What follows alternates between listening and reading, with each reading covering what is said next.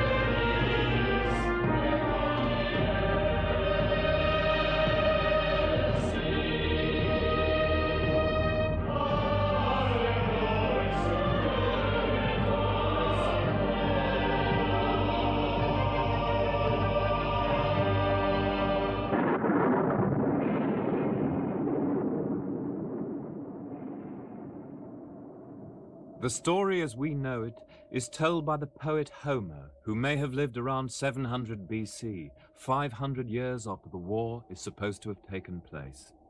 It has been retold over the centuries. It is a tale of love and war.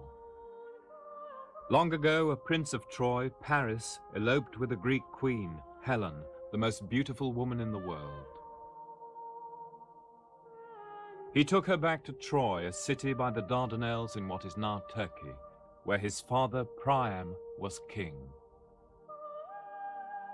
The Greeks followed with 1,000 ships to take revenge.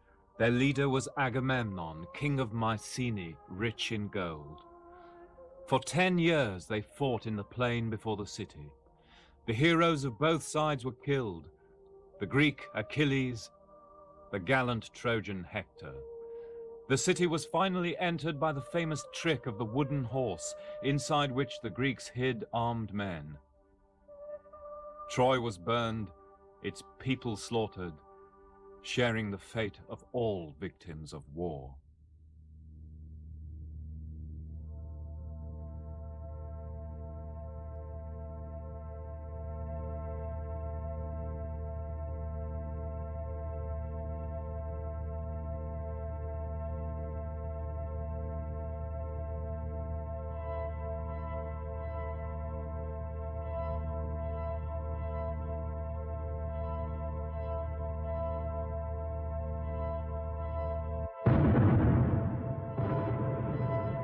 Berlin, February 1945. Here took place what is so far the last act in the destruction of Troy. And here, 40 years on, my search started.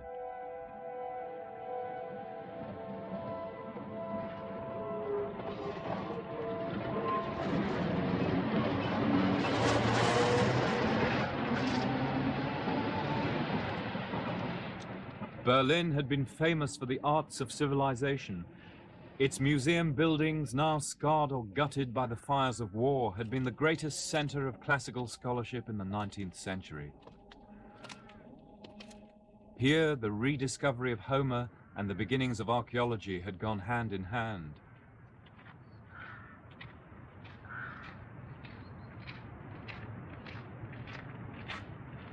That November day, I went to the Charlottenburg Museum in West Berlin, drawn as so many are by the lure of the man who, it is commonly said, discovered Troy, Heinrich Schliemann.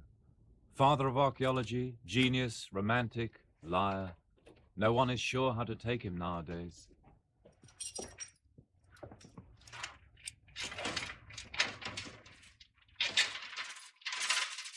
In 1886, 4 years before he died, Schliemann gave his Trojan finds, including a priceless gold treasure, to the Berlin Museum.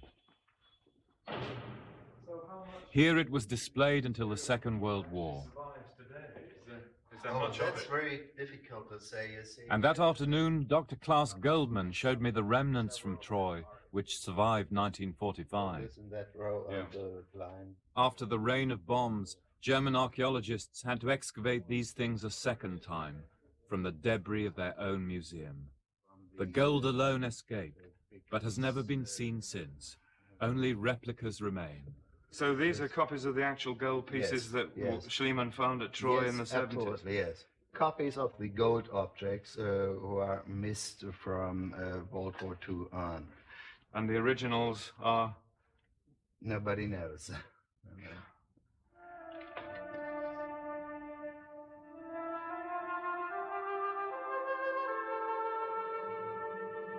To fight to save these fragments, when our own civilization is in ruins around us, is to make a statement of faith in the achievements of humankind, however small.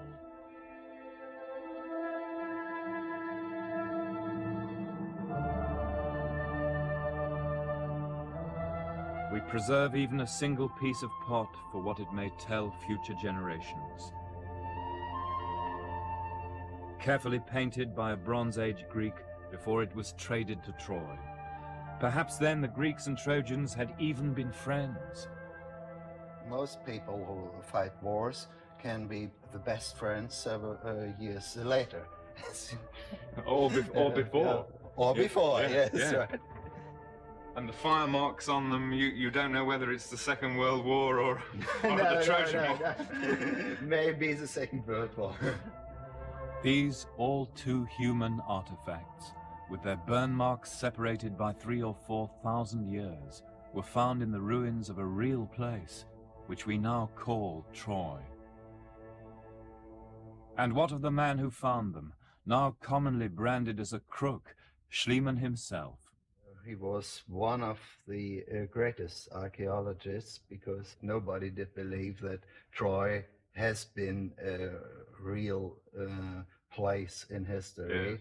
And Schliemann did believe it, excavated the place that was Troy in historic times too. And so he, I think, opened a new chapter in history, in archaeology. He was a very great man.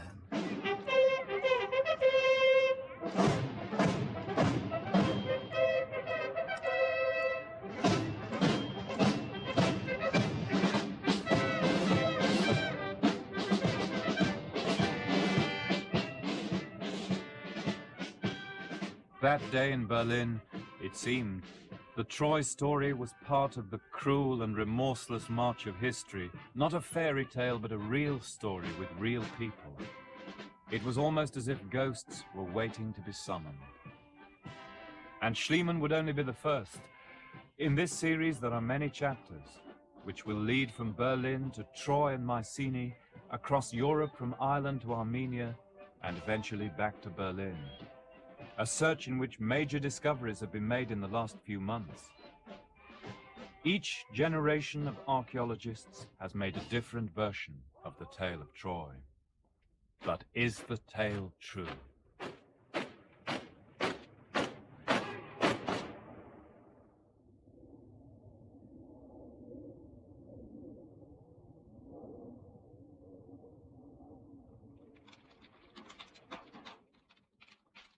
To even attempt to find answers, the first step had to be Schliemann. He defined the search, fired the generations who came after him with his romantic faith in the truth of Homer's Iliad.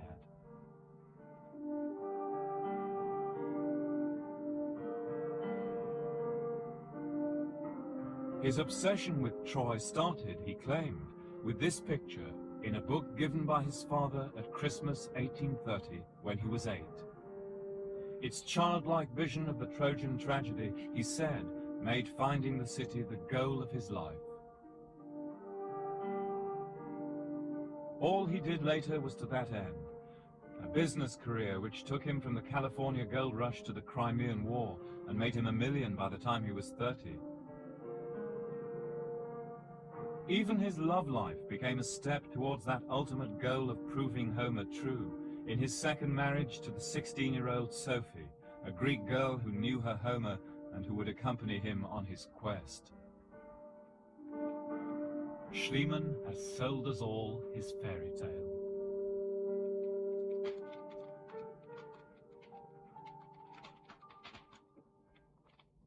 The people who knew him are completely divided over his character. Some of them thought him the cheeriest of beings, kindly, always ready for new facts. Others said he was dogmatic, devious, and even a liar and a cheat. He himself, retrospectively, liked to think of himself as a solitary, driven, romantic figure with Troy as his ultimate goal. And yet, in all the 60,000 letters and papers that survive of his, there is no mention of the Trojan obsession until he reaches the age of 46. And then he seems to have wanted to get out of business and into some sort of scientific field. What he didn't know, and in fact he thought it was probably too late, but he enrolled as a mature student in Paris. And he enrolled in a subject, a new science in which an amateur could possibly make a mark.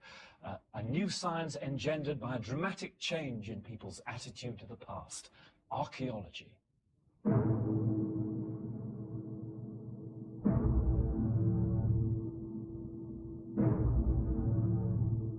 At that moment, 1859, the publication of Charles Darwin's Origin of Species signaled a scientific revolution, not only in geology and natural history, but also in human history.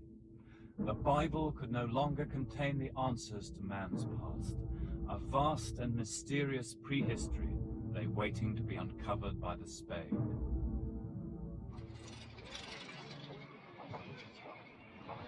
But where did the new science stand when Schliemann began?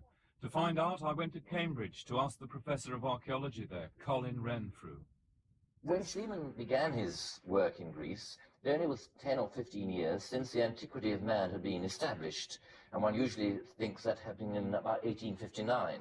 And up to that time, really, the biblical view was followed, that the world was created in 7 days, and some scholars had calculated that to be in the year 4004 BC. That there wasn't really a prehistory you could speak of. And the word prehistory wasn't invented till about 1865. So it's all the time that Schliemann was young, the time that Schliemann was on the brink of starting his work, the following decade, in fact, in Greece. Of course, he was criticized by some of the professional scholars who didn't approve of this amateur coming into the field, but I'm sure in many ways he was as good as they were, and he was certainly opening up this entirely new field, so he stands as a towering figure, whereas most of them are forgotten. But where would Schliemann look for his Troy? In fact, he owed the idea which brought him world fame to a now forgotten figure who literally told him where to dig. An elusive Englishman whose shadowy face peers from indistinct photographs. Frank Calvert, United States consul in northwestern Turkey, knew the region's history better than anyone.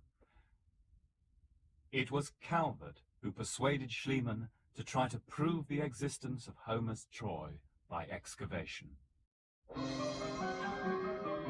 Early in 1870, this middle-aged retired businessman arrived in Istanbul, then the capital of Turkey.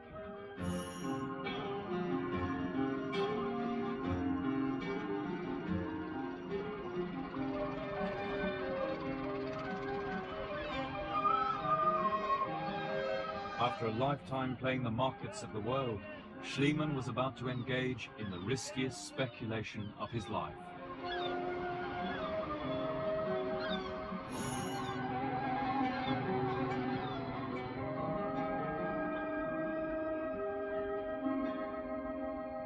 From Istanbul, he sailed through the Sea of Marmara to the Dardanelles. There, in the northeastern corner of the Aegean Sea, was believed to be the site of Homer's Troy.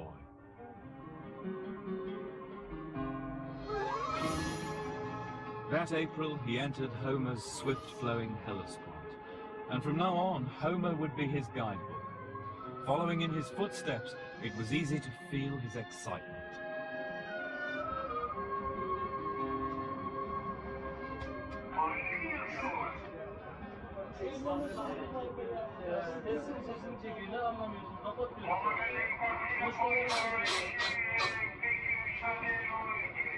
Now, he wrote, I hope finally to resolve the great riddle as to where Troy was.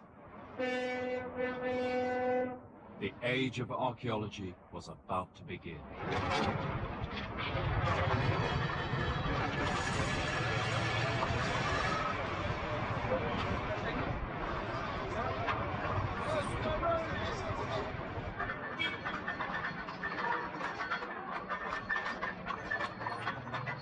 Ternopil in Asia. Since medieval times, Western travelers had come through here looking for Troy. French, Venetian, English, all had walked these streets, Homer in hand, under the gaze of amused locals, buying provisions, hiring transport and guides, before heading south in search of Troy.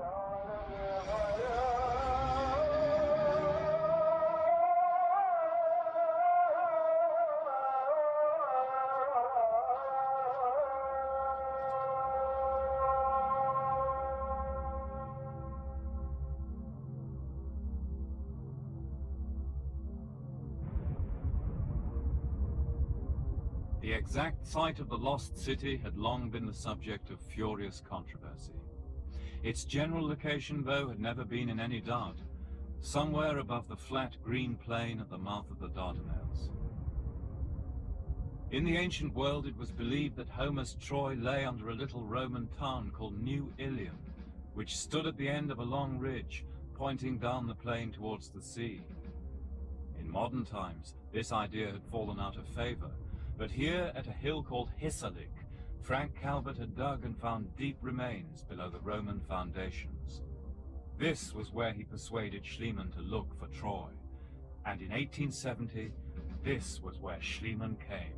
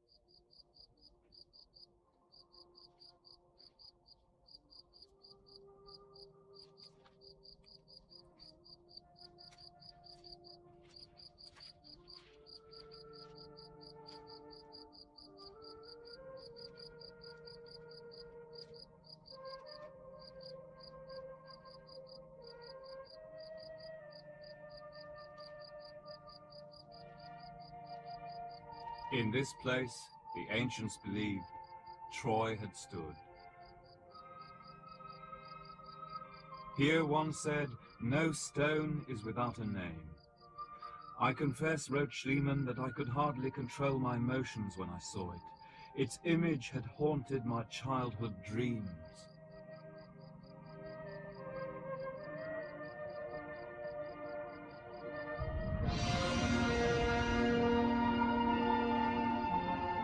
But did Helen stand on these walls and watch the heroes die for her? Did Achilles drag dead Hector here in the dust? The wooden horse bring down on the city a whirlwind of doom.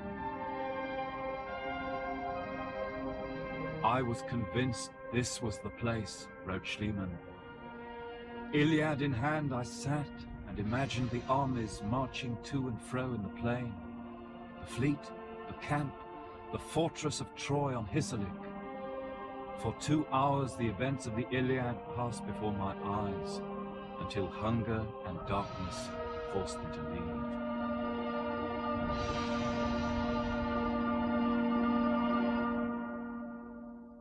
But did Troy ever exist in reality? And did it stand here?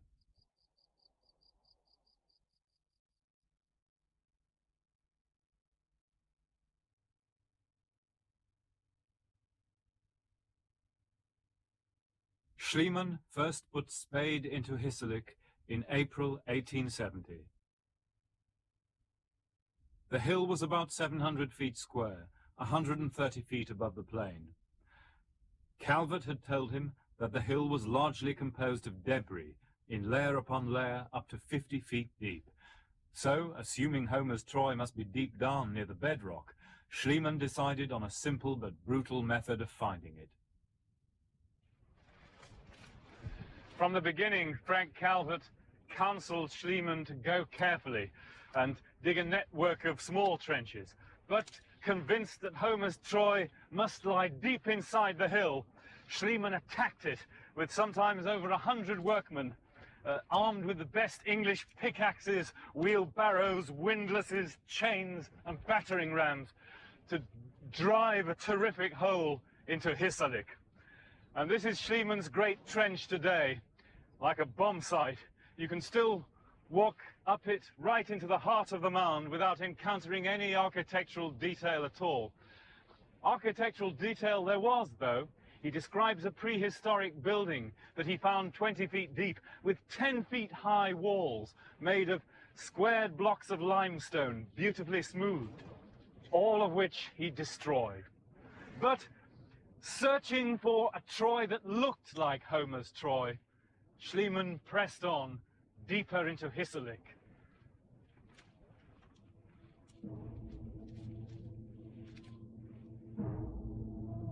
In the course of 3 seasons, Schliemann succeeded in identifying 4 main cities superimposed one upon the other below the Roman.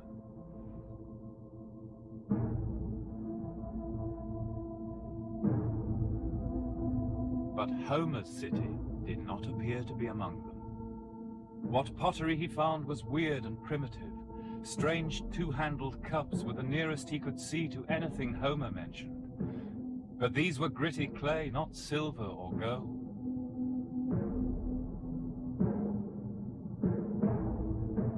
The deeper he dug, the more his worst fears grew. Perhaps Troy is not here after all, he confided to his diary. Then, deep in the mound, 30 feet below the Roman city, he came across the ruins of a prehistoric citadel.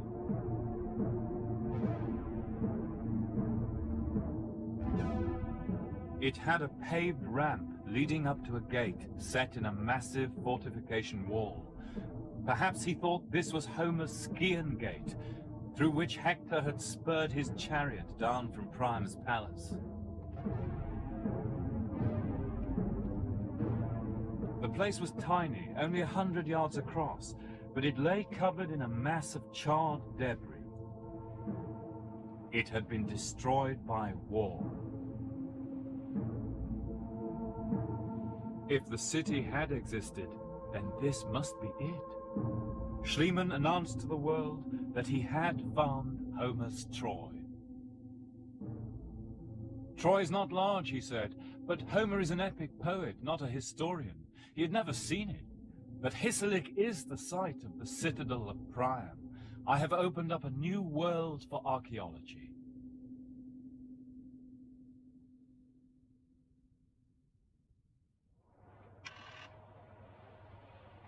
Publicly applauded, Schliemann was privately unhappy. After long searching, he wrote, "I admit I have not succeeded in making the vast deposits of debris agree with historical chronology. And now, with hindsight, we can see why. With the aid of computer technology, let's put ourselves in Schliemann's shoes. There was a logic to the way he had tackled the hill." He'd read the classical sources very carefully indeed. The tradition, as we've seen, was that the Roman city of Ilium, the Greek city of Ilion, over whose location there'd never been any doubt, stood on the site of Homer's Troy. So Schliemann could expect near the top of the mound to find the ruins of a Roman city. And that's exactly what he had. There's, in yellow, is the great city wall of Ilium and the temple precinct visited by, among others, Julius Caesar and Constantine. Below that, he thought there would be a Greek city, the one visited by Alexander the Great and the Persian Emperor Xerxes. And again, he had it. He demolished its northern circuit as he went through. Below that, he expected to find what he called a Lydian city from Homer's own lifetime. In fact, there were two main phases to this, and Schliemann had very little idea of what this was really about. And he demolished its northern circuit. But if the logic of the sequences in the ancient sources was right, then below these ought to be Homer's Troy. And sure enough, he came upon the greatest of the prehistoric settlements, Troy too. Tiny as it was, that was the one, as we've seen, that he thought was Homer's. So it would be wrong to think that he was engaging in pure fantasy. He had worked it out as far as his evidence permitted, and that is without pottery to make the dating secure. But when you consider what we now know about this site, its incredible maze of ruins, over 50 layers, making up 9 major settlements going back over 5,000 years of human habitation. It helps us to understand why poor old Schliemann found such difficulty in untangling the mysteries of Hissarlik.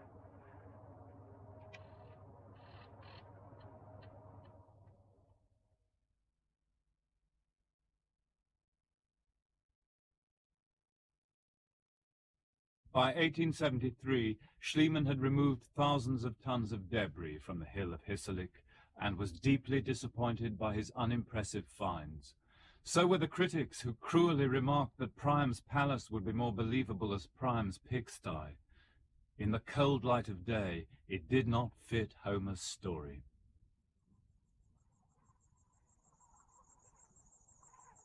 Schliemann was also worried about his health in this pestilential plain, as he called it, where he suffered recurrent bouts of malaria and depression, with premonitions of death.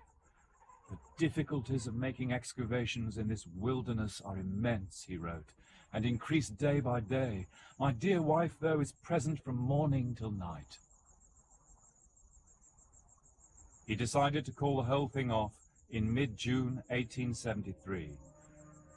And then, on May the 31st, came a twist of fate which Schliemann almost seemed to conjure out of nothing.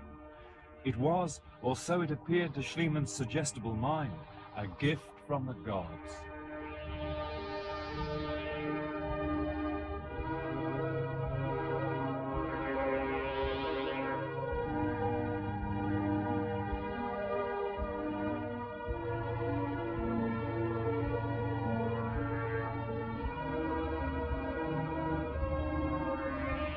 Schliemann claimed that he and Sophie had found a stone-lined chamber in the debris of the burned city. There, in a copper cauldron, were gold, silver, and bronze vessels, bronze lance heads, several thousand gold finger rings and earrings, bracelets and necklaces, and 2 splendid diadems, one of which comprised 16,000 pieces of gold.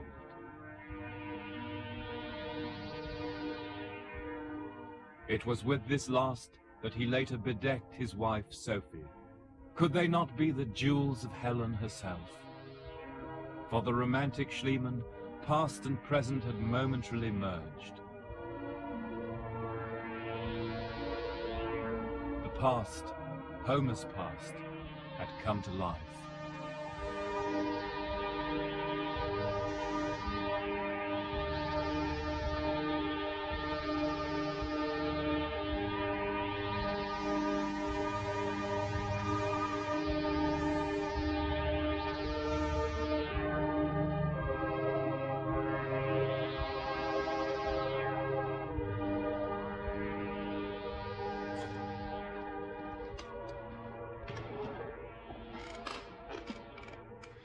Were the jewels really Helen's? Had they framed the face that launched 1,000 ships? And were the ashes heaped up around them really the debris of the Trojan War? No. They were not only too early, they were 1,000 years too early. Schliemann had been digging far too deep, and intelligent observers told him so at the time. Frank Calvert, for instance, brilliantly observed to him that he had a gap in his finds covering the very period he was looking for, the traditional period of the Trojan War.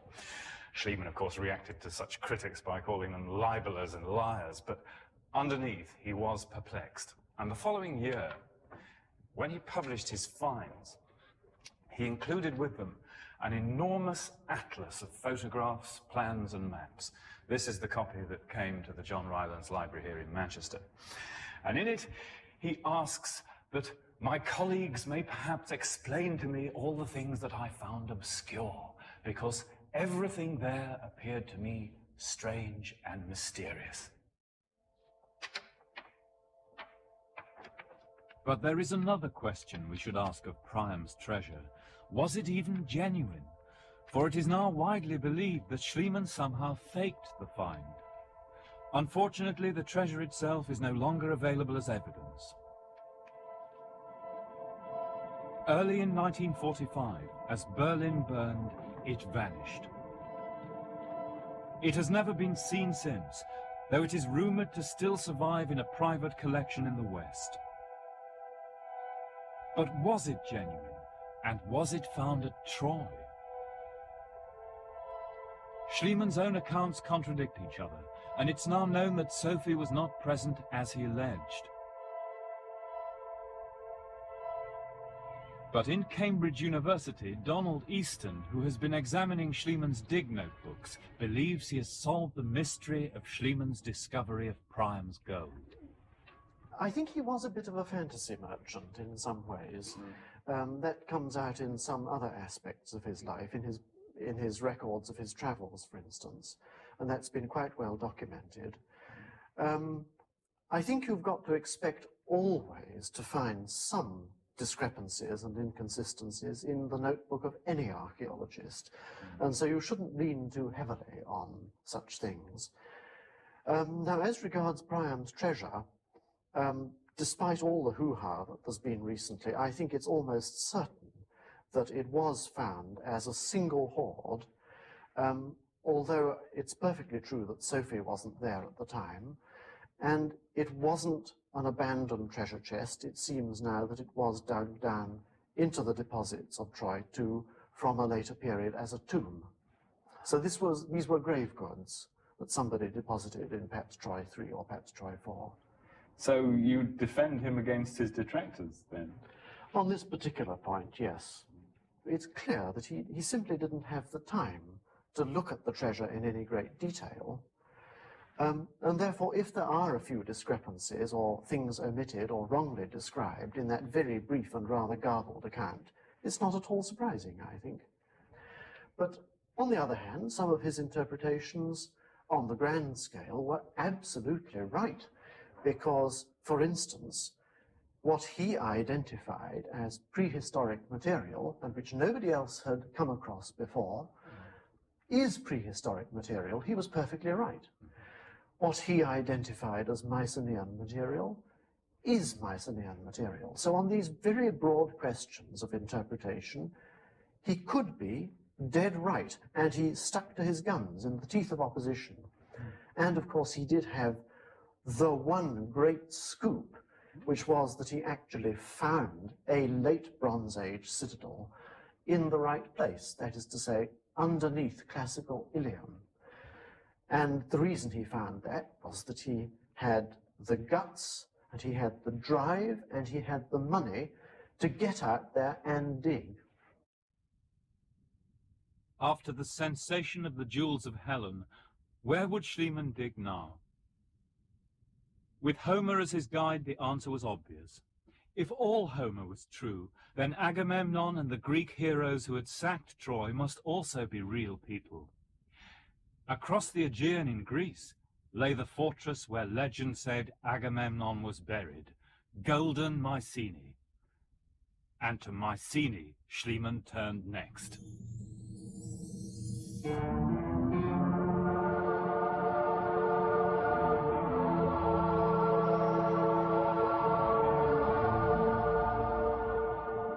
Unlike Troy, the site of Mycenae had never been forgotten. Its ruins still stood above ground and had been described by many earlier visitors.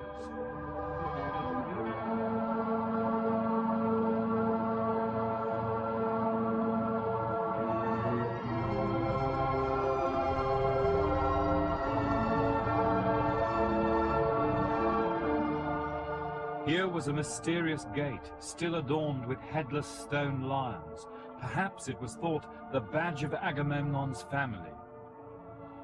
Nearby were gigantic tombs, their superb vaulted roofs the most tremendous monuments of the European Bronze Age.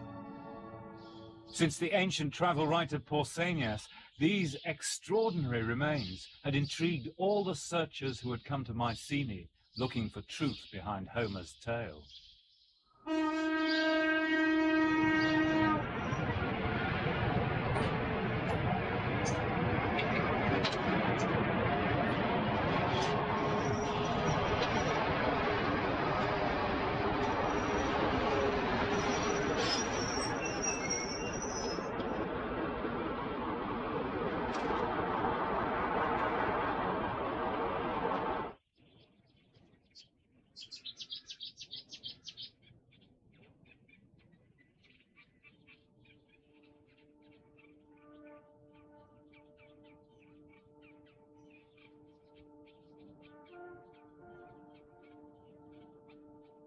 I arrived here on the 7th of August, 1876, wrote Schliemann, by the same road as Pausanias describes. The situation of Mycenae, he adds with typical enthusiasm, is beautifully described by Homer, deep in the depths of horse-feeding Argos.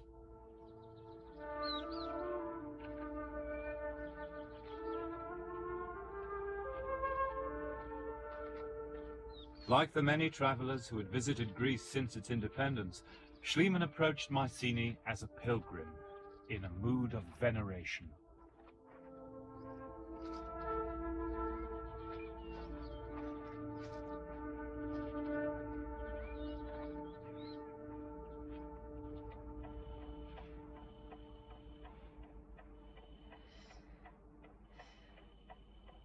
On the night before he first set eyes on it, he slept on a wooden bench in a wretched inn, pestered by mosquitoes, but oblivious to the discomfort as he contemplated the gigantic figures of the Greek heroes in this memorable place.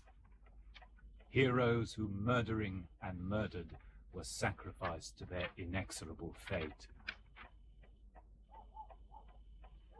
Now Schliemann would surpass his fellow romantics. At Mycenae, he would literally bring the Age of Heroes back to life.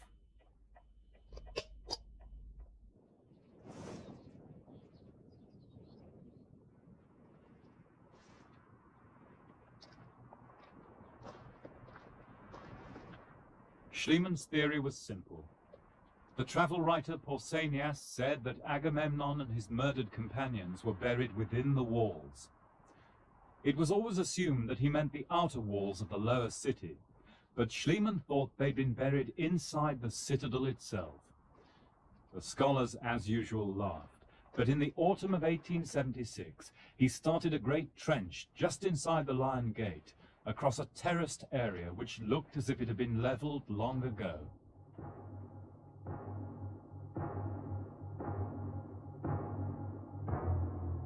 Immediately, he came across a circle of standing stones. Inside it were what looked like the remains of tombstones, carved with chariots and fighting men. He dug deeper and found the tops of 5 shafts sunk into the bedrock.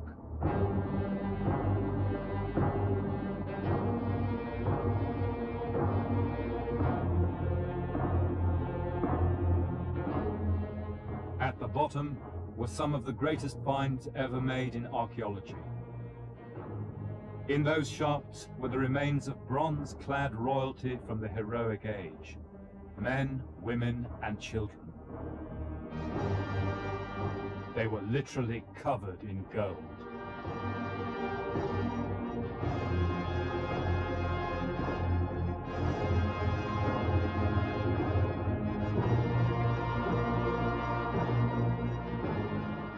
Here too were the first signs seen by modern man of a heroic world which might be reflected in Homer's Iliad.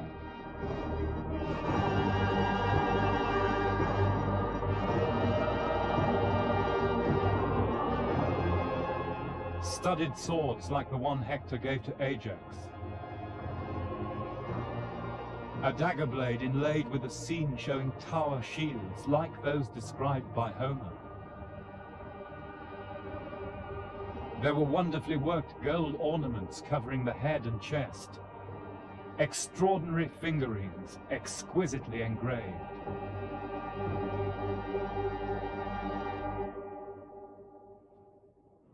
For Schliemann, there was no doubt that he had discovered here in the shaft graves the world of Homer, the world of the Iliad.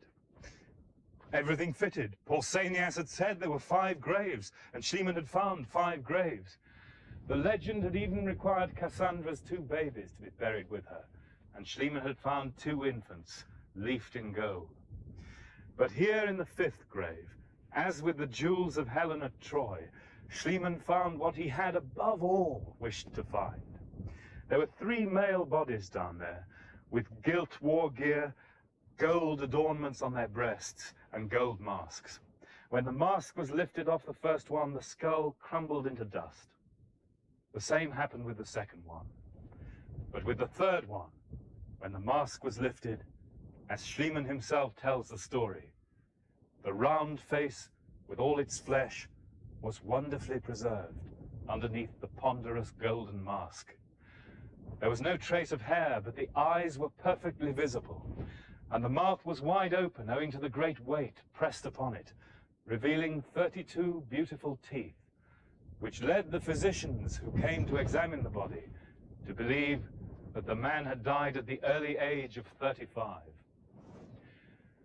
Schliemann, so the story has it, picked up the mask and kissed it. And that evening he sent the king of Greece a telegram. I have gazed upon the face of Agamemnon.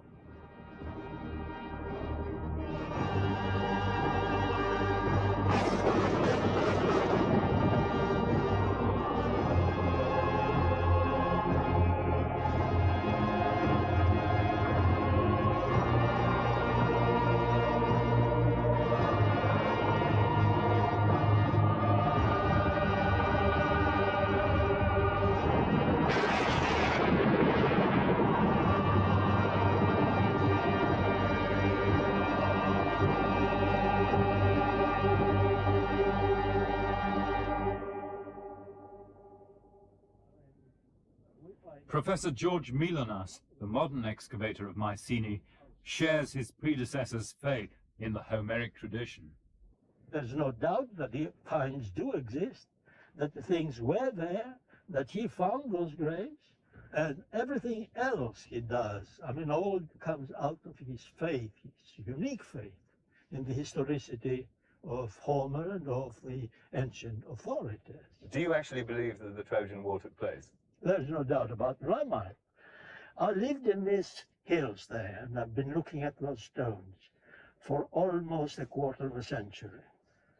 They say that it might be a sort of a myth, that all the long years of siege is something impossible.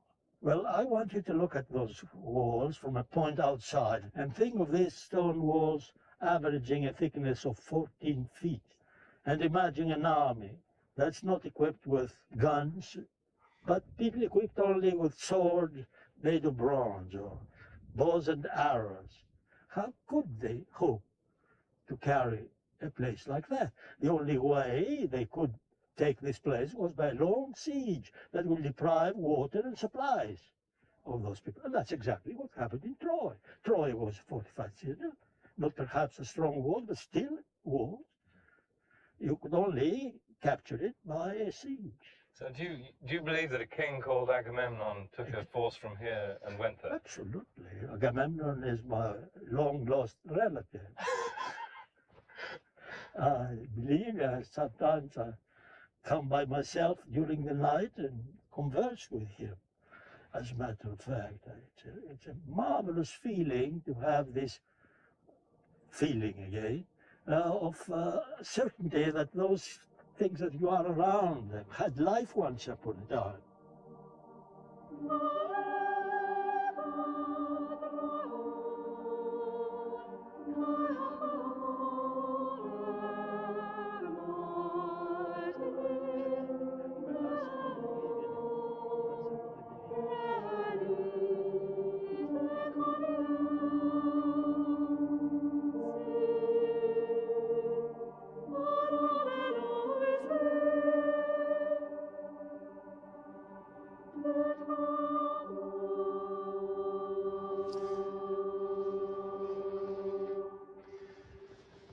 the man behind the mask really Agamemnon? Again, alas. No. We can't even be sure that he was Greek. But the graves didn't date from the same time. They'd been added to over the best part of a century. And there weren't even 5. A 6th turned up almost as soon as Schliemann stopped digging. And the date was obvious to those experts who were studying the styles of pottery. It was 200 or 300 years before the traditional date of the Trojan War, let's say about 1500 BC. But for Schliemann, the most disturbing fact was that in all these wonderful finds, there was nothing to connect with Troy.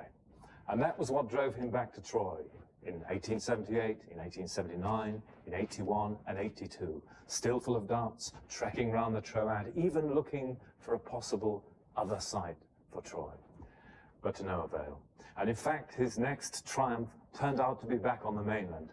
And it was in the company of a man who really revolutionized Schliemann's ideas about archaeology, a man who gave him what he'd lacked before, an architect's eye. His name was Wilhelm Dörpfeld. Dörpfeld will turn out to be a key figure in our search. A 30-year-old architect, he complemented Schliemann's brilliant eye for objects with an uncanny ability to untangle building structures. In 1884, the two of them set out for a site famous in Homer's tale of Troy, Tiryns of the Great Walls, the fortress of Hercules.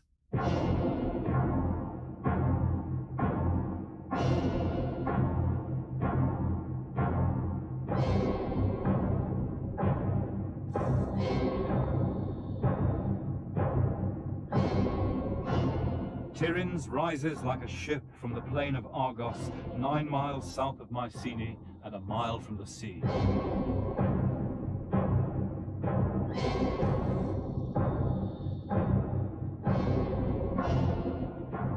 From here, says the Iliad, King Diomedes led 80 black ships to Troy.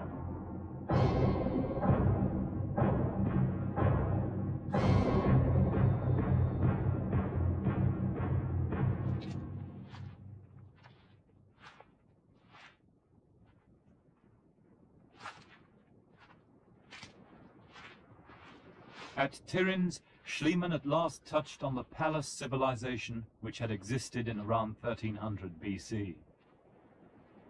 The date he and Dörpfeld established from numerous finds of what was now known to be Bronze Age Mycenaean pottery.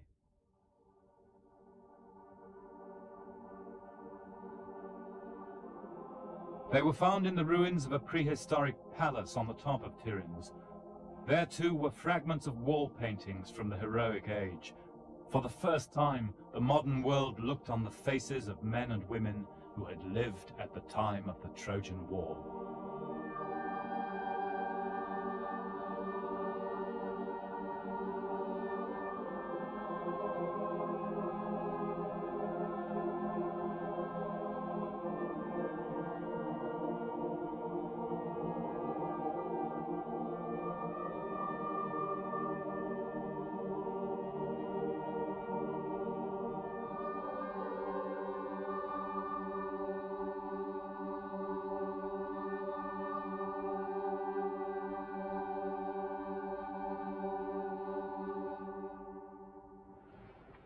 The age of the heroes had come alive.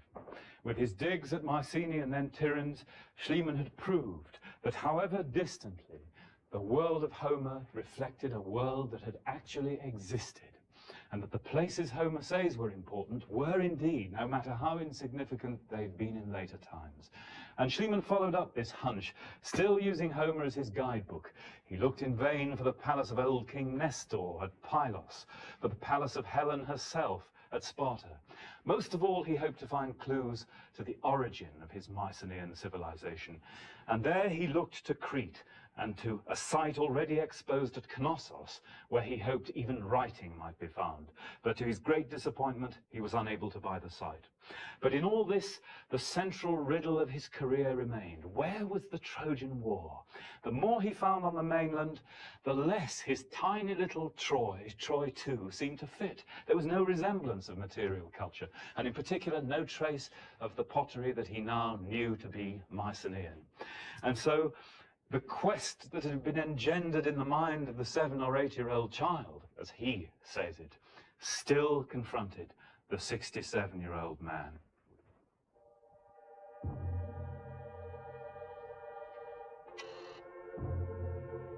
In March 1890, Schliemann headed back to Hissarlik for the 12th time in 20 years, the riddle still gnawing at him. As he went over his excavation notes, something didn't fit. And now he took a different tack. He chose to dig outside the area he had ransacked, outside what he had said for so long was Homer's Troy. Why?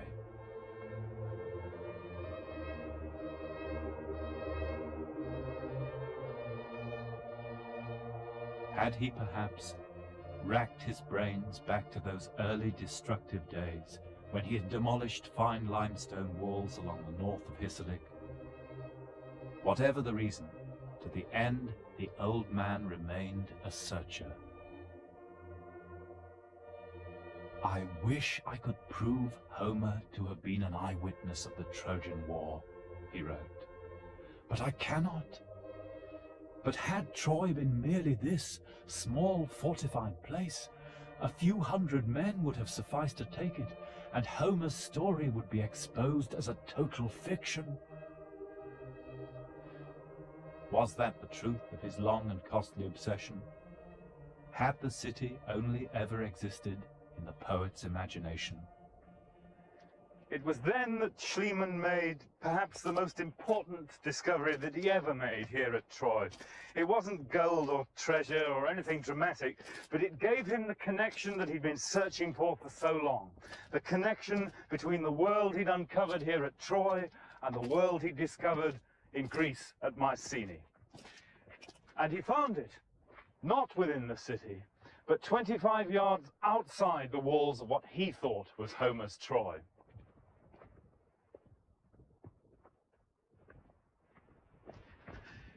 Here, Schliemann and Dörpfeld uncovered at an unexpectedly high level, unexpected because for Schliemann everything ancient had to be deep, a house, a grand house, which immediately, in their eyes, resembled the royal palace that they discovered at Tiryns. And better still, inside it were masses of Mycenaean pottery, exactly the kind they had found at Mycenae and Tiryns. The key in the dating of this search for them, just as they are for us today. In its quiet way, this was a shattering revelation, because it meant that the Troy that Schliemann thought was Homer's dated from 1,000 years before this, and that the Troy with Mycenaean contacts, which, if any Troy was to be Homer's, this would be, was somewhere outside it and undiscovered.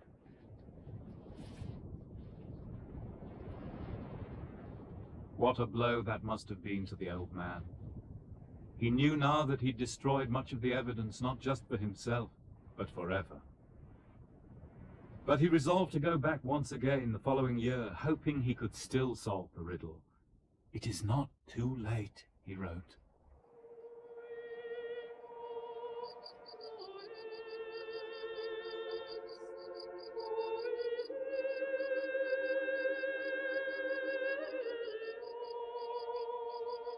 But the gods, as he would have said, did not allow it. On Christmas Day, 1890, he died in Naples, worn out by Troy itself. He was taken back to his beloved Athens, his adopted home, for burial.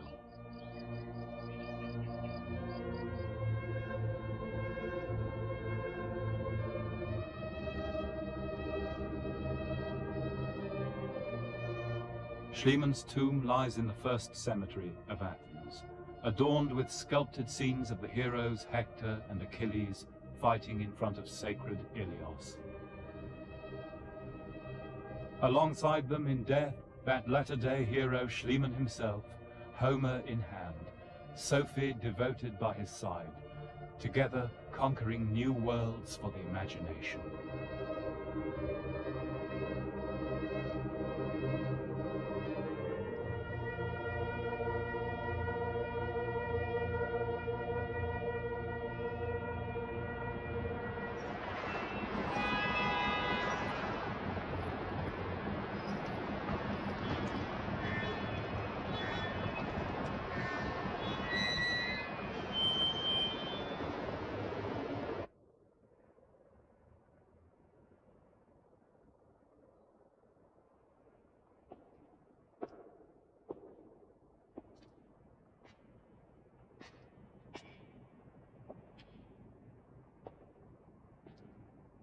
Schliemann's house still stands in Athens.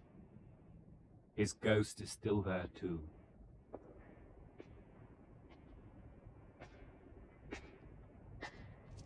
To make my beloved Greece live again, he said, all I did was to that end.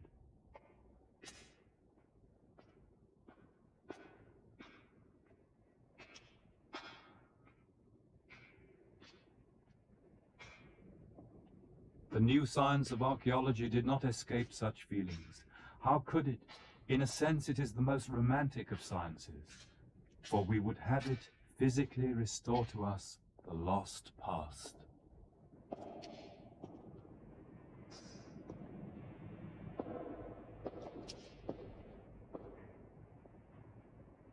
My work, he wrote, will remain as long as there are admirers of Homer in the world, nay, as long as this globe will be inhabited by men. Know yourself.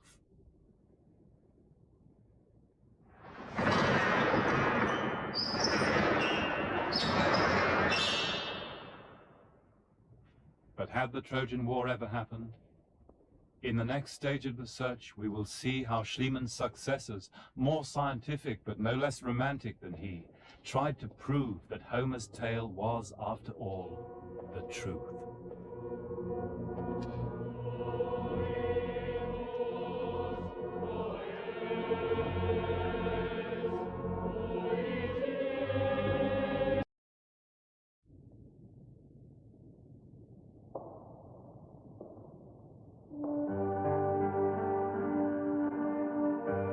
This is the house in Athens of the German archaeologist Heinrich Schliemann. He died in 1890, exhausted by his passionate and obsessive quest to find truth in the ancient legend of the Trojan War. But he never solved the riddle.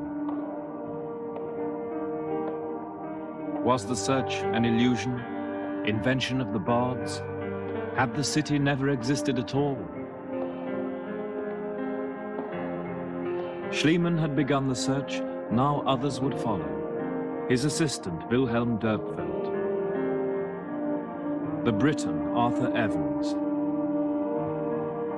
The American, Carl Blegen, as the new science of archaeology attempted to bring to life the Age of the Heroes.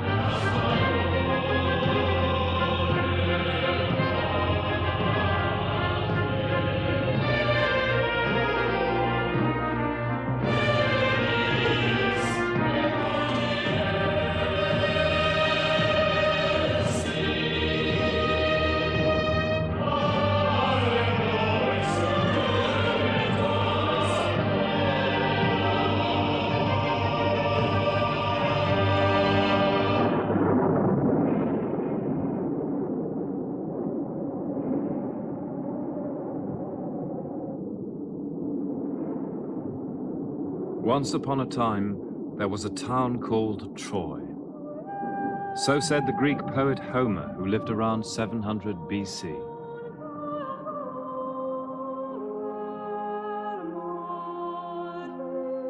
Troy, he said, was a great and wealthy city which stood near the Dardanelles. On a visit to Greece, the Prince of Troy, Paris, eloped with the wife of the King of Sparta, Helen. The Greeks gathered 1,000 ships to take her back. Their leader was Agamemnon, king of Mycenae, rich in gold. After 10 years of war, the city was sacked when it was entered by the famous trick of the wooden horse. That was the story, but was it just a story?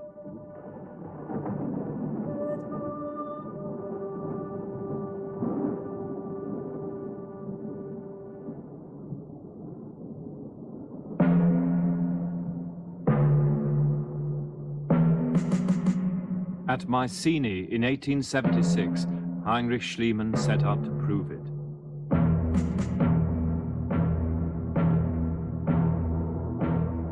There he found the tombs of rich and powerful Bronze Age kings, literally laden with gold, just as Homer had said. Armed to the teeth with weapons of bronze.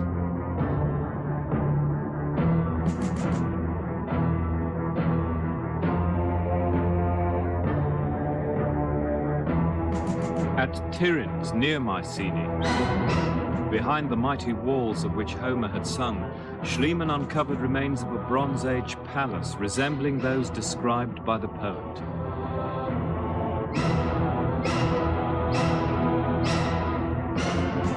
Here were even wall paintings showing images of people who had lived at the time the war was thought to have taken place, around 1200 BC.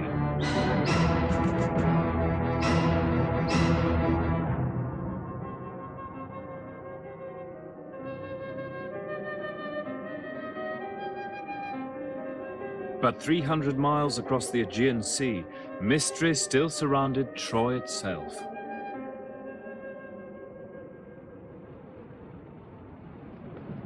Schliemann claimed he had found it at a little hill called Hissarlik in what is now northwestern Turkey. There he had excavated a small prehistoric citadel.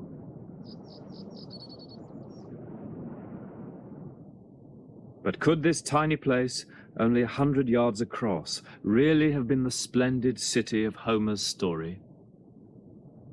Schliemann's proof, the so-called jewels of Helen with which he had bedecked his Greek wife, was soon shown to be 1,000 years too early.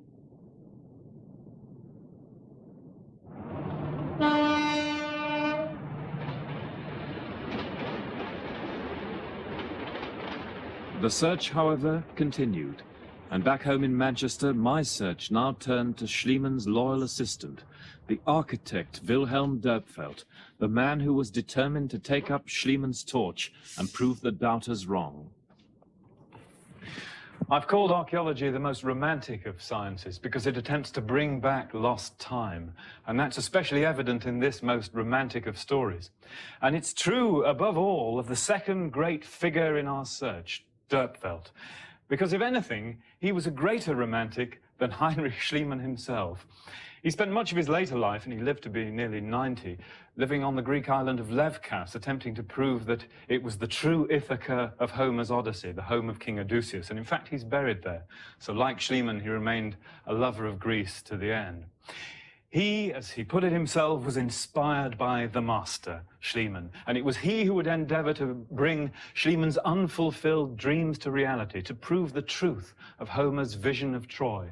What the two of them shared was the same driving imagination, and the difference, perhaps, as Dörpfeld himself admitted, was sheer luck. For Schliemann, even in his childhood dreams, could hardly have dared imagine what Dörpfeld would now find.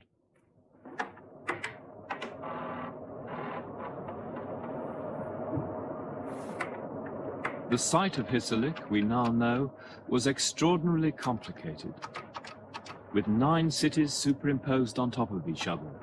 But we can strip off its layers with the help of modern technology.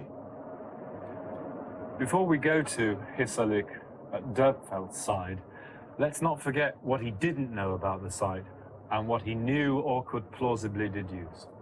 Schliemann had established the basic stratification, the levels of the site. Dörpfeld knew that there was a Roman city on the top. There it is with the yellow lines. He knew that there was a Greek city underneath it, Ilion, visited by Alexander the Great. He knew that there was a strange intermediate settlement, which Schliemann had called the 6th city, which they couldn't date precisely. And he knew that deep in the prehistoric layers, there was the city which Schliemann had thought Homer's Troy.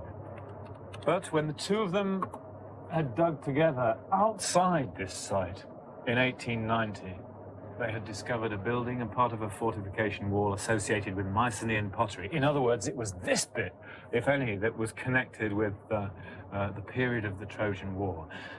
Dörpfeld next put the clues together. Part of a house demolished by Schliemann. Fragments of what appeared to be a circuit wall that Schliemann had hit much earlier. and part of a northern circuit wall that Schliemann had demolished 20 years before. Only an architect, perhaps, could have seen that and put them together. But when Dörpfeld did put them together, something like that must have appeared in his mind's eye. The question was, what would there be there, and how much of it would still be standing?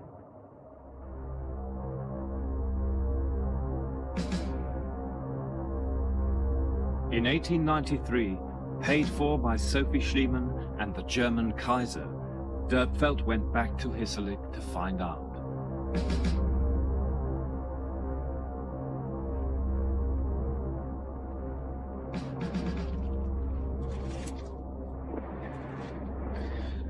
Under 50 feet of earth and debris and the ruins of later cities, in a great sweep around the south and east of Schliemann's city, Dörpfeld uncovered the tremendous walls of late Bronze Age Troy, including this marvelous angular watchtower, which is now hidden from public view, and which I suppose could have been the great Tower of Ilium itself. It's beautifully built out of dressed limestone blocks, so well done that it almost looks like later classical work. In fact, it helps you to understand why Schliemann demolished things like this when he came across them.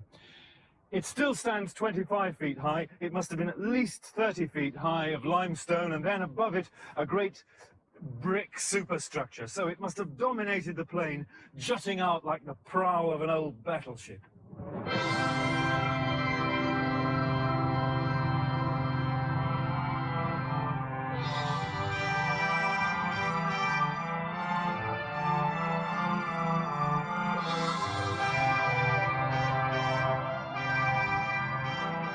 Out of the soil came beautiful walls, which are shown as they were first seen in Dörpfeld's photographs. Immediately, they seem to recall the city in Homer's Iliad. Homer calls the city well built, and here indeed were walls which made those of Mycenae look crude, even barbaric. Dörpfeld uncovered the bases of what had once been imposing towers, and again Homer describes Troy's fine towers and gates. One of them, the Scaean Gate, flanked by the great Tower of Ilios. Dörpfeld found that the defences at Hissarlik had a curious slope, and in the Iliad Homer says that 3 times the Greek hero Patroclus tried with his bare hands to clamber up the angle of Troy's wall.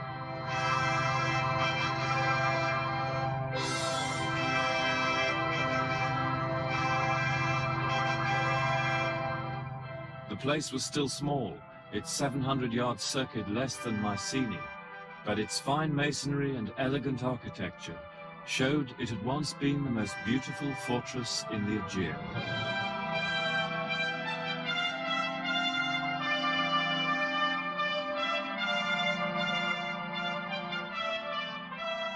Dörpfeld was elated. A long argument over Troy is over, he wrote. The actual remains of the city of Priam and Hector have come to light. Schliemann has been vindicated. The Trojans have triumphed.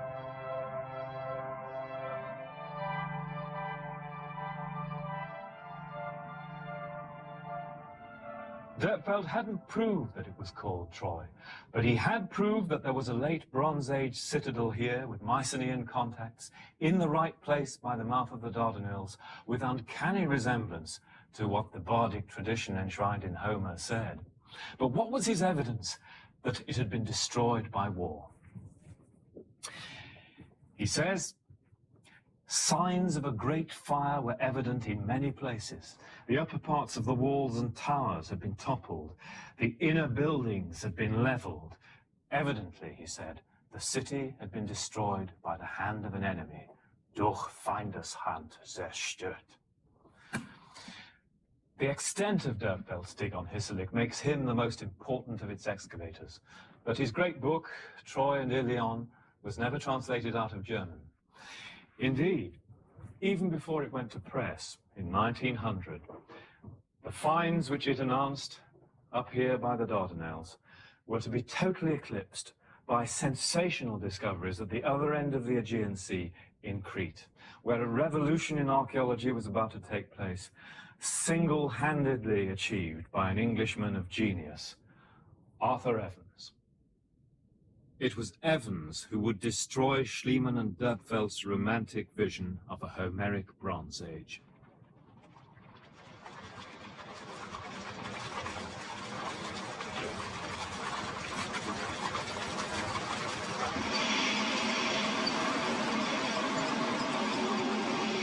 Evans was born in 1851 into an atmosphere of Victorian industry. A family firm which later provided him with the fortune he spent on archaeology. His father John owned a big paper mill in Hertfordshire, but John Evans was also one of the leading prehistoric scholars of the day, correspondent of Heinrich Schliemann.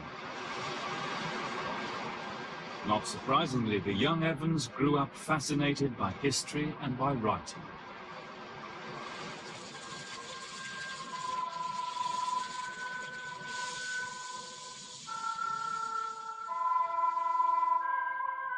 Unlike the self-taught Schliemann, Evans had a classical education, public school and Oxford.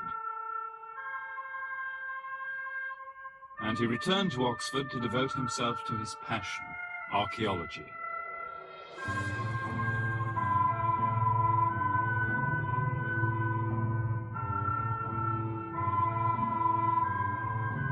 Oxford in the 1880s was a ferment of new ideas about geology and prehistory, provoked by the evolutionary theories of Charles Darwin, a friend of Evans's father.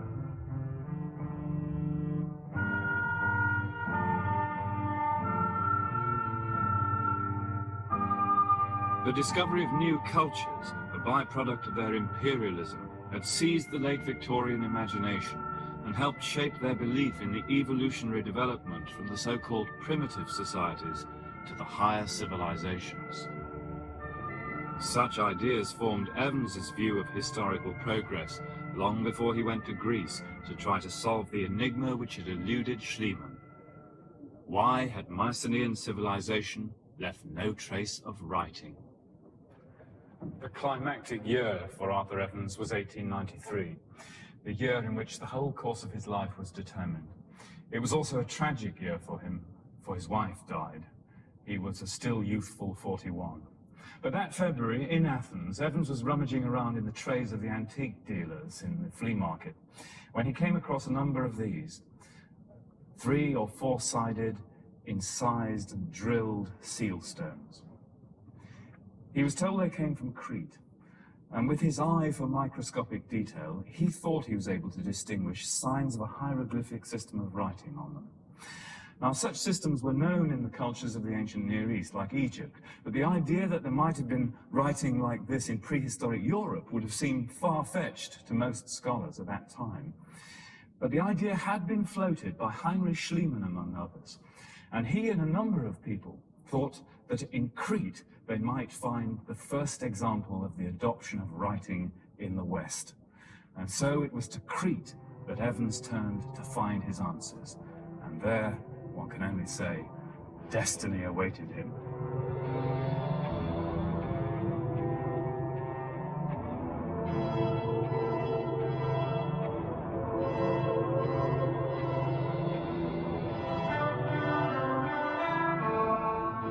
Crete was steeped in legend.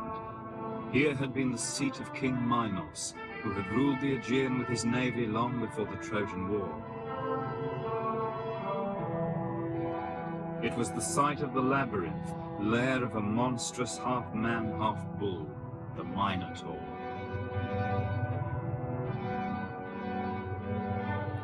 Here the architect Daedalus had fashioned the wings with which Icarus had escaped from Crete, only to fly too near the sun. From here, according to Homer, King Idomeneus sailed to Troy with his 80 black ships.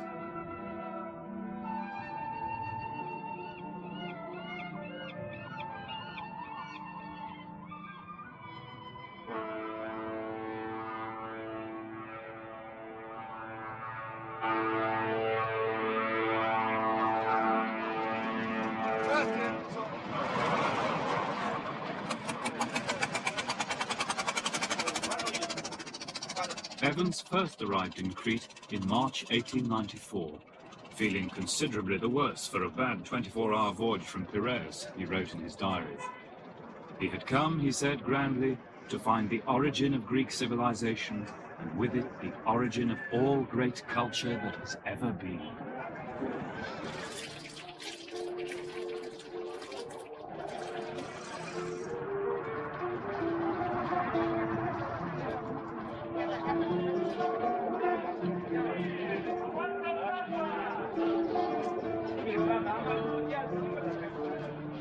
Crete is a continent in miniature, poised like a stepping stone between Europe, the Near East, and Africa. Its people are descended from prehistoric folk, Greeks, Romans, Arabs, and Turks, and all have left their mark on the landscape and on the faces of the island. But where would Evans's search for writing lead now? Throwing off his seasickness, on his very first day he wandered around the market in Heraklion. There he found more seal stones. A clue was in my hands, he wrote, and I resolved to follow it, if possible to the innermost recesses of the labyrinth itself.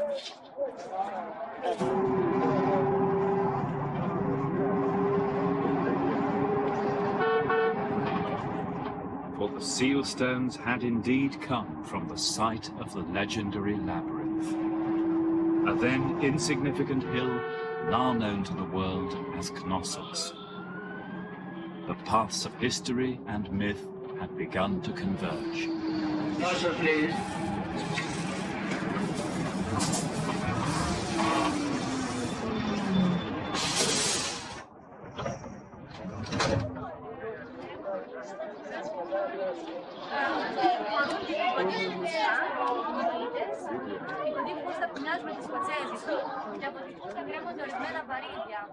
The hill Evans saw was very different from the one we see today.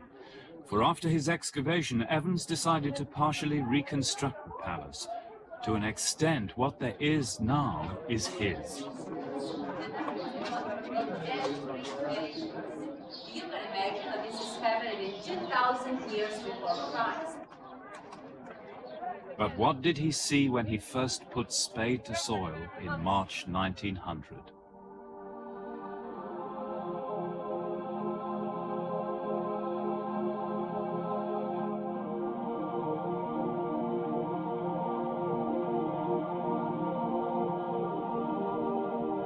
His finds were nothing less than a revelation.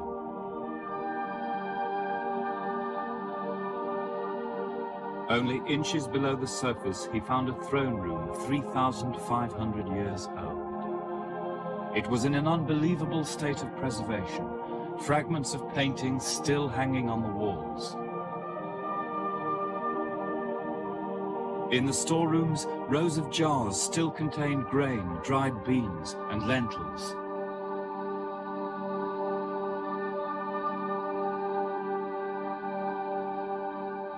That spring, it was obvious to Evans what the palace was. It was, of course, Mycenaean.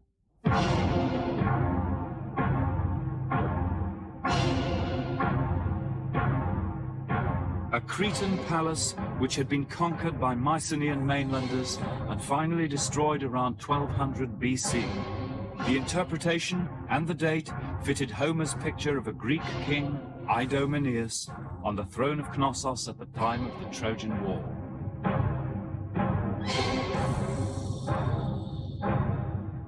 The palace closely resembled those in mainland Greece, paintings like those at Tiryns.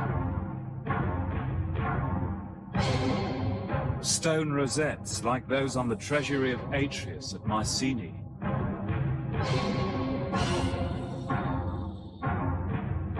Above all, stirrup jars, as Evans wrote, the most common form of Mycenaean pottery.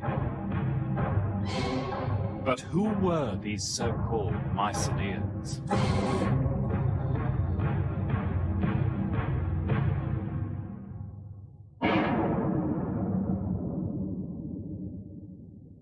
The answer clearly lay in Evans' key find. Only days into the dig, he had turned up strange baked clay tablets, They were inscribed with an unknown system of writing.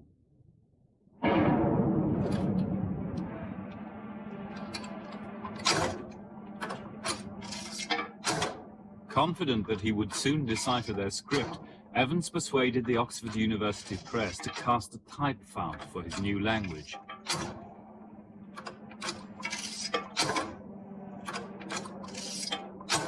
He was convinced that he had found the missing link between the cultures of the Near East and of early Greece, one of the great languages of the ancient world. Like his other finds, he called it Mycenaean. But within months, he completely changed his mind. It was not Mycenaean, but Minoan. Evans took the name from the legendary King Minos, and Minos came to stand for the Minoan culture which Evans thought had ruled mainland Greece, including Schliemann's Mycenae. The bull of Minos had replaced the mask of Agamemnon as the symbol of the Aegean Bronze Age.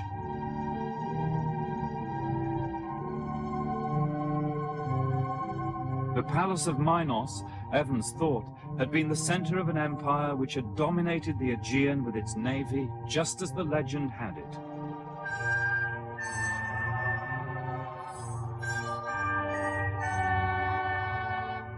Its people were sophisticated, controlled, but fun-loving, devotees of outdoor sports like the strange bull leaping depicted on the frescoes.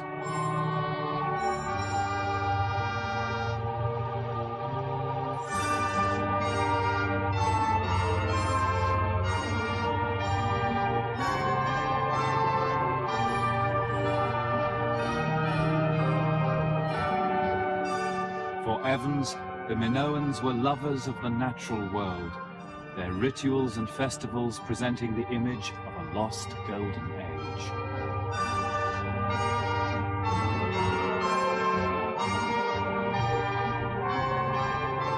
Presided over by their bull-masked king, who issued Europe's first law code from the throne of the Palace of Minos.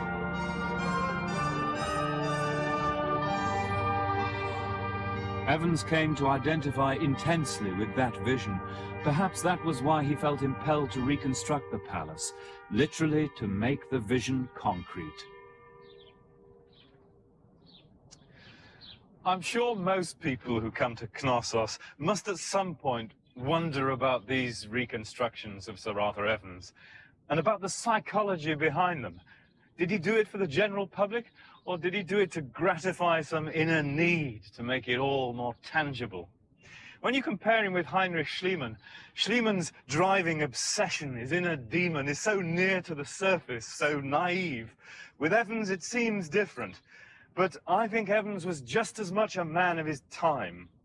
And it was a troubled time, the 1890s and the early years of the 20th century. A lot of creative people were dismayed by what they saw as a rising tide of industrialism and imperialism.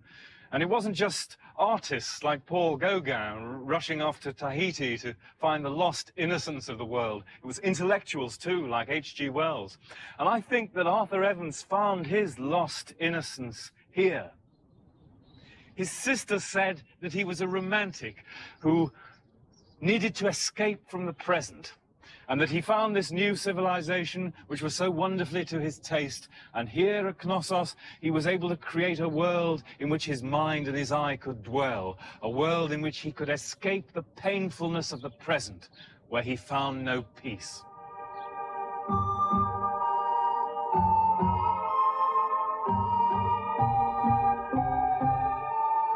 So there was no room for Homer in Evans's view of the Aegean Bronze Age. It was the benevolent imperialists from Knossos who were the history makers, the new Victorians.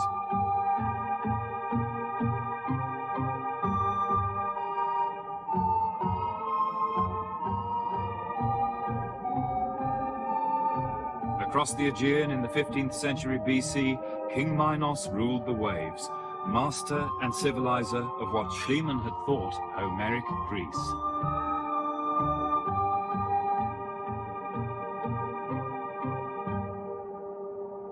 valleys of Mycenae were farmed by Cretan colonists, nabobs in a Minoan Raj.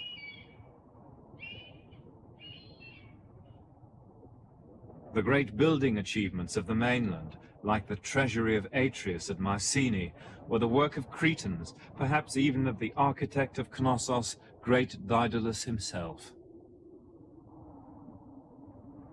After the fall of Knossos in around 1400 BC, Evans thought Mycenae was left a decadent backwater.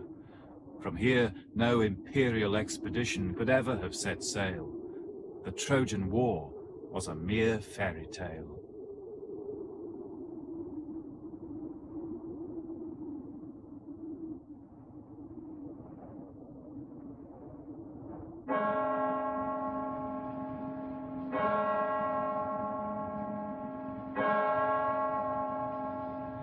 In the academic world, Evans's ideas became the establishment view. He himself appeared a stern figure who brooked no argument. But his godson, James Candy, who lived with him before the First War at Boar's Hill near Oxford, knew a different side of the great man. Now then, this is the place, and by Jove, you're going to see a view here. Wait till we get up to these doors, and then I'm going to just push it open, and you go straight in. Now then, look at that. Isn't that lovely? It's wonderful. I should come here and giggle. Extraordinary play. Here, Evans built an artificial lake and a house to share with his wife. Her early death shattered that hope, but when not in Knossos, the childless Evans retreated to this private world. The house, Yulebury, with its Minoan fantasies, is gone now, though the gardens Evans planted remain. Here the boy Candy knew him in a way his fellow scholars never did. So he grew his little finger all long. the others were perfectly all right. That one was his personal excavator. Because, you see, he'd look at things, as he was my cockpit, he'd look at things, and he'd bear coins or pottery. He would...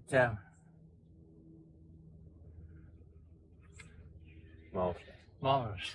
What sort of man was he? I'm almost wondering whether he was a bit of a romantic, although when you read his academic work, he comes over as very severe. There are two sides to him, you see. In fact, his contemporaries, when they came down and to stay here, saw Sarath. They said, "This is not Sarath that I know at Knossos or at the Athenaeum or at the British Museum or the Ashmolean." Because he frightened them, didn't They he? frightened them He to had a death. reputation of being a real tyrant. Oh, yes. Very autocratic. So are you saying that he really shared his real thoughts with you? Yes, he was happy when he was with children. He loved playing charades and dressing up because he had all beautiful collection of Balkan shawls and covers and so on, all hand done on his sofas and that sort of thing.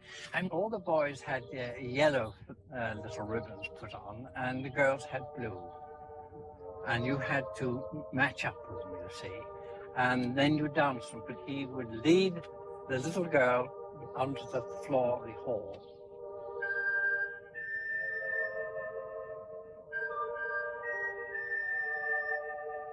And it went rather like a labyrinth, all the way around, so you had to follow it. But in time, you came to the middle, and there would Sarath be, on top of the Minotaur.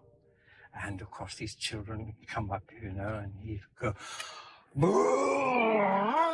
like that and throw the child up in the air and catch it, put it down. Next one.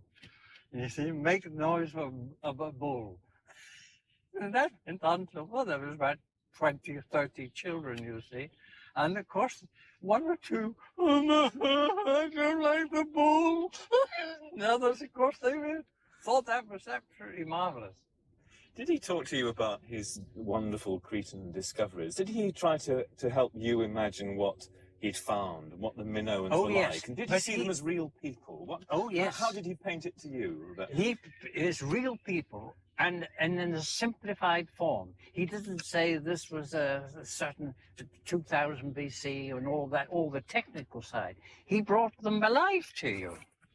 I mean, his description of lying in the Villa Ariadne when the big earthquake, when everybody was screaming and shouting and rushing around, he lay there and he was most intrigued because under the bed, the great rumblings, he said in the letter to me, he said it was the bull bellowing. Wonderful. Yeah. That's what fascinated me, and it still fascinates me to this day, that he was two people.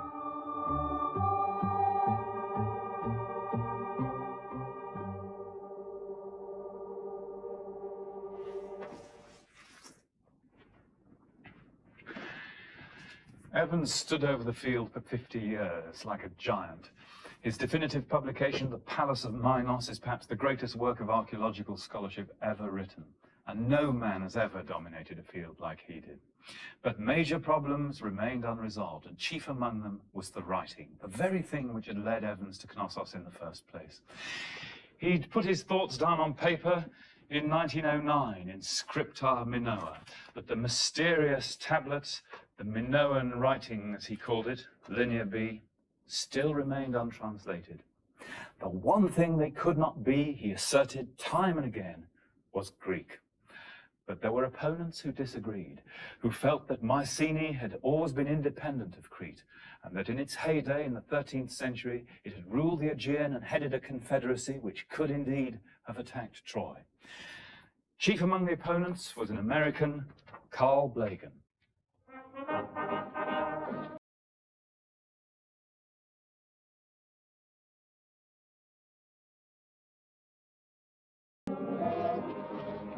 And with the young and confident Americans, Aegean archaeology enters the age of film. After the authoritarian Germans and the old-school Britons, the New World would now bring a fresh and more scientific eye to the Old World's greatest story. And coming out of the Depression, it must have seemed a swell party.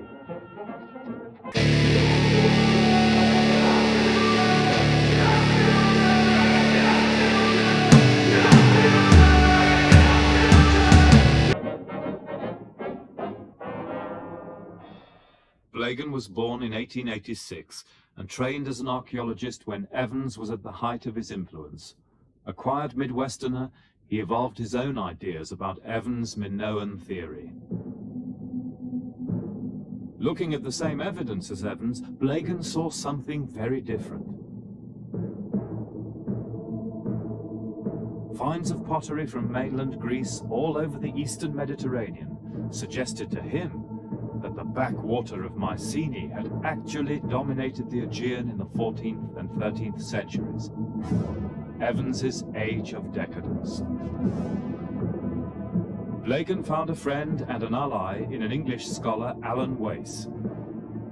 By 1930, the two had a system of Mycenaean pottery which could give accurate dates. They were sure now that Homer's picture of an imperial Mycenae was basically right. And that, of course, led them back to Troy itself. Was the story true? Was Hisarlik really Troy?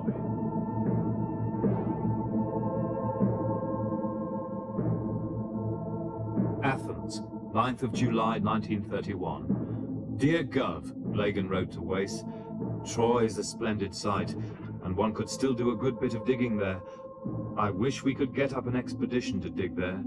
I could easily raise the money if there were any prospect of wangling the permit, but I don't think there's any chance of that.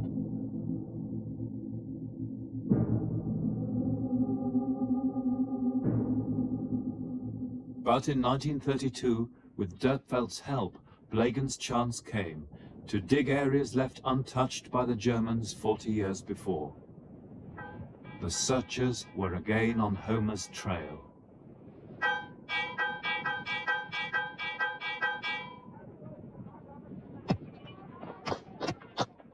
And so, As Hitler was poised to come to power in Germany, the third great exploration of Hissarlik began. Blegen filmed it, one of the first digs to be so recorded. He re-examined all 9 levels of the hill, stretching long before and long after the time of the Trojan War. It turned out to be nothing less than a cross-section of human history. But Homer was never far from Blegen's thoughts. Had Dörpfeld's city of the fine angled walls really witnessed the events of the Iliad?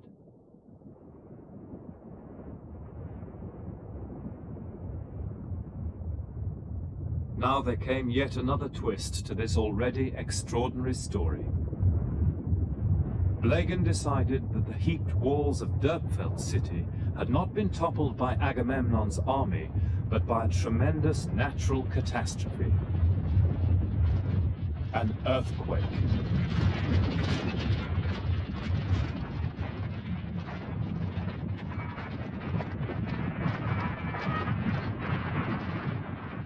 To understand where that left Homer's tale, we need to look at what he found in the layer above the earthquake, the city built on the debris of Dörpfeld's Troy. Blegen excavated in 4 main areas. Here, around the East Gate, on the north, where he uncovered part of the circuit wall demolished by Schliemann. On the west, he found the footings of an immense bastion, which went down 23 feet below ground level, forming a counterpoint to the bastion uncovered by Dörpfeld on the other side of the city. And here by the south gate, Blegen found the foundations of a beautiful colonnaded house, which he called the Pillar House, 30 yards long, with the remains of the main street going up past it.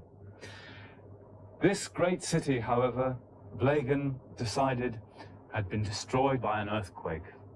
End of the line for Homer's story? Well, not quite. Blegen's attention focused on the successor city, Troy 7a, where a remarkable change had come over the character of the whole settlement.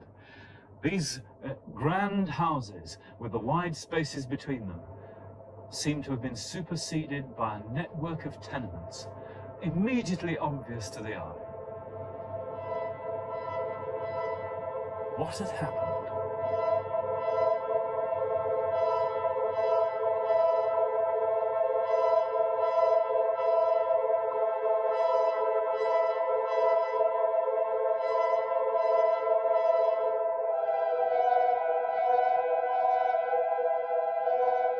After the earthquake, the survivors on Hissarlik had cleared the debris and rebuilt where they could.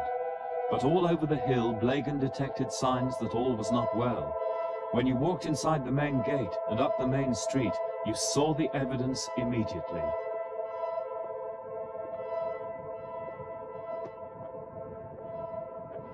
In here, the Americans found 3 not particularly well-built rooms, of which this, the largest, was some sort of bakery. They found grinders for pounding the grain into flour. They found fireplaces, sort of improvised ovens for baking the bread.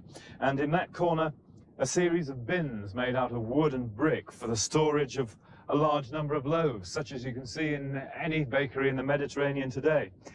Now, Carl Blegen also thought that liquid was stored and dispensed here, and he pointed to this, which he thought was the slop tray with a drain out into the street. Now, it being a bakery, you would expect that a lot of surplus water would have to be got rid of, but Carl Blegen thought that it was wine, and that wine was dispensed here. And the interpretation he gave to the whole suite of buildings was that the bread and the wine and other stores were sold in that little kiosk straight onto the street, sold to thirsty and harassed heroes as they staggered back, shell-shocked as it were, after a hard day's fighting in the Trojan plain. Now, in considering that marvelously vivid image, you must remember that it is the product of an archaeologist working in the middle years of this century.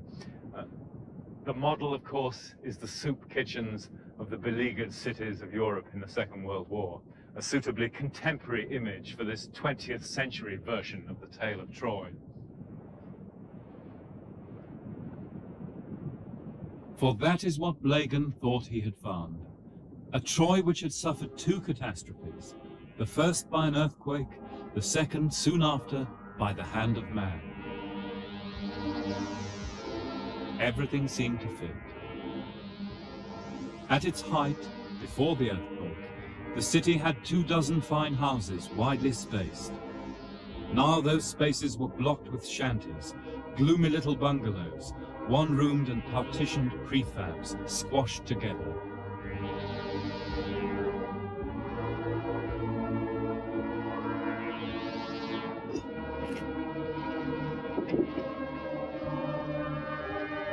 The underfloors of the houses were honeycombed with sunken storage jars, covered with flagstones to keep grain, beans, smoked meat.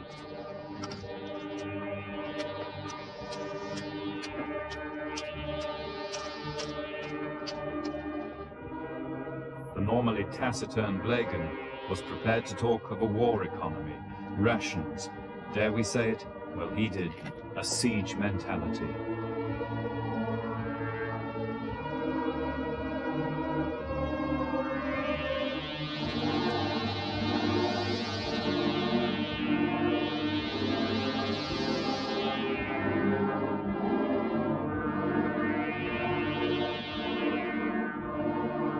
It was as if those last carefree summers before the Second War, the sharpness of the light, the gaiety, the gentle horseplay, had found an unconscious response in the tale. In the last calm before Troy was attacked, a dream of calm, the poet Aeschylus said, which came to Troy with the delicate adornment of riches, desire that stings the heart.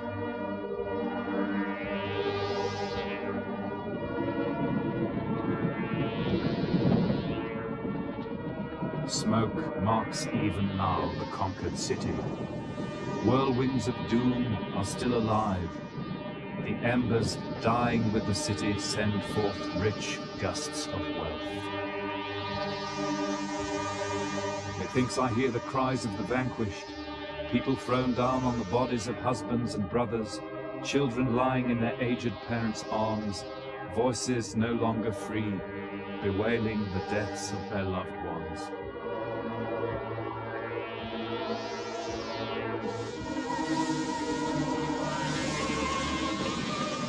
We executed payment for their presumptuous robbery.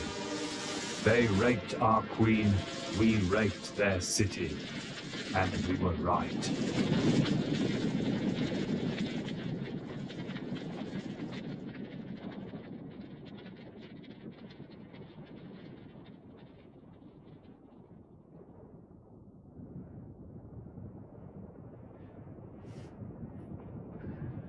The city was destroyed by fire, possibly within even a generation of being rebuilt.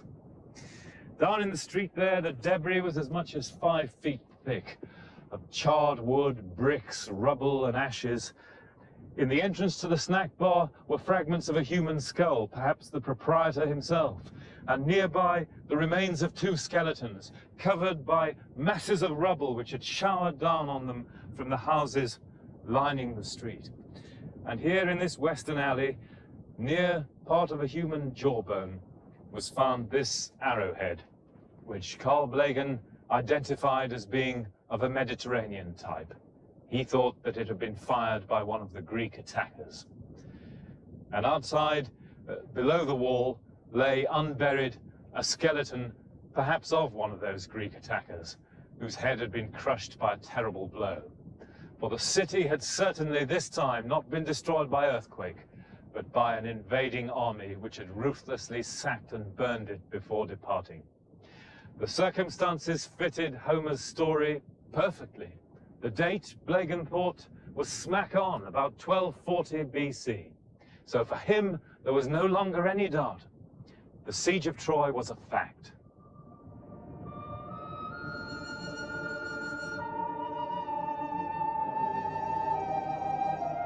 Imagination is a very important quality for an archaeologist to possess. But did one arrowhead make a war? Did sunken storage jars and a soup kitchen prove a siege? Could this huddle of shanties really have been Homer's city?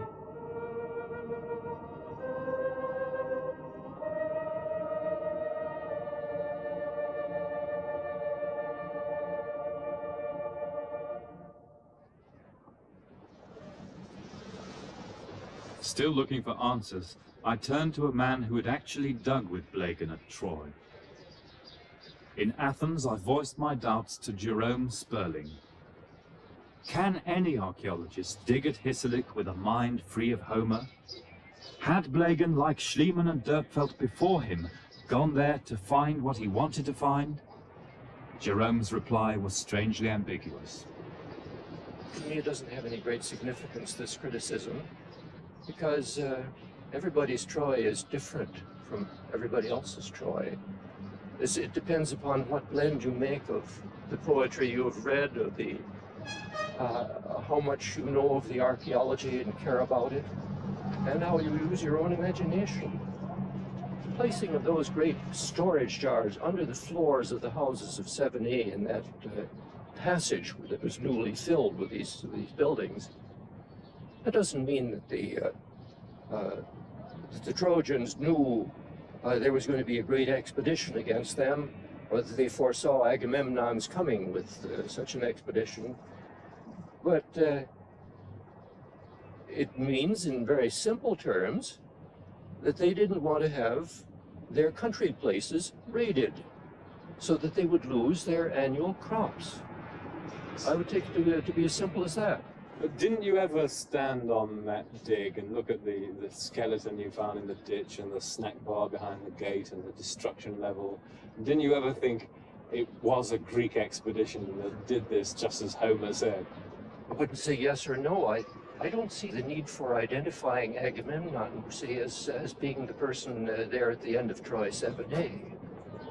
I mean, I'm thrilled by, I'm overpowered by Homeric poetry, and I think everyone is who reads it carefully. It's an overpowering experience, but that doesn't make it doesn't have to make it historic, because you see, poetic truth comes in the people that he talks about, and their hopes and despair and problems and conflict. That's where the truth of it is. But in archaeology, truth depends on interpretation.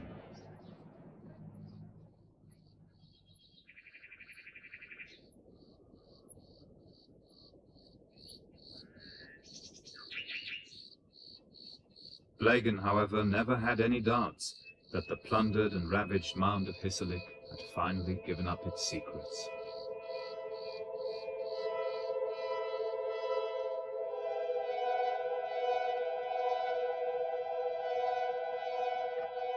And if the events of the Iliad were true, then it only confirmed the idea that Mycenae was at its height in the 13th century BC, contrary to Evans's whole view of the late Bronze Age. The solution to the impasse Blegen knew must lie in the Linear B tablets.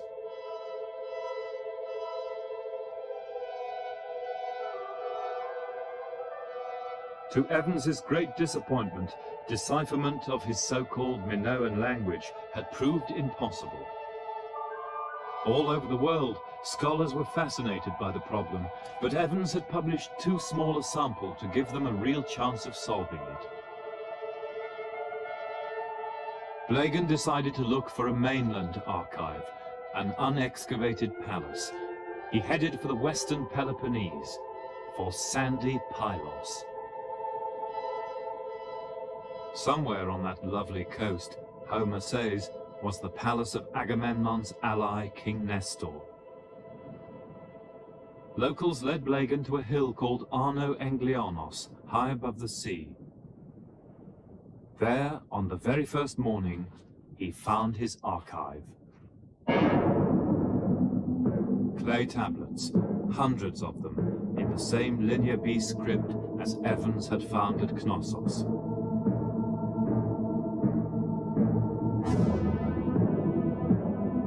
The palace Blegen uncovered had been untouched since 1200 BC. Again, we have his record on film.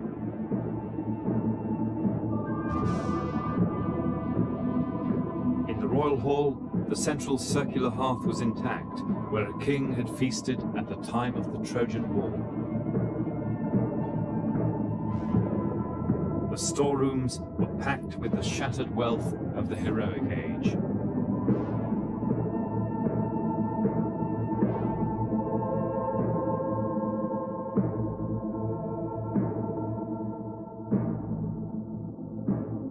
The palace was evidently of the same culture as Evans's palace at Knossos, and the tablets proved it was. But in what language were they written? The mystery of the Mycenaeans was nearing its solution.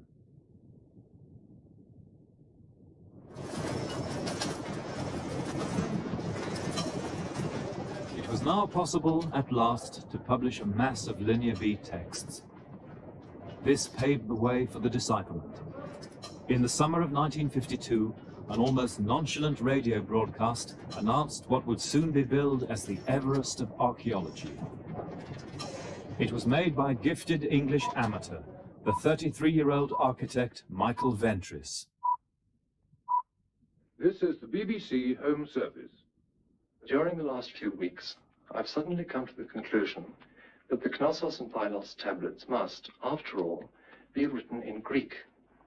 A difficult and archaic Greek, seeing that it's 500 years older than Homer, and written in a rather abbreviated form, but Greek nevertheless. For Carl Blagan, the decipherment of Linear B must have been the crowning moment of his career. For Arthur Evans, it would have been a traumatic revelation, but the old man had died in 1941, 90 years old, and never learned the truth about his Palace of Minos. James Candy remembers those last days. I was married and up to my eyes in work, but the times I'd come up here on my own and I'd look into the big drawing room. There he was, sitting in his chair with the rug over him and the black cat sitting there beside him. On his own? On his own, entirely on his own. Do you think that Knossos not broke him, but it must have been a fantastic expenditure, both in money and energy, over such a long time? Do you think in the end that it exhausted him? It did, and financially. Really? Oh, yes. Really? Yes. So are you saying by the end he couldn't really afford to keep up this wonderful... As he said to me that one evening, he said, I ought not to be living here, Jimmy. I said, why not, Sir Arthur? He said, you know, I've spent all my money on Knossos. And so he had.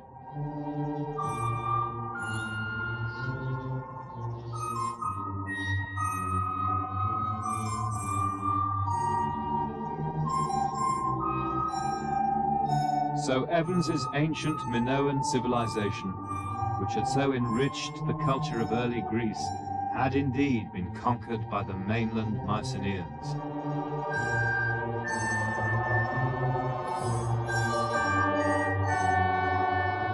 Knossos had been ruled by the bronze-clad Greeks. Homer had been vindicated.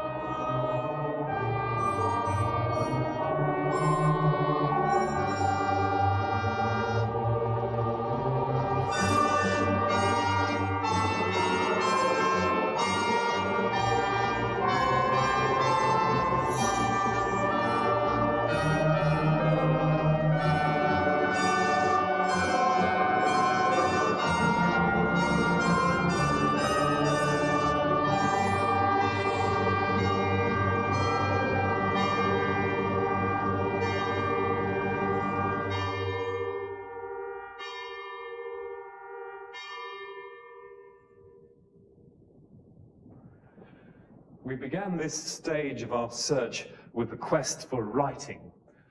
Heinrich Schliemann and Arthur Evans both found it impossible to believe that the heroic world that they had uncovered was illiterate. Arthur Evans found the writing, but died before it was revealed that it was Greek, and that a Greek king had sat here on the throne of Minos at Knossos. Had Heinrich Schliemann known that, I'm sure he would have seen it as the final vindication of his faith in Homer's version of the Bronze Age and of the Trojan War. And indeed, the decipherment of Linear B has led to a whole series of new questions about Homer. And those are the questions we can no longer put off in our search. Who was Homer? Does his story go back to real events? And is it possible that it was transmitted orally over 500 years after the destruction of these great palaces? Those are the questions we'll turn to next week.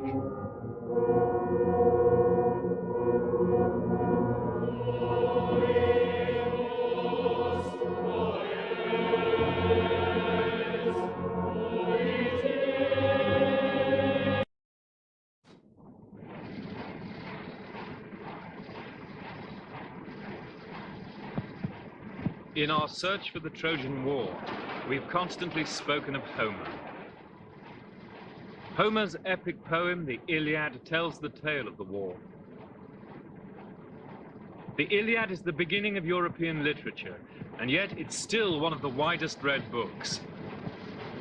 Here, Penguin Books are just running off the 35th printing since 1952 of their translation. That amounts to about 1 million copies of just one version into English alone. So if Homer were still around today, he'd be a very wealthy man indeed. And the reason that he's still read is not because he's a classic, but because he's a great storyteller who uses wonderful language, even in translation. He gives us an image of a heroic age which is so vividly realized that ever since, the audience have been unable to resist the idea that in some way it's true. But is there any historical truth behind Homer's tale of Troy? Did that story go back, as so many people would love to believe, to a real event in the Bronze Age, a historical Trojan War?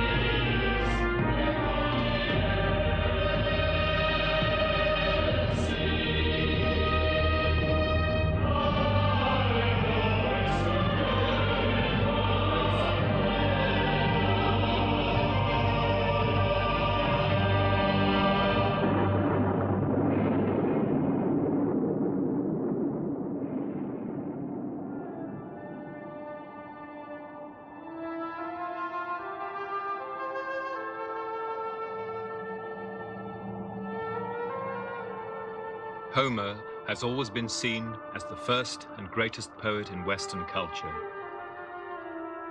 But what connection, if any, is there between the Greek Homer, who may have composed in the 8th century BC, and the Mycenaean bards of the 13th century BC, when the war is supposed to have taken place? The tale of Troy has been told for 2,500 years. According to the legend, an armada of 1,000 ships came from all over Greece to try to recover the Greek or Achaean queen Helen, who had eloped with Paris, Prince of Troy.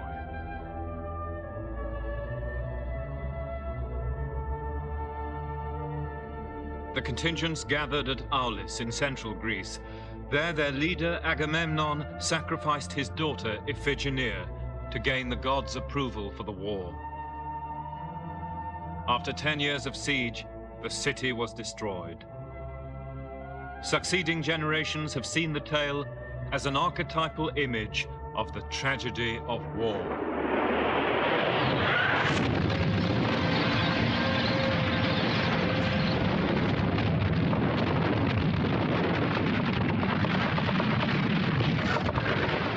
Homer's heroes fought with bronze weapons, but his portrayal of the common sufferings of victors and vanquished is universal. It came to mind to one man even in the Western desert, General Sir John Hackett. It's a story about the sort of people I know. doesn't matter where they are, what their nationality is, what environment, these are fighting people, and they share a lot of the characteristics of people that I've known in circumstances which, to me, are not by any means unfamiliar. Does this suggest to you that the facts of the story of Troy, as told by Homer, are a mere story? Could they actually reflect military reality? Oh, I think so.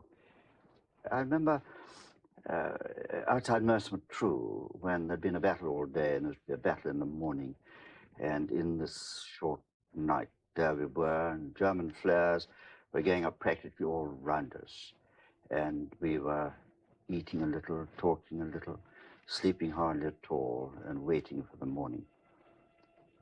Now, there's that story about how the campfires with the Achaeans and the Trojans, like stars on a still night, twinkled at each other out of the gloom while the men around them waited for the battle that would begin in the morning. And I couldn't help asking myself whether the thoughts and feelings that were in these men's hearts and minds were very different from those that on that occasion outside Mercier-True I knew were in our own.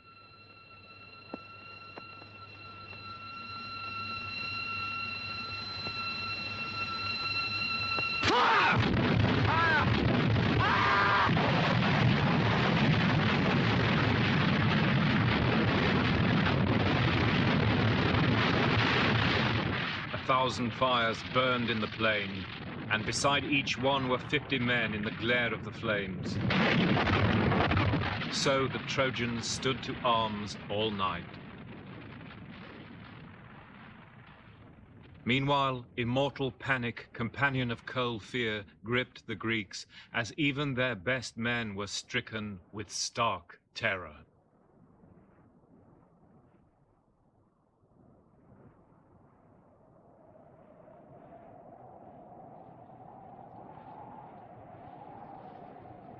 We begin with Troy itself.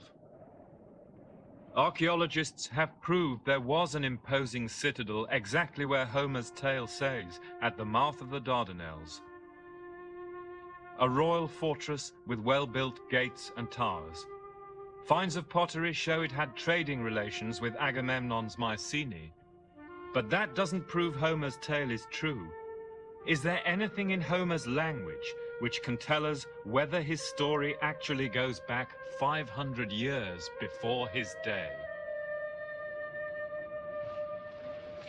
We'll start with the text, the one we saw coming hot foot off the press.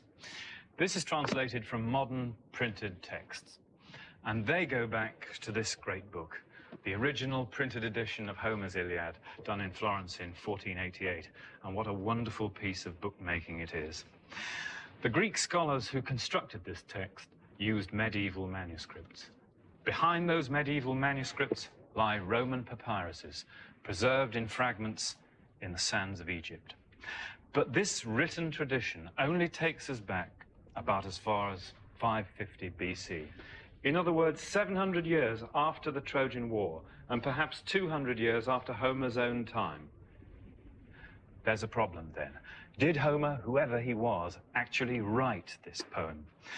Well, the opinion in Roman times was that he didn't, and that the poem had been preserved orally for a long time before it was committed to writing. And if that's the case, then this text that we know as a book is actually the record of an oral performance about 2.5 millennia old. But the question was how to prove it. The text of Homer contains features that aren't really explicable if it was written down, and chief among them are the repetitions. The text is full of repeated lines, phrases, and even whole chunks.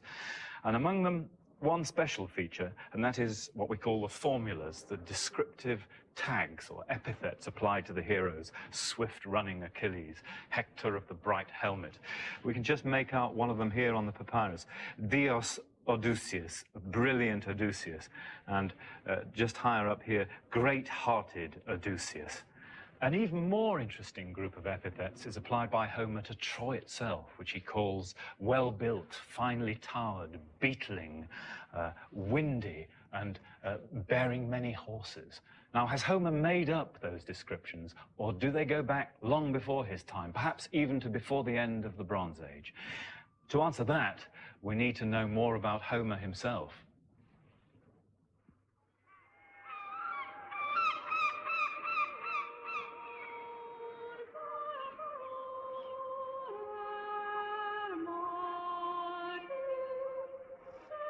Homer's identity, however, is still a great mystery. Modern experts cannot agree whether he was one man, two, several, or even a woman.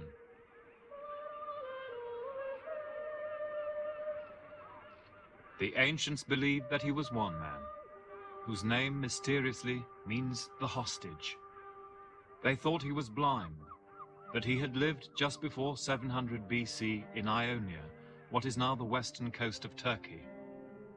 Here, Greeks had migrated in the Dark Age which followed the collapse of Mycenaean civilization. It was a new world which would see the birth of Western science, medicine, and philosophy. If Homer existed, he worked as a professional singer, a bard, in royal and noble courts on these coasts. His was an oral society on the verge of literacy. The ancients assumed he had written his text. Modern scholars think that the Iliad was committed to writing in a century or so after his death, but that Homer himself was working in a fully oral tradition. But what does that mean?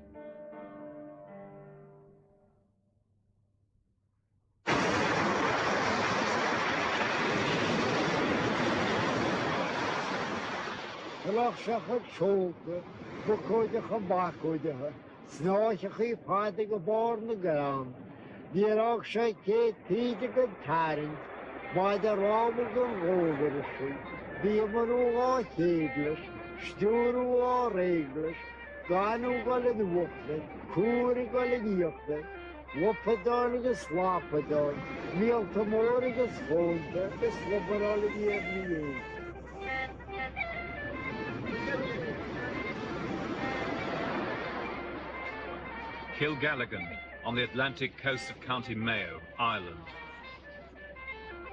Here the oral tradition has lingered on. The last performer of epics the length of the Iliad died only 40 years ago, but there are still storytellers reciting tales of heroic deeds in heroic language. They resemble Homer in their style of speech, especially in the formulas or runs, whose repeat passages, like Homer's, are highly formalized. The storyteller we have come to hear cannot read or write and speaks only Gaelic. His name is John Henry.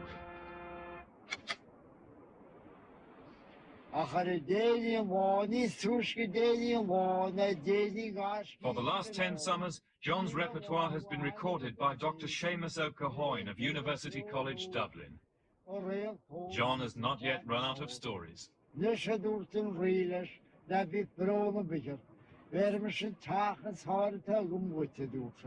For the vast sheets in the stop were more than a tail. Hookshella should take a body means the stop with scarshets was a marsh giftery. Wool shambo her more. This is sure we shy mo. We shall check to us a shrivi rudder with a rivini near she check to us. Yagra June August Jay will lay you. Wool more than a crown. The session motivated let me also. Ach, wie Freunde kommunische Beige, wie jeder heniges Klojarige Sege Padun. August, Glabuja Pony, Charta 2 years of the Pony. Tamageri bought on 1 door into the Morton, who's getting to long home. Near on Pockles away, what we bought his gave. Stapal Morton or Stachari.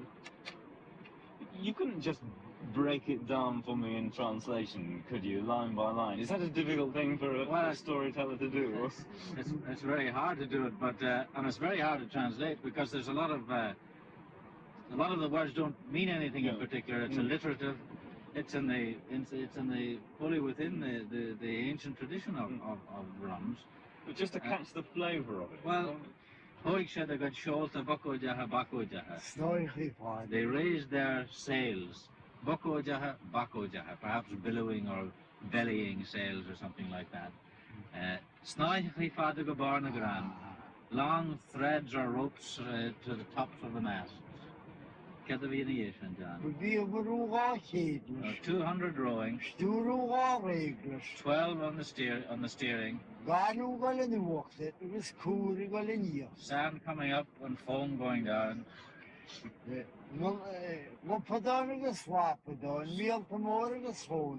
Splish, splash, Loppadanagus, Loppadan. Whales and seals swimming along behind.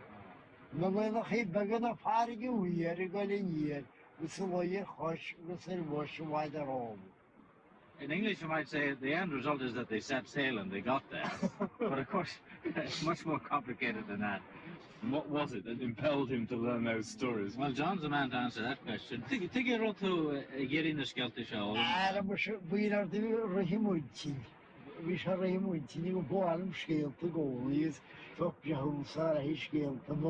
Ito Santa Fa.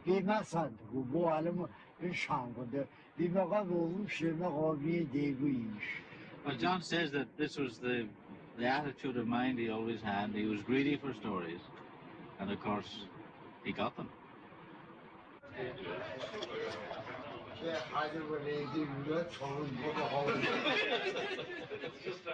Now, no one in Kilgalligan is learning the tales from John to pass them on as he did.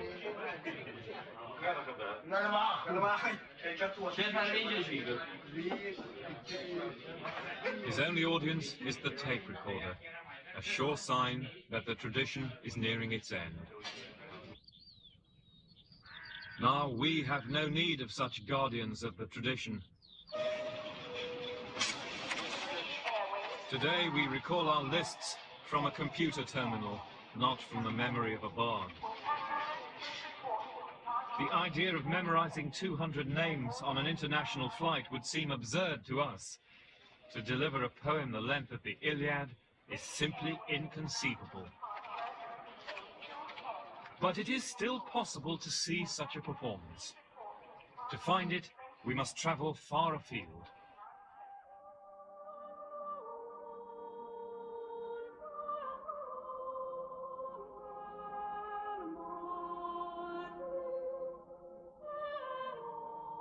This is the barren landscape of Turkish Armenia, within sight of the Soviet border, over 1,000 miles from Homer's wine-dark Aegean. To these lands, the Turks migrated from the Central Asian steppe in the 11th century AD, bringing their ancient traditions with them. In the town of Kars, they still survive.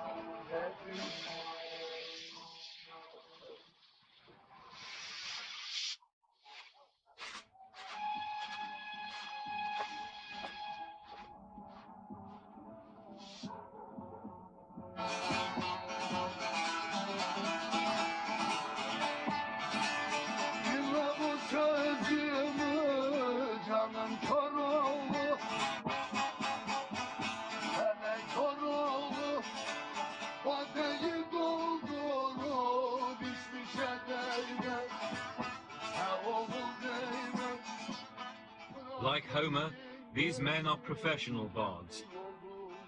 They sing and play at weddings, feasts, and funerals. They were brought up from childhood in the tuition of a master.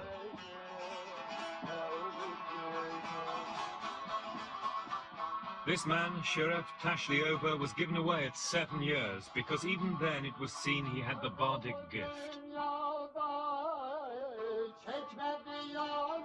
He is now a master. His repertoire includes 100 tales from the Turkish medieval epic of Kurulu, many of them over an hour long. He's singing from Kurulu now.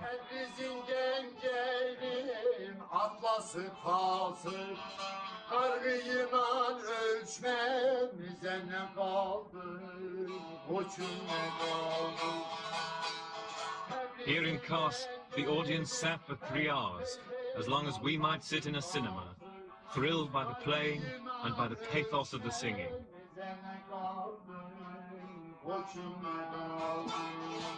Here it is still possible to feel the spell worked by a bard when he has an audience who believe in his magic.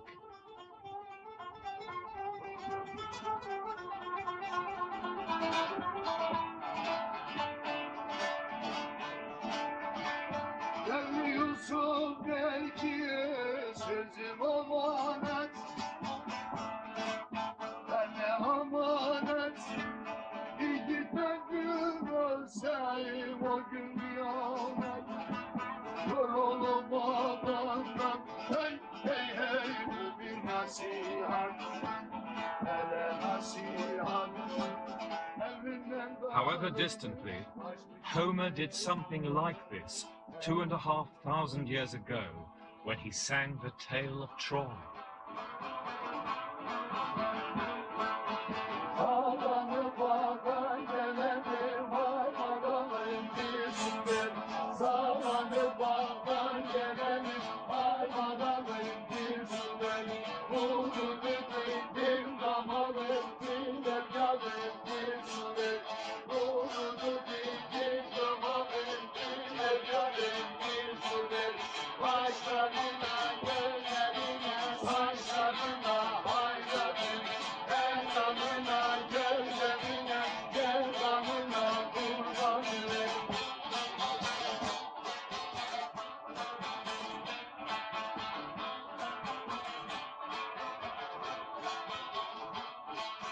But what does such a performance tell us about the way Homer's text has come down to us?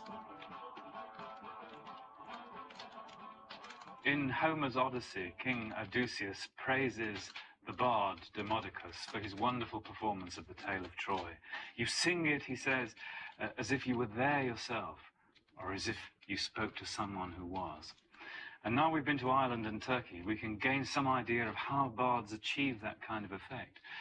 The sort of formulas, for example, that John Henry used in Mayo show the mechanism of memory and show how ancient elements can be preserved within the formulas and their rigid metrical patterns. And in Turkey, the great length of the Kurulu epic and its archaic medieval language shows how poems of this immense length can be memorized and orally transmitted by a single man, a professional. And it's interesting that both the audiences in Ireland and in Turkey view the tale teller as a professional, a specialized occupation. For Sheriff Tashliover in Kars, it's his job, quite simply. But we have to ask whether that tale actually goes back to the Bronze Age. And before we do, it's worth pointing out that there's nothing intrinsically unlikely in the idea that the Iliad could go back to an eyewitness account of a Bronze Age war. In Dark Age medieval Europe, for example, Viking kings took their professional bards, their skalds, with them on their campaigns in order to sing the old songs and to compose new ones about the deeds of kings. These were only set down in writing many centuries later. Now, if that could happen in one heroic culture, it could have happened in Mycenaean Greece. But did it? Was there a Mycenaean bardic poem about Troy? And how were the stories transmitted over the 500 years before Homer?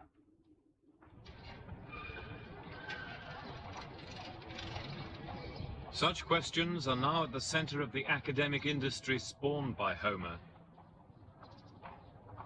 At Cambridge, Dr. John Chadwick, an expert in Bronze Age Greek, is especially interested in the problem of the transmission of the tales before Homer. I think they are transmitted by being taught from one generation to the next. In each generation, there are people who devote themselves to learning these stories, I don't think they transmit them exactly and purely accurately. They will improve upon the story in retelling it. They may just forget what the original was, or they may quite consciously take two different stories and combine them into one. And that is the impression which one gets from Homer, except that, of course, in so doing, he has produced a masterpiece. He has not just put together separate, isolated poems. He has transformed the whole into a completely new poem. But his sources, no doubt, consisted of these transmitted, orally transmitted versions of events in Mycenaean times. And you would be prepared to accept that they contained, they also included the story of a sack of a city called Troy? I think it's very likely, yes, there was a poem on the sack of Troy. I think that the details which Homer includes in this very likely come from a number of other sources as well, but that there was something which connected Troy with Mycenaean Greece seems to me very likely indeed.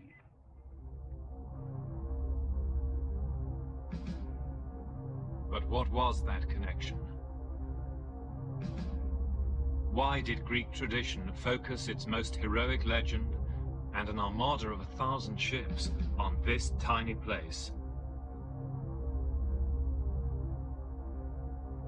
Can we detect when Troy became the center of the tale from clues in Homer's language itself?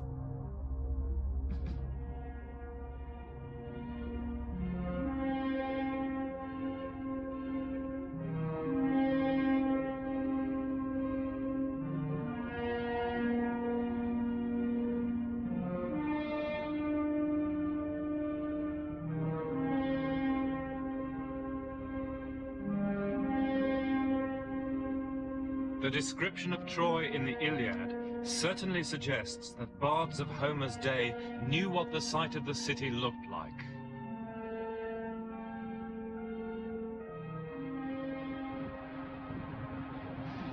Homer gives us a few interesting facts about the general situation of Troy. The first one is that it's windy, very windy. And I don't think that's just a stock phrase by a poet, because anybody who's been here knows that the wind blows down from the north 12 months a year. And in the days before moisturizers, what that must have done for Helen of Troy's complexion, your guess is as good as mine. The windiness has added point because the site was an exposed high one. Homer tells us that it was beetling, towering, and that may seem to be an exaggeration, but you've got to remember that the hill was much higher than it is today. The level of the royal palace would have been well above my head.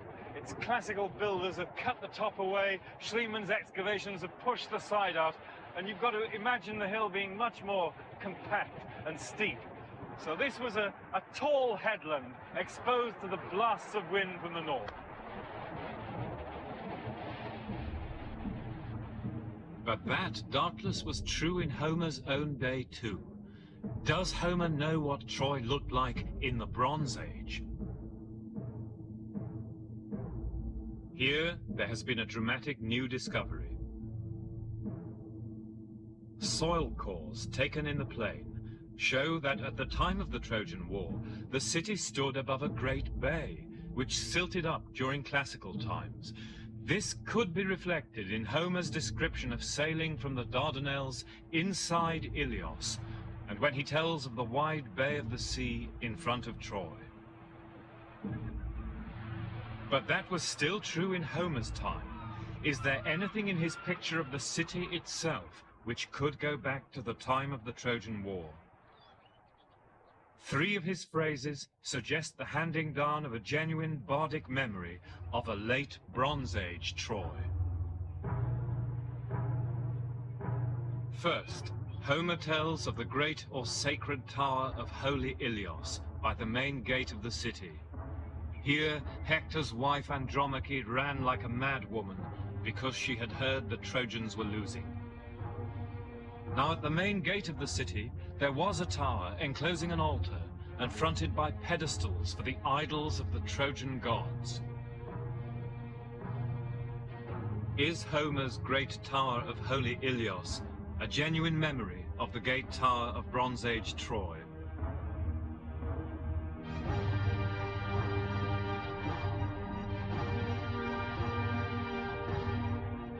Second, Homer says that the Greeks almost broke into Troy when 3 times the Greek hero Patroclus tried to scale the slope of Troy's towering wall, but 3 times Apollo battered him back.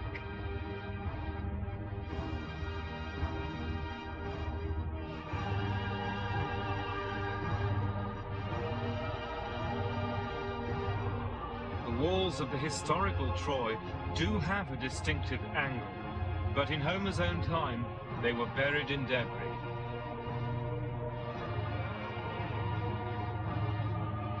The last passage concerns the fine walls of Troy, which Homer says had been built with the aid of the gods. Here he gives us an extraordinarily precise detail. He says that at one point in the circuit, on the western side, there was one section of the wall which had not been replaced by those beautiful constructions of Apollo and Poseidon. That on the western side, there was a badly built, weak wall, part of the older circuit, and that was where the goddess Athena told the Greeks to attack Troy. And amazingly enough, when Wilhelm Dörpfeld was excavating the circuit of Troy 6 in 1893-4, he found that on the western side, there was one section of the old circuit had not been replaced. Now, Homer cannot possibly have seen this. He was composing 500 years on when this whole section was under mounds of debris. And that suggests that he is incorporating a genuine bardic memory of this place from the Bronze Age. And that raises the question, is Homer talking about a real war?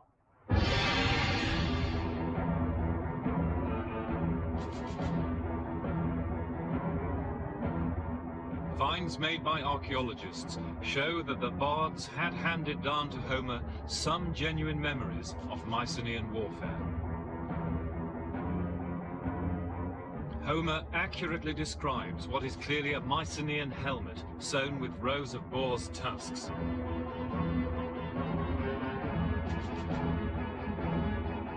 Though he lived in the Iron Age, everywhere in the Iliad, Homer assumes that the weapons and armor of the heroes are of bronze.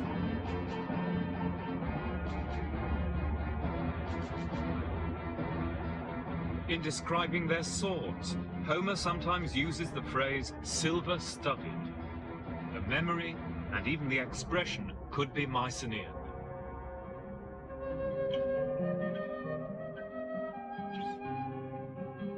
The bards then did hand down to Homer some genuine memories of the heavily armed Mycenaean warrior class, Bronze Age knights in armor.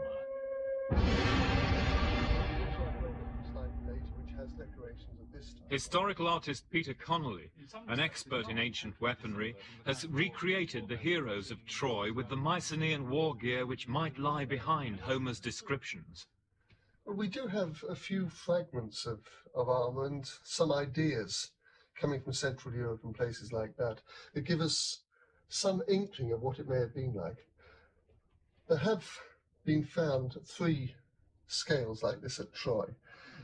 If one looks at the holes along the side and here, one can see that they were stitched to either a fabric or a leather garment underneath, and probably overlapping like this to cover the stitching here, so it wouldn't get cut in the actual fighting. The difficulty is to what extent did the earlier cuirasses, like this, a reconstruction of the Dendra armor, have to the period we're talking about? This is a particularly interesting armor, actually, because in the description of Achilles, Achilles only had one weak spot, which is the back of the lower leg, or the Achilles heel. It is very interesting that this covers you right the way from the nose, right the way down to the knees, and then you've got leg guards or greaves covering the front. But if you turn it round, you can see actually at the back, the only part that is vulnerable is the back of the lower leg. Fantastic. What about the things that Homer says about some of the heroes, like Ajax's great shield and the swords of the time? It is possible that Ajax is an earlier legend. The great big giant in his arm with this huge shield. He may come from an earlier legend, which must also probably put Hector on an earlier legend too, because he also has this huge shield. As Homer says of Hector, when he walked away from the duel with Ajax, his shield tapped him on the heels and on the back of the neck. It's because he wore it over his back on a strap going around the neck. And as he walked, he would tap his neck and tap his heels. The perfect example is the most revolutionary of weapons to come. This was an entirely new type of weapon. It's a slashing weapon. This is the sort of thing, as Homer says, could cut off a man's arm. So this is the pitiless The bronze. weight is up here, Yeah. and it's a lashing weapon like that. And this was introduced at that time, around the period of the Yes, Trojan it's coming War. into Greece. We're finding them in Yeah. Greece. We find a lot of them in Central Europe, but they're coming into Greece about this time. They're also developing this, which is a sort of mixture of the earlier Mycenaean types for the handling, for the fixing of the handle, but also has a lot of characteristics of this. Again, it's a very small weapon, but it's a hacking weapon. It's like a butcher's cleaver. You can again imagine somebody having his shoulder cut off.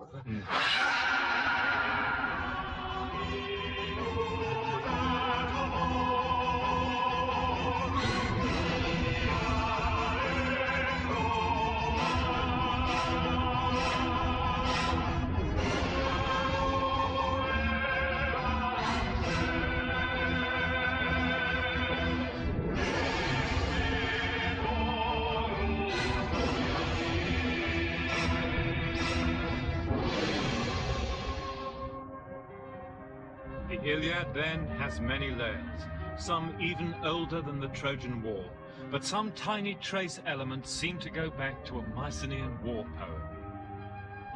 So is it possible to say whether that poem was about a specific war? That is, a war fought by Greeks in the plain of Troy. At the Dardanelles, wars have been fought from prehistory to our own times.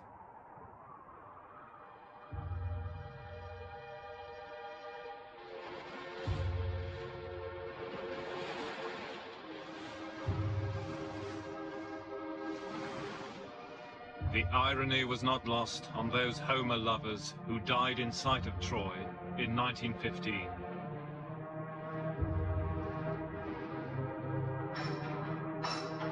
They say Achilles in the darkness stirred, and Priam and his 50 sons wake all amazed, and hear the guns and shake for Troy again.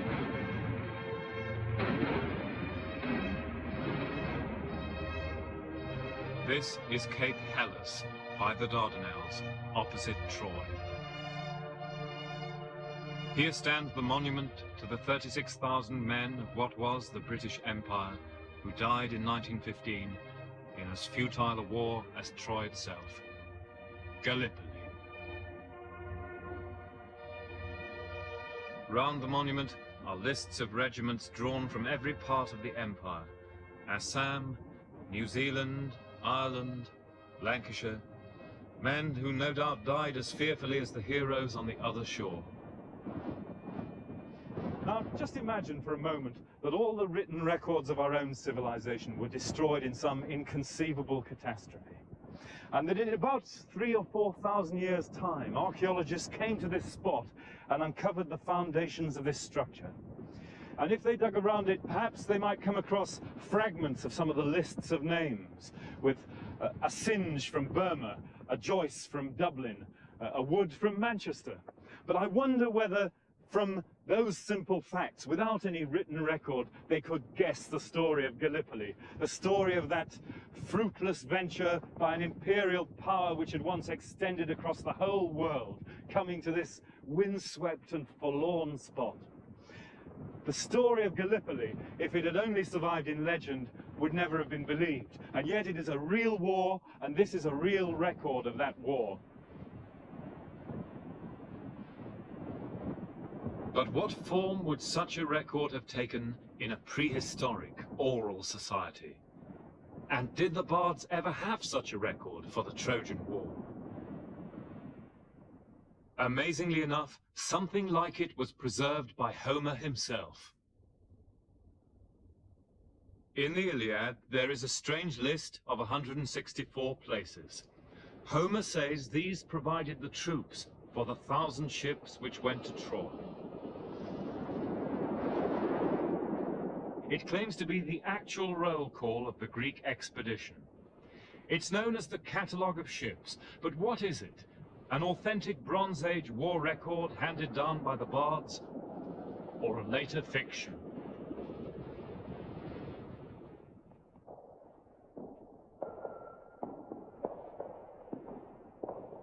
Geoffrey Kirk, formerly Regius Professor of Greek at Cambridge. Many of the places mentioned were known in the Mycenaean age and ceased to be of any importance whatever afterwards. It's obviously based on perhaps a poem, perhaps a prose listing of the ships as they assembled at Aulis to go over the Aegean to Troy. Could you bear to let me hear some of it? We have the Codex Mori open at the entry of Argos and Mycenae, both of which are interesting.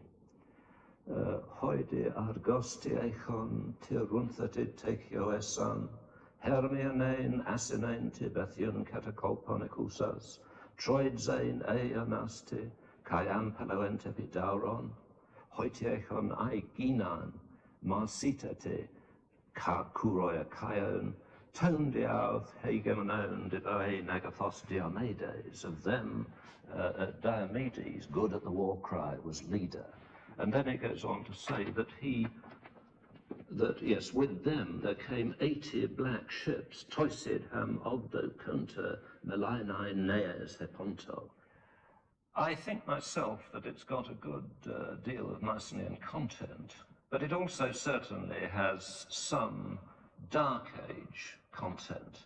Like everything in Homer, it's a mixture of the very archaic, i.e. the Mycenaean, the contemporary with the Trojan War, the views of Homer's own time in the 8th century BC and shortly before that, and the whole period in between those two extremities. And the problem is detecting which bit's which. Exactly. And that, for Homer lovers, is the $64,000 question. There's only one way to find the answer. Go and look.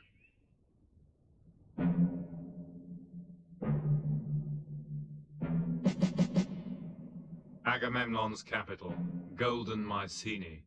Any bard worth his salt would have heard of this and the other major sites named in the catalogue. Their legends were famous. Their cyclopean walls still stood. But it is the obscure sites, often completely forgotten in later times, which offer us the hope of proving at least part of the catalogue goes back to the Bronze Age.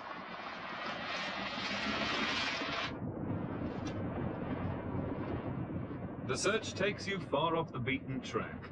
Take the delightfully named Thisbe of the Many Pigeons, which Homer says was one of 60 places in central Greece which sent their men to Troy in 50 black ships.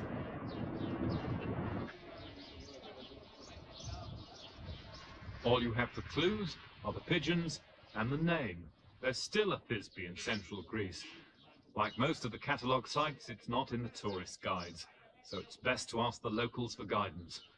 After all, if Homer's right, these could even be the descendants of the men who went to Troy.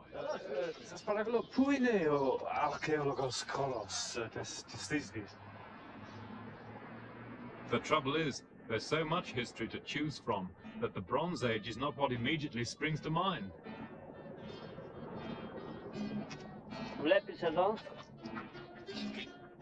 Αυτό? Αυτό ήταν παλαιά που με χτισμένο με πέτρες, μεγάλες πέτρες. Ναι. Αυτό είναι κλασικό? Ναι. Είναι πιο πέρα το πύργος, είναι πιο πέρα.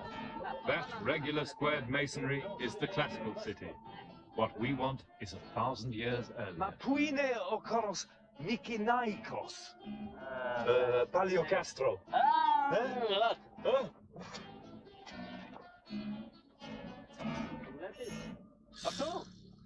There it is, There had even been a Mycenaean tomb treasure plundered here long ago. It's now part of local folklore.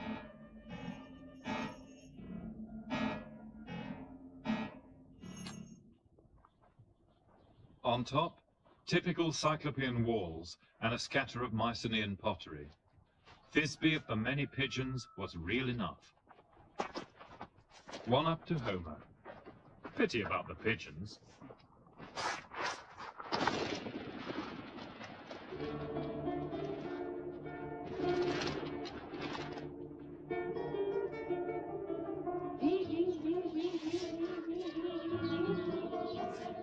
At Thisbe, I learned my first lesson. Never underestimate Homer.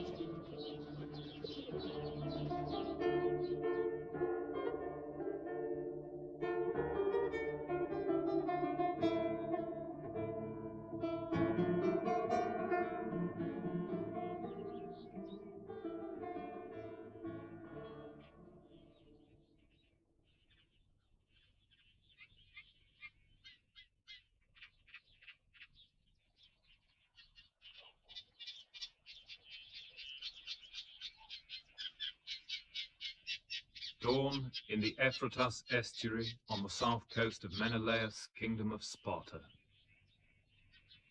Somewhere here, says the catalogue, lay the seaward city of Hellas, which sent men to Troy in the 60 ships of the Spartan contingent.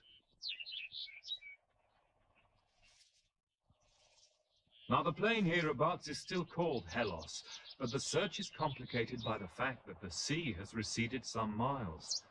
After the pigeons of Thisbe, however, the past, even the Bronze Age past, had started to come alive. It's easy as you approach it through this flat country with these reeds and marshes, the bumpy road, the seabirds, to imagine Paris himself, perhaps, approaching it by sea, because this was the main Mycenaean port of the Gulf of Hellas. As you approach it, you can see this little limestone cliff rising above the plain about 70 or 80 feet.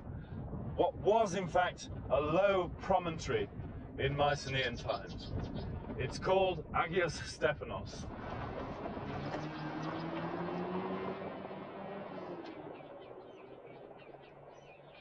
There was a little city on that limestone bluff, under an impenetrable tangle of thorns. But why here, when there is nothing today? An abandoned Bronze Age quarry behind the site shows why. Agios Stephanos was the export point for this mottled greenish stone, found only here, which was much coveted by Bronze Age kings. It is the only possible site for Homer's seaward city of Hellas.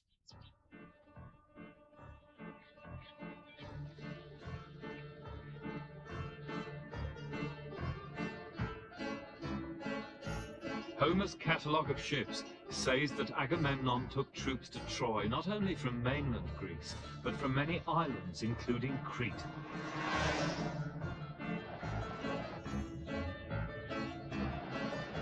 And in the 80 Cretan ships, there were men from an obscure little place called Rhytion. Here we have no clues, only the name, perhaps partly preserved in today's village name, Rotasi. Here, there is an unexcavated Acropolis-like hill with a scatter of pottery sherds going back deep into prehistory. The locals must think I'm crazy. Kirete. I hope he doesn't ask me where I'm going. He won't believe a town in Homer. Opolis Omeru. Rhytion. And Axi.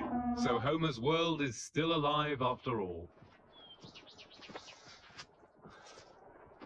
The search for Homer's catalogue takes you to many such forgotten corners of the Greek landscape. My journey led me to over 40. Half of the 164 names have so far been identified, and all those examined have shown traces of Mycenaean occupation.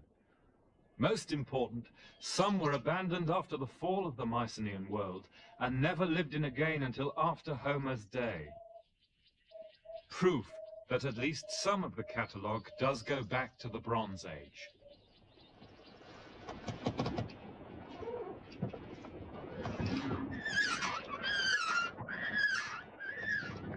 Exactly why the catalogue was compiled, we may never know for sure, but it remains possible that it is connected with a real event.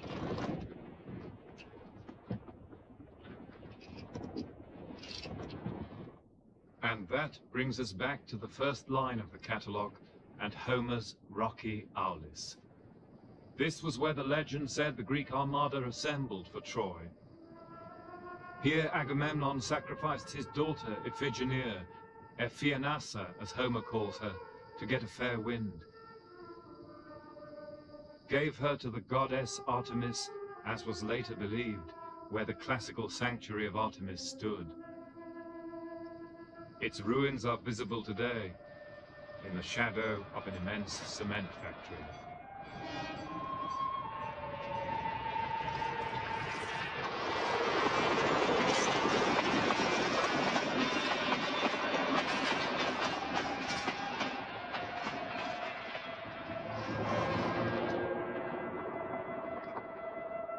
Over the railway, you enter a strange deserted valley, barren and sinister. Almost a taboo place.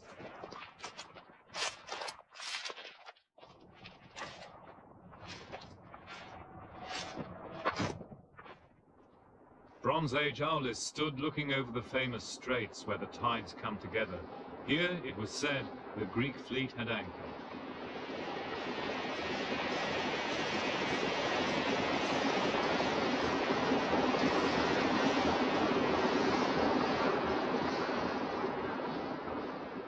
Above the little bay is a rocky acropolis, where the familiar broken sherds of Mycenaean pottery have been found, although all is now blanketed by concrete dust.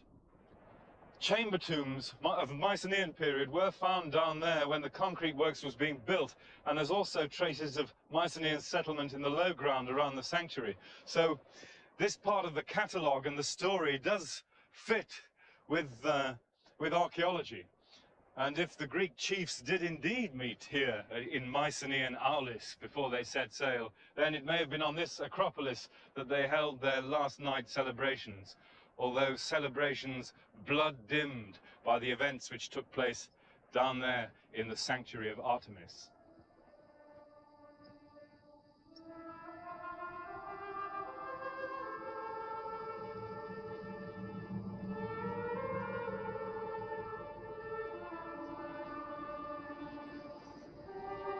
On the sacrifice of Iphigenia, Homer is silent.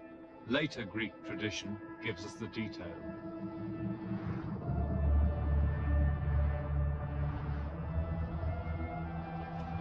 In Aulis they waited while the winds brought costly delay. Hulls and cables rotting, wasting away the flower of the Greeks. Then the army prophet came up with the solution. The winds could be changed by an offering to the gods, the blood of a girl. Her prayers, her cries of father, and her virgin youth counted for nothing with the generals.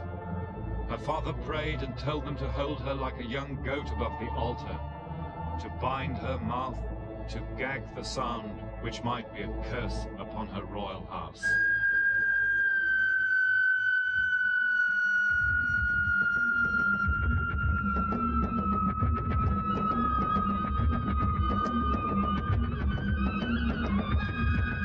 Agamemnon brought himself to sacrifice his daughter, to sponsor a war for a faithless woman.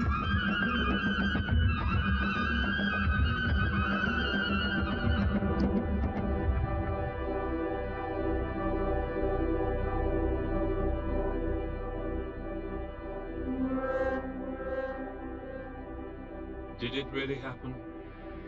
The sacrifice sounds like a fairy tale. When we know more about the Bronze Age, we may be able to say whether, like so much of Homer's story, it has a darker truth.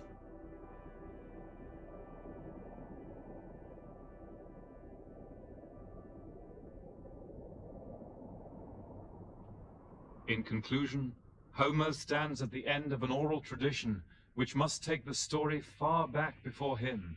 It took generations of bards to refine the language in which he tells the tale. And inextricably embedded in that language, with all its elaborate range of formulas, is Troy itself. Seems to me, then, that there's very good reason to think that the expedition against Troy is the fundamental and central fact of the story and must go back to the Bronze Age. You can deny that the Trojan War ever took place, but then you have no historical or archaeological peg to explain the creation of a fictional tale of Troy centering on the hill called Hissarlik at any time in between the end of the Bronze Age and Homer's own day in the 8th century BC. And to me, that is a fatal objection to those who would deny that the Trojan War ever took place. An overgrown and deserted ruin in a sparsely populated corner of northwestern Anatolia is hardly likely to be picked out as the scene of the Greeks' national epic, unless at some point in the past it really had been the focus of warlike deeds so memorable that ever after they were celebrated by the bards in song.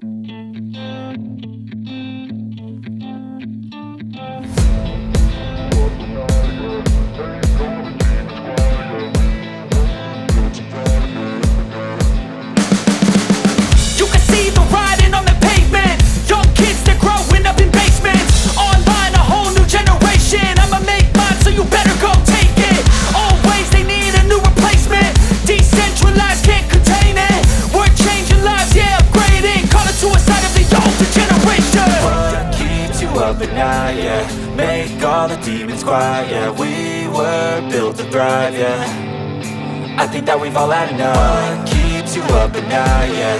Make all the demons quiet, yeah. We were built to thrive, yeah. I think that we've all had enough. Oh, yeah, I think that we've all had enough. Sick of dealing with the old plan. They know that we're calling them wrong. You got me like, oh, yeah, I think that we've all had enough. They know that we're calling their bluff. Hey, it's too late to try to go contain it. A generation fueled by creation. We live lives on a small screen nation. We control the airwaves, no negotiation. I refuse to think we need saving. Something good will come from creation. And when we think that the world is too anxious, we'll adapt, evolve, survive, and save it. What keeps you up at night, yeah.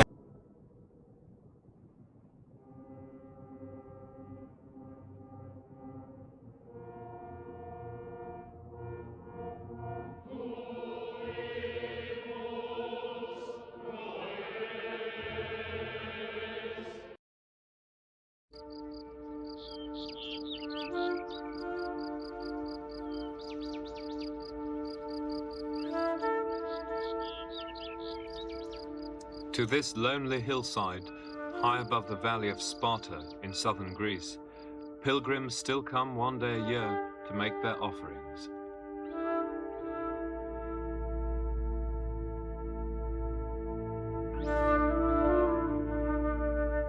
They light their candles to a Christian saint, but his altar stands on a far more ancient pagan shrine.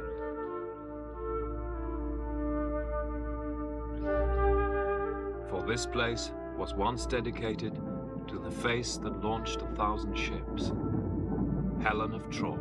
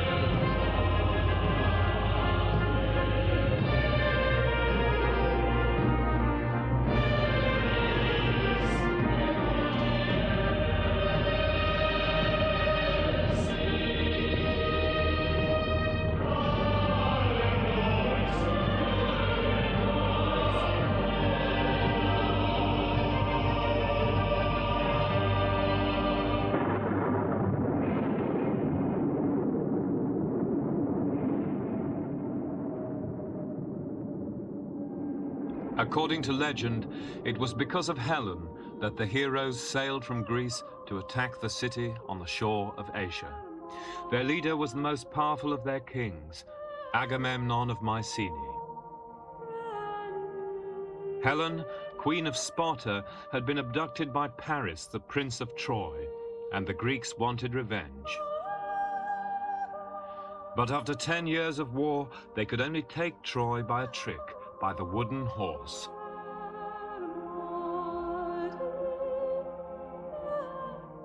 They demolished the city, slaughtered its men, and took the women back as concubines or menials. Ever since, those women have stood as an image of the fate of the conquered in war.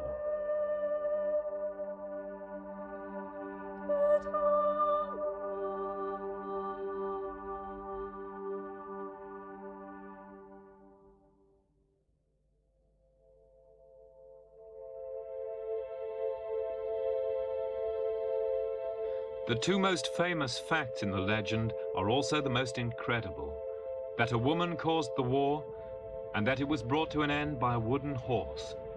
Can there be any truth in such fairy tales?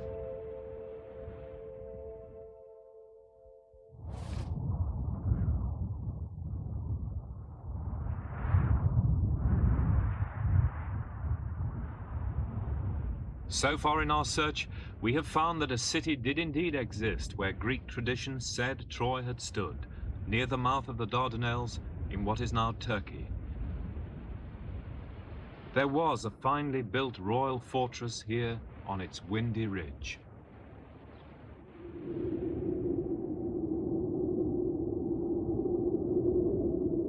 The Greek bards of Homer's day believed that 500 years before their time, this wealthy place was sacked by an army which had come from Greece.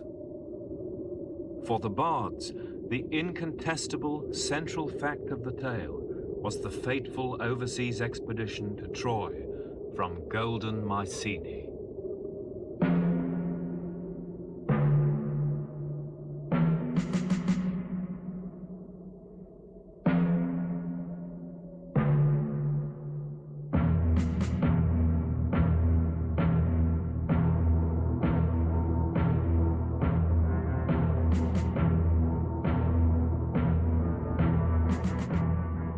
Mycenae, in the Peloponnese, southern Greece. The most powerful citadel in Greece in the Bronze Age, it has given its name to the whole culture, Mycenaean.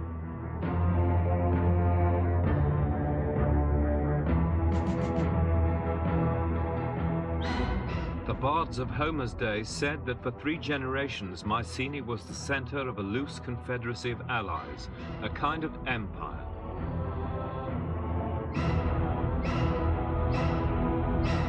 But could a historical Agamemnon have been a great king who commanded lesser kings to war? Could he have led an imperial expedition from this tiny place to devastate the shores of Asia Minor?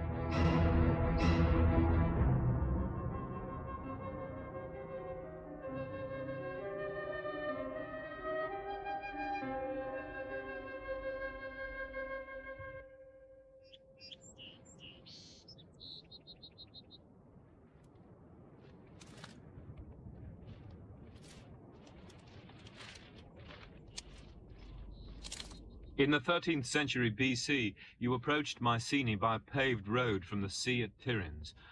Road systems are often signs of imperial power, and even today you can see traces of the roads and their massive bridges, which centered on Mycenae.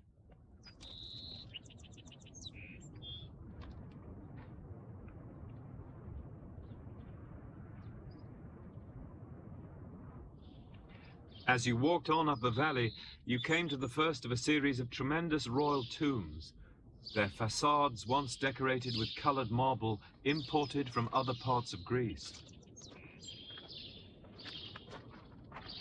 These so-called treasuries, built for kings of Mycenae in the generations before the Trojan War, made a great impression on the first excavator of Mycenae, Heinrich Schliemann.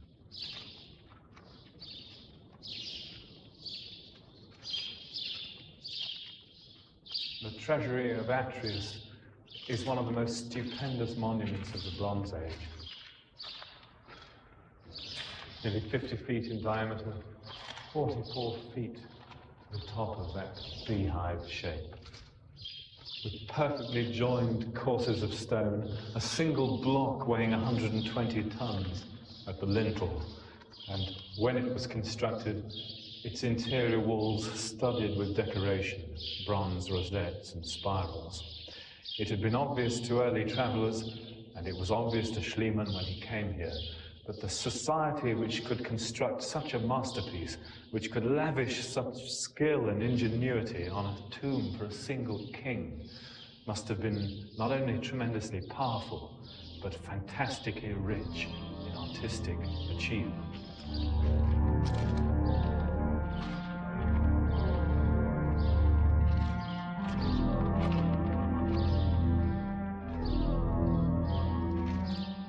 Once crammed with treasure, the tomb chamber is now wrecked, but we can imagine its walls adorned with beautifully carved slabs of alabaster.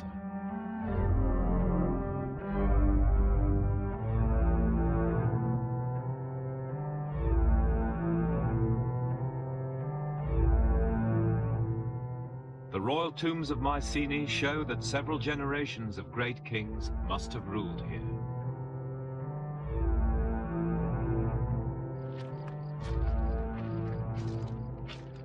"500 yards away up the valley on its hill is the royal citadel itself, the residence of Agamemnon.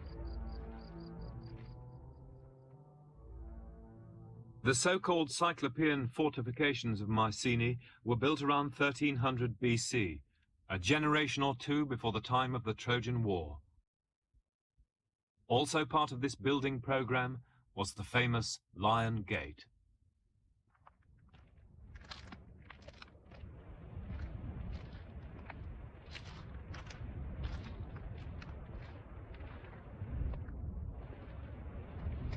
This was the main gate of Mycenae at the height of its power, and one's first impression walking up here is of being almost overwhelmed by the sheer monumental force of the masonry and the sculpture.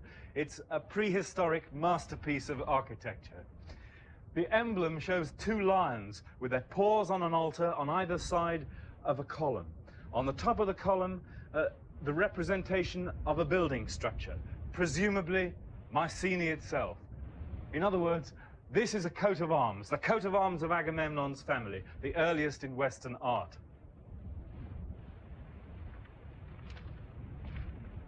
Just inside the Lion Gate, to the right, you come upon one of the most interesting features of the later citadel at Mycenae, and one that gives a really fascinating insight into the psychology of the kings who ruled in the 13th century, the kings who ruled at the time to which tradition assigns the Trojan War.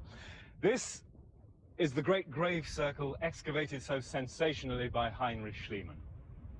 It lay originally outside the walls of the citadel, but at just this time, a new enclosing Cyclopean wall was constructed in order to bring this grave circle within the walls of the fortress itself. And the whole area was extensively refurbished in order to become an object of show. A new supporting terrace was built for this side of the circle. These elaborate standing stones were erected to form an ornate enclosure, and the grave markers themselves, bearing the emblems of the dead heroes, the dead kings, were repositioned. It's almost like the sort of Westminster Abbey of the Mycenaean royal family. Graves which were already ancient to Agamemnon, if he existed, have now become the focus for veneration and for cult. And the Mycenaean royal family itself, in the mid-13th century, is showing an acute awareness of history, of dynasty, and of pedigree.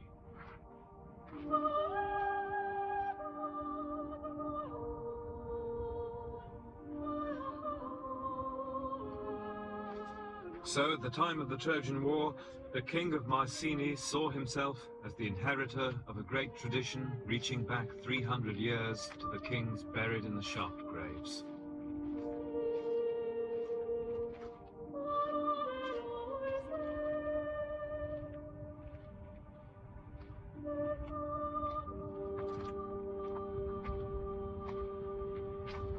And from the top, a truly royal setting. Plain of Argos stretching below you. The mountains of Arcadia and Peloponnese, some of them still touched by snow even at the start of May, and over there, Argos on its high mound, and the gulf of the sea beyond it. What a view! Who's to say that Mycenaean builders didn't choose the finest positions for their royal patrons, and surely their royal patrons must have enjoyed this. These are the royal apartments, spacious columned halls, floored with soft stucco, with gypsum surrounds. This is the throne room itself, the door pins for the entrance, the central hearth, the wooden columns framing it. And here Mycenaean kings feasted their guests or their royal kinsmen after the boar hunts and the lion hunts. Here perhaps they heard bards singing of their deeds in Mycenaean Greek. And around them, the walls glowed with frescoes depicting their deeds and the deeds of their ancestors.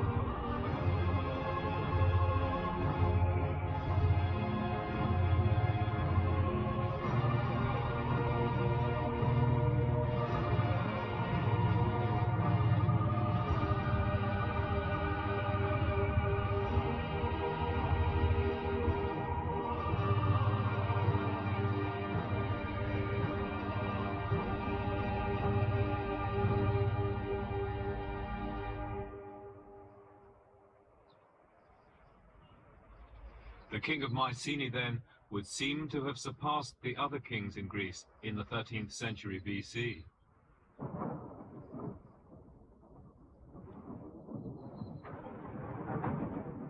But is it possible that, as Homer says, such a wealthy and powerful king could have ruined himself in a war for a woman?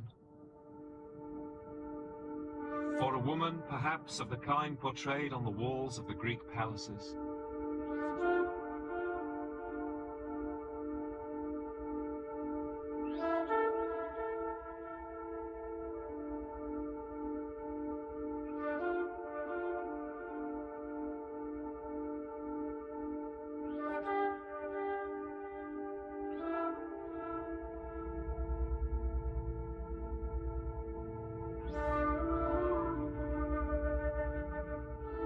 Homer's story was that Agamemnon was able to persuade his allies to go to Troy to fight for Helen, because the other kings of Greece, who had been suitors for her hand, had sworn to recover her.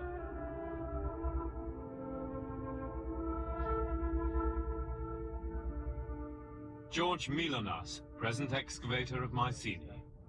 Agamemnon became the leader of this expedition, this common expedition, not because everybody that wanted Helen gave an oath to her father that he was going to defend her, but because Agamemnon was the most mighty leader of the period. And therefore, even the people that had an opinion there indicated that for this common enterprise, they chose the best man, the most mighty man, yes. And that was Agamemnon, not because he was an emperor or anything like that, exercising authority. And another thing, all these roads that we traced, they go up to a certain point. If it was an empire, you would expect those roads to go beyond that point that it was limiting the hour. So you don't believe in an empire in the modern sense? No, I don't believe in an empire. I believe that Mycenae was a very important state. I believe that it had a tremendous commercial activity. I believe that it communicated to the sea by means of Tiryns. I believe that Tiryns was a dependency of Mycenae, that the king of Mycenae had one of his sons maybe out there as a prince. because no ruler would have allowed another person to build such an important place that might have become a source of the beginning of an attack against his. And you must remember that the people there, the people that lived, that formed this state, lived outside the walls, scattered all over the area.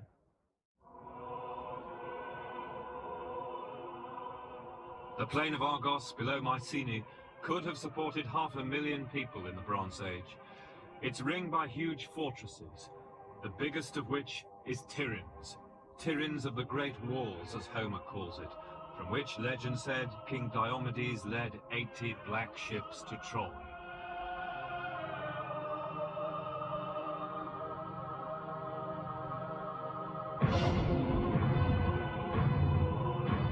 Tiryns was perhaps the main port of the Argolid. From the plain, the industrial powerhouse of the Mycenaean world, trade goods flowed across the eastern Mediterranean.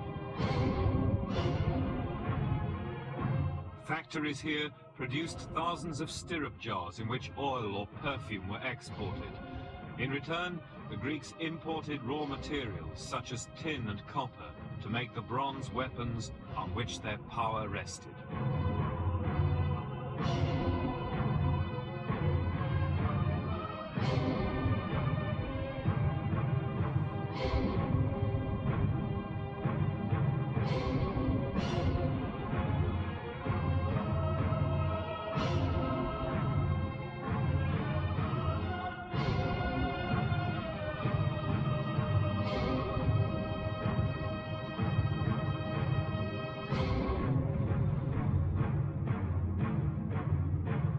By the 13th century BC, the same palace civilization is found all over Greece.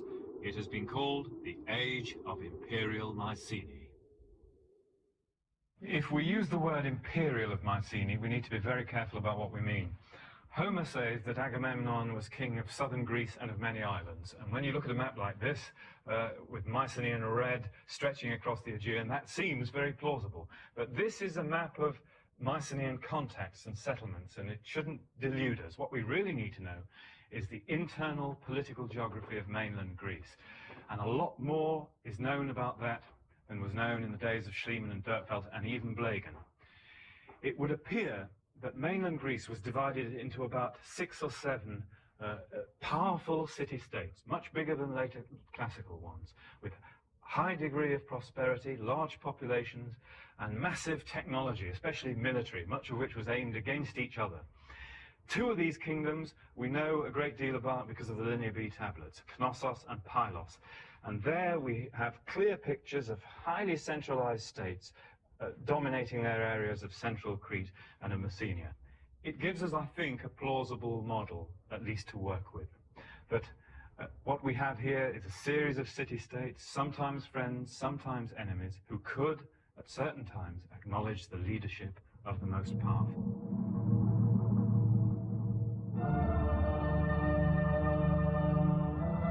For the kings of the palaces of Mycenaean Greece worshipped the same gods.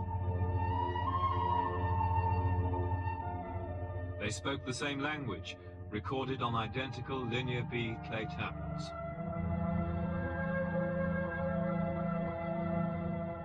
They shared the same artists, architects, and stonemasons, and the same taste in decoration. There was constant exchange between them of luxury goods and raw materials, whether expensive ornamental stone or oil or perfume in mass-produced stirrup jars. But if this loose confederacy cooperated so closely in time of peace, could they not have done so in time of war?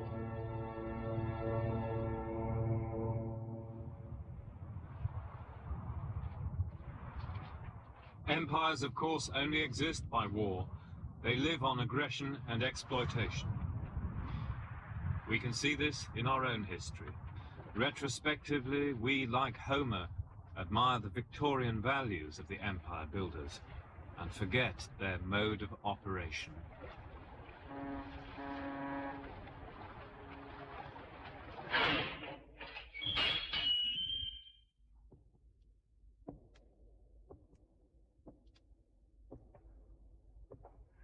These are the vaults of what was one of the oldest private banks in Liverpool, Haywards. They were built in 1799. And these are the accounts of a Liverpool family who owned estates in Jamaica around about that time. They itemize not money or stocks and shares, but people. Eleanor, a nurse, aged 42, healthy. Charlotte, a field hand, aged 37, sickly.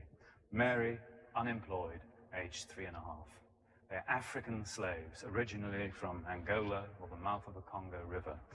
And it's astonishing to think that only 150 years or so ago, this is what lay behind the glittering facade of the British Empire. Well, it's a remarkable fact that records exactly like this exist for Bronze Age Greece. And they may point us not only to the Trojan War, but towards the real-life women who may be the basis of the legend of the carrying off of Helen of Troy herself.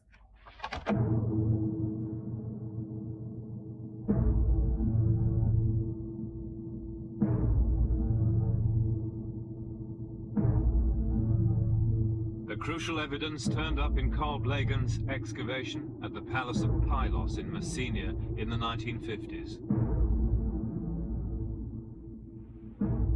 Pylos, in Homer's story, is the home of Agamemnon's trusty old ally, King Nestor.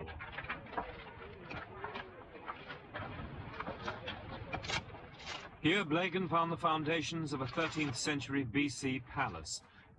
Even the painted hearth of the throne room was intact.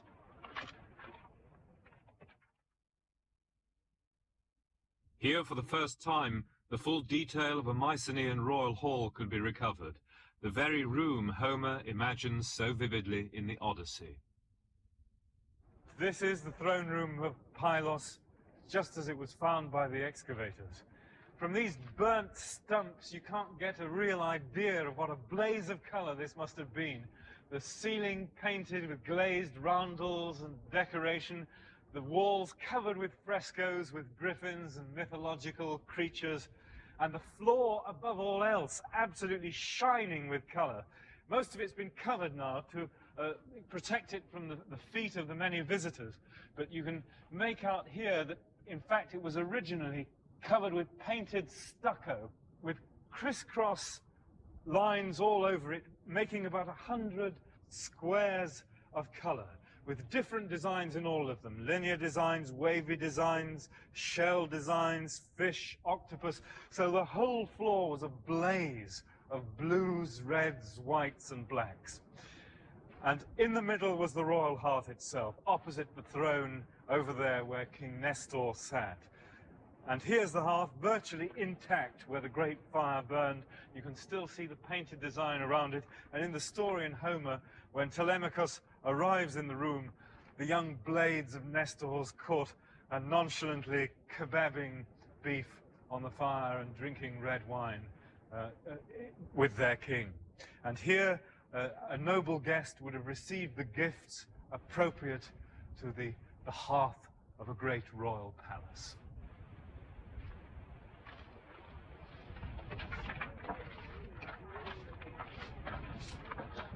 But Blegen's most remarkable evidence concerned the lives not of the rich, but of the thousands below stairs.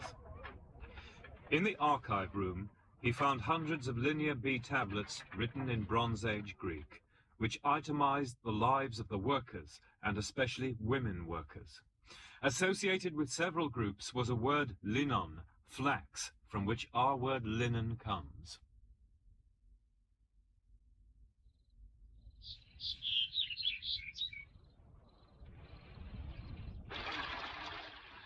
And near Pylos, at the village of Kukunara, where flax was grown commercially until only 30 years ago, it is still possible to touch on their lives. This little stream is called Linaria, Flax River. And here, for hundreds, probably thousands of years, the women of Kukunara have come, for it is women who perform this back-breaking task, come to the banks here to crush and break up the fibers of the flax stalk before laying it out for a week to rot in the warm, shallow water of the river, then drying it, combing it, and spinning it in order for it to be woven. But in the Bronze Age, they must have used it most of all for rope and for sails, the sails of ships, perhaps that wafted Nestor to Troy. Troy seems a long way away from this idyllic place, but it's this very place that gives us a direct human contact with the ordinary people who lived and died all that time ago. And it's the flax women themselves who are the contact, because the tablets from the palace say that the women who worked the flax in this region, and presumably on this very river 3,000 years ago, were women from the coast of Asia Minor, from the coast below Troy, from Miletus, Halicarnassus, and Cnidus. They must have been slaves. The tablets speak of rations for groups of 500 women, living perhaps on great estates where they worked the state industry, the flax industry. They were kept together. The tablets, for instance, speak of 21 women from Cnidus with their 12 girls and their 10 boys, not like American slave plantations where the families were broken up. And that, to my mind, is the strongest connection with the period of the Trojan War. That is a real direct contact, a truer and more eloquent testimony than trade routes to the thought world of Agamemnon and the sackers of cities. The surviving tablets list 1,700 foreign women and children on the flax plantations around Pylos. The women came from places widely scattered over the Aegean, from Cnidus far to the south, from Zephyrus and Miletus where Greek colonists actually settled, from Lemnos in the north, an island in sight of Troy, but most of them are simply called women of Asia, which originally meant the area south of Troy itself.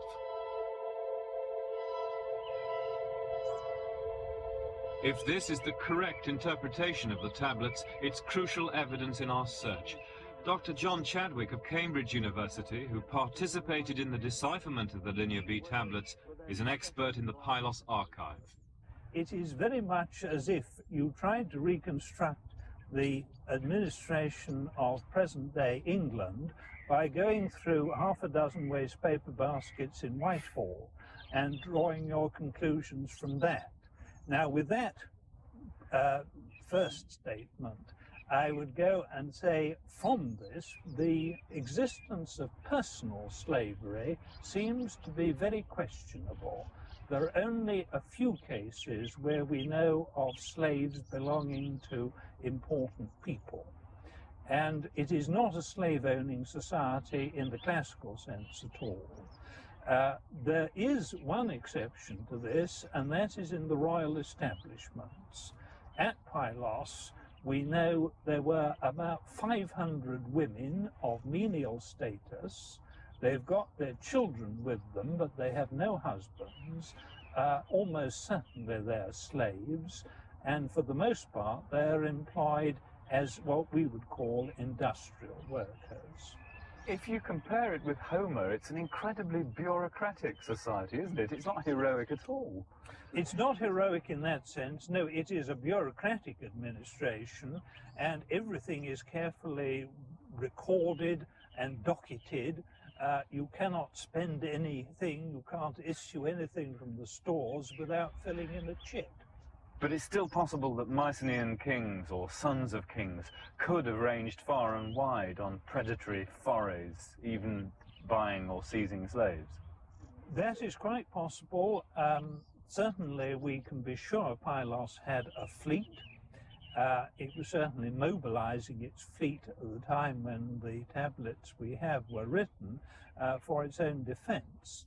So there is no reason why in more favorable times they should not have been engaged in expeditions overseas. We know some of these women I've just mentioned are specifically called booty. They come from some kind of piratical or warlike operation. We also have groups of women whose titles indicate an origin on the east of the Aegean, from Anatolia. Again, we don't know why they're called by these titles, but it does suggest that Pylos had wide-ranging contacts across the Aegean.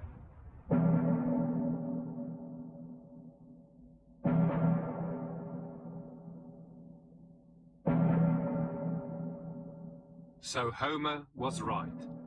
The heroes fought not only for the cities and their loot, but for their women. The seizure of women could have led to war. So could Helen have been a real person?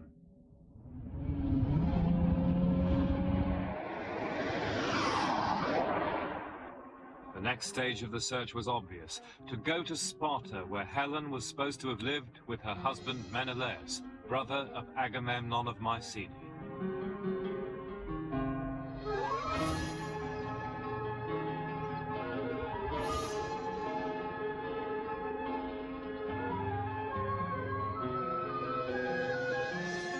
You would have made this journey by sea in the Bronze Age, for in Greek history it has been the sea, not the land, which has been the unifier.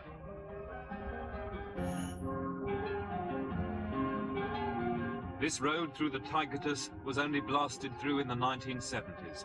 Before then, you had a 12-hour mule trek.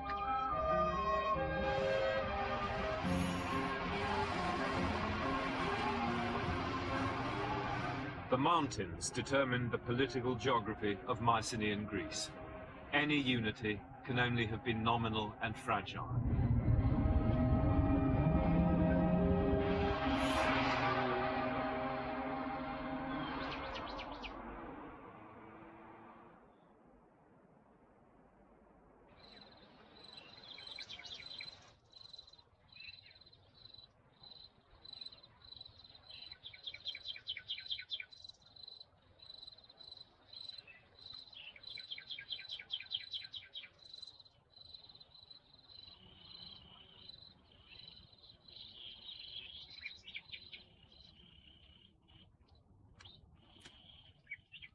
On a steep hill above the plain of Sparta stands a monument. The classical shrine commemorating Helen and her husband. It's called the Menelaeum. From at least the 8th century BC, pilgrims came up here and left offerings to the couple in the belief that they had really existed.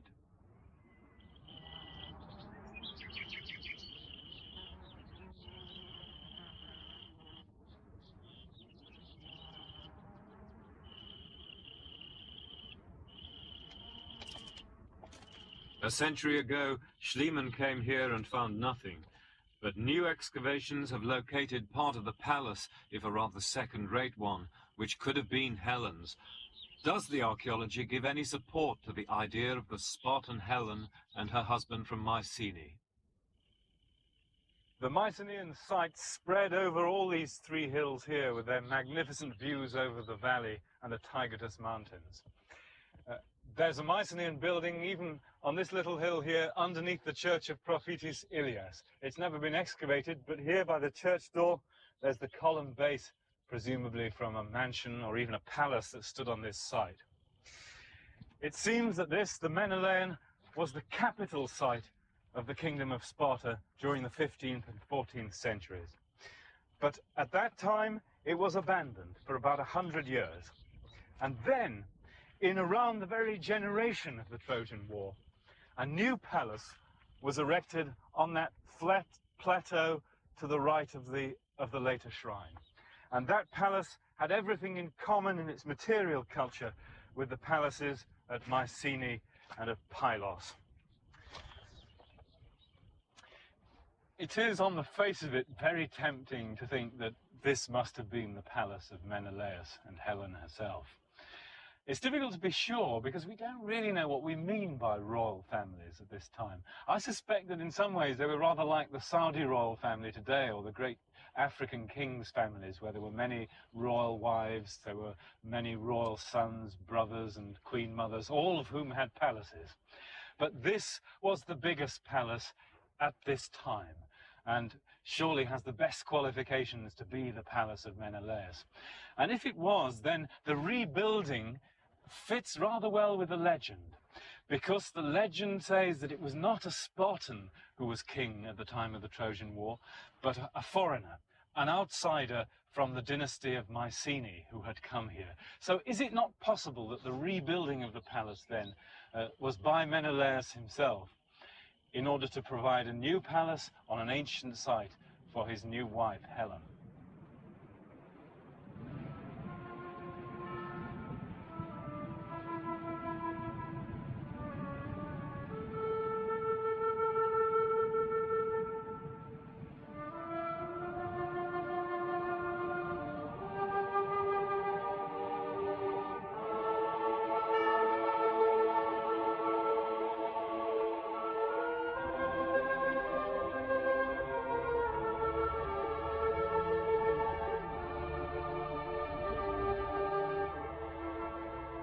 long after Christianity had replaced ancient paganism, the holy aura of the hill remained.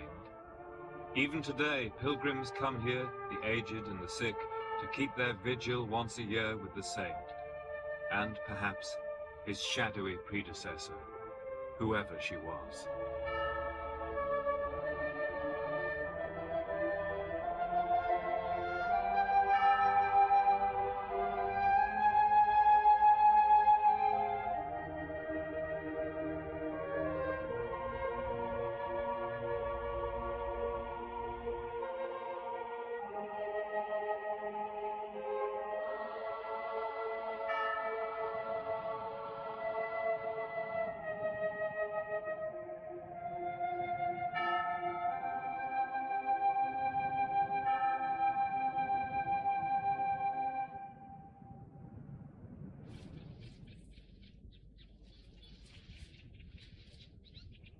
So Helen remains a tantalizing and ambiguous image. Whether she left for love or, as Homer has it, she was seized forcibly by Paris of Troy, when, he says, the Trojans took her with her women to the island of Crani. And that seems a suitably Homeric way to leave the mainland of Greece for the moment, because it was on Crani that Helen of Troy and Paris spent their first night of passion after her abduction from Sparta, when, as Homer says, Paris carried her off in his sea-going ships from lovely Laconia, and we spent the night in bed in each other's arms on the island of Crani.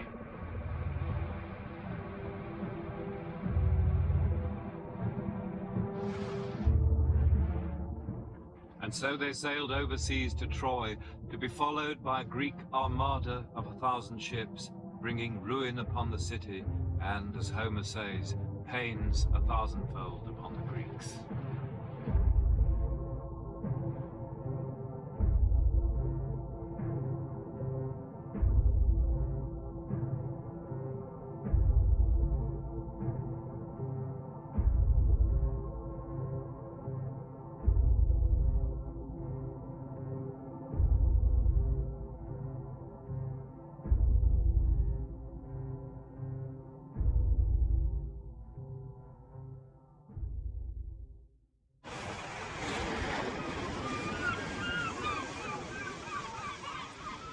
The story of Paris and Helen is usually dismissed as romantic fiction, but some scholars think that such an abduction could have a place in the motives for a war against the city of King Priam.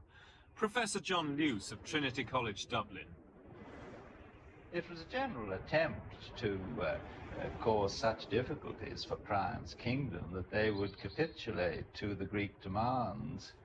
And I would even go so far as to say that one of those demands was for the return of Helen, because in the conditions of fighting in, well, I was going to say heroic ages, but I view the background as more medieval in the sense that it is a world of pageantry, of kings and nobles, of knights whose honor is all important, and I can give you a very good parallel from the history of my own country. As the Normans first came into Ireland, and they were asked to do so by a local king called MacMurrough Kavanagh, whose wife had left him, and he wanted help to get her back, you see. So historically, there's nothing out of key to my mind with the abduction by a Trojan of a Greek princess. Obviously, the spheres of the Trojans and the Greeks were closely intermeshed in terms of trade. They had been for 100, 150 years before, a lot of coming and going between the two areas.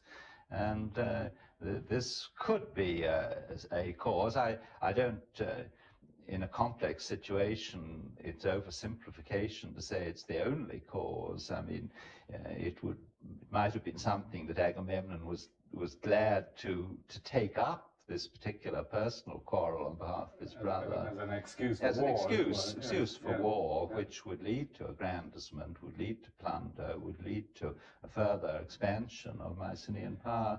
on the Anatolian mainland. But you wouldn't rule out the possibility that Helen existed and that she was called Helen? Not a bit, no. Helen's story is seductive, though in the end we cannot prove she existed. There may, however, have been more pressing economic motives which led the Mycenaean military on overseas expeditions to Asia Minor in the 13th century BC.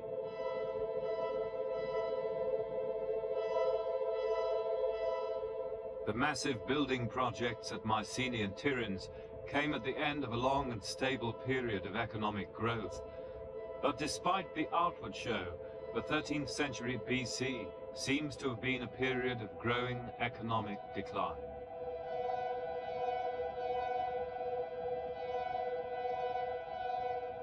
The king of Mycenae and his confederacy of allies had troubles at home. There was overpopulation. Their trade routes were under threat. The factories in the Argolid were on half production.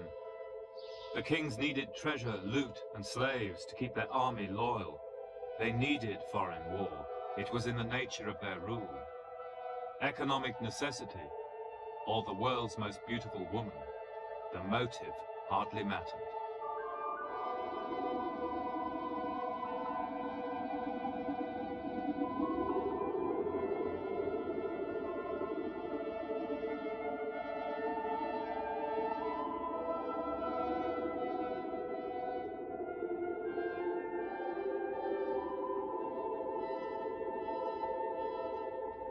Already in our search, we have seen that the Greek bards of the 8th century BC had traditions which connected heroic Greece with Troy.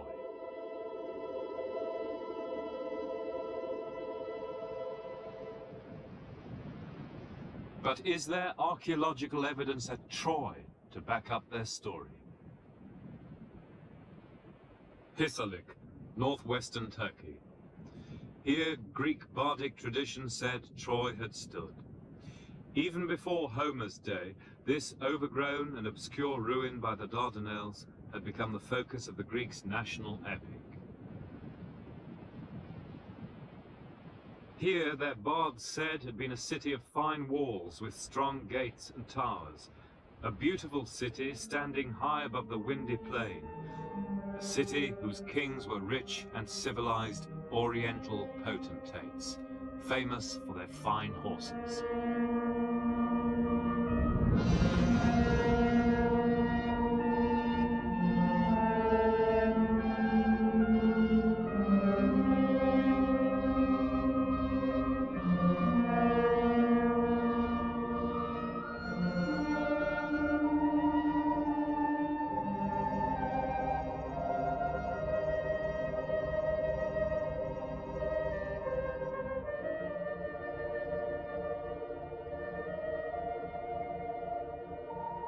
Over the last 100 years, 3 generations of excavators have dug here. They've brought to life the real city which stood here at the time of the heyday of Mycenae in the years after 1300 BC. The city's fine walls, remembered by the bards, were found by Wilhelm Dürpfeld in 1893. Its well-built towers included an imposing watchtower. With 500 years of stability behind it, this city is the one remembered in Greek tradition as Troy, though no one has yet been able to prove that the events in the Iliad actually happened here.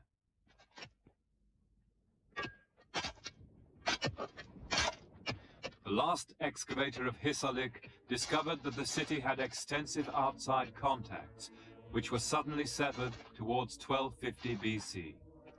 In his finds of pottery, Carl Blegen found evidence of a trade with Cyprus and Syria, but remarkably enough, and perhaps this was a clue to its wealth, the oldest trading connections of the city were with none other than Mycenae itself.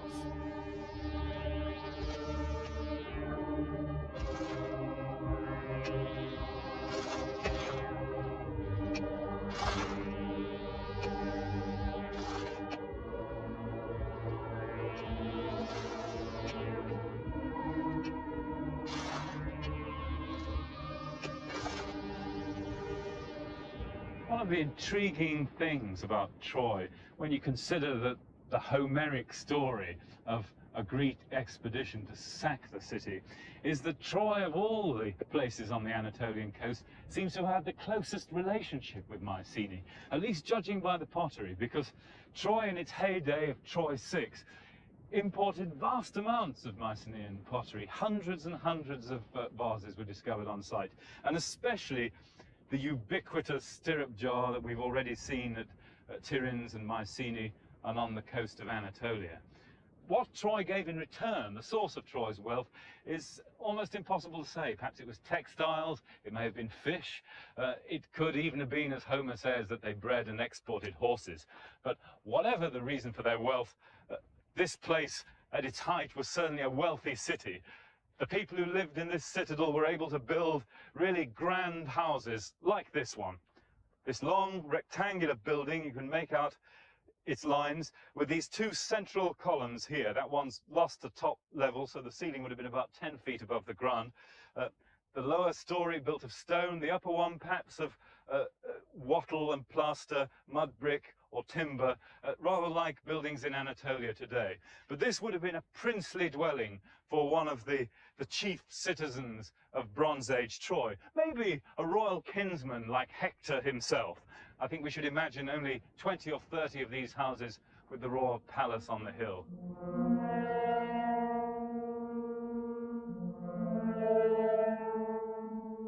But unlike the palaces at Pylos and Mycenae, we cannot now transport ourselves to the halls of the House of Priam, the palace to which Helen was taken. Unfortunately, all surviving trace of it was destroyed when Heinrich Schliemann gouged out the center of the site in the 1870s. All that remains is the walls and the outer row of houses.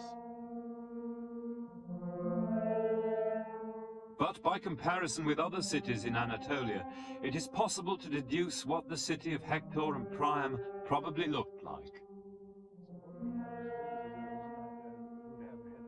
James Mellott of the University of London. I'd like to know what the palace was like, and there's enough room for a palace. There's enough room for the sort of palace which you, let's say, would have had both in Western Anatolia or in the Aegean. So you'd imagine that the palace area really crammed with buildings and storerooms, would you? Yes, almost certainly. Obviously taking up what remains, or what is at the moment, the blank on the plans of Troy. And then presumably the houses which have been found are those of palace officials or so, on the sort of normal Near Eastern pattern. People connected with the palace and with administration. Or royal kinsmen. Or royal kinsmen, or whatever it is. Yes, yeah. That's what you would expect. Presumably the rest of the population lives outside the walls. What about its wealth? The Greek epic makes quite a fuss about horse breeding as being the source of Troy's wealth. Do you think that's plausible?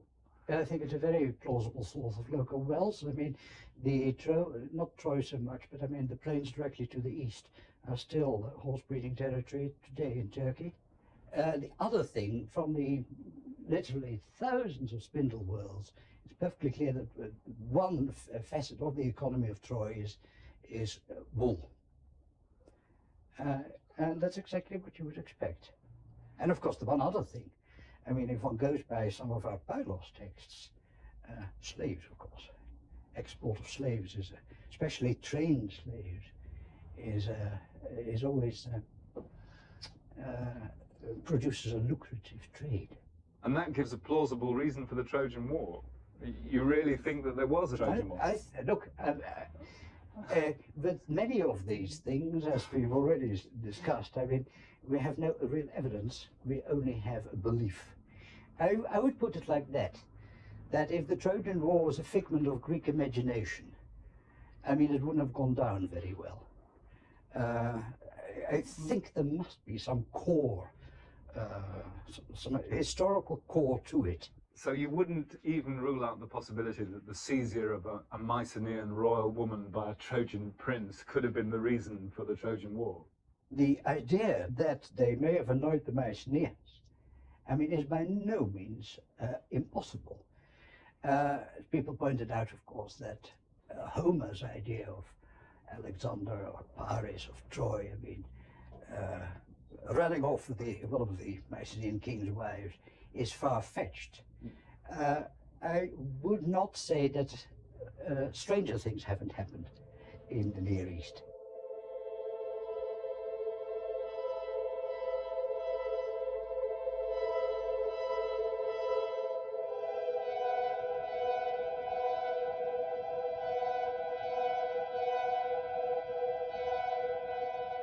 So was the city sacked, and was it sacked by Greeks? The excavator Carl Blegen found that the city had been destroyed twice during the traditional period of the Trojan War. The city of fine walls apparently fell to an earthquake towards 1260 BC. Tumbled walls and debris lay heaped everywhere.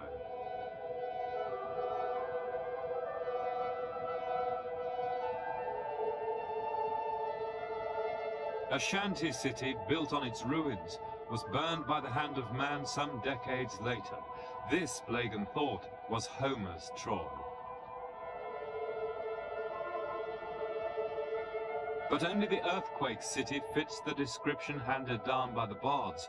Only this city comes within the heyday of the Mycenaean world, when an imperial expedition might have sailed from Greece.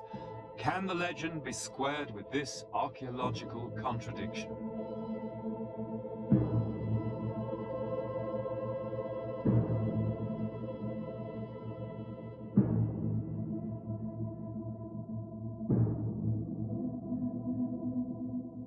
The legend says the fall of Troy came about in a most extraordinary way. For 10 years, Homer says, Troy could not be taken. Its walls were too strong to be broken down by human hands.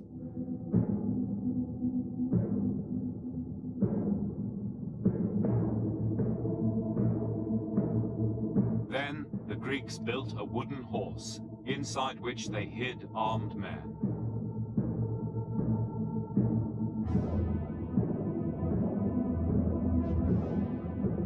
Thinking the horse a gift for their gods, the Trojans took it inside their walls. That night, the Greeks descended from the horse, opened Troy's gates, and the city was destroyed.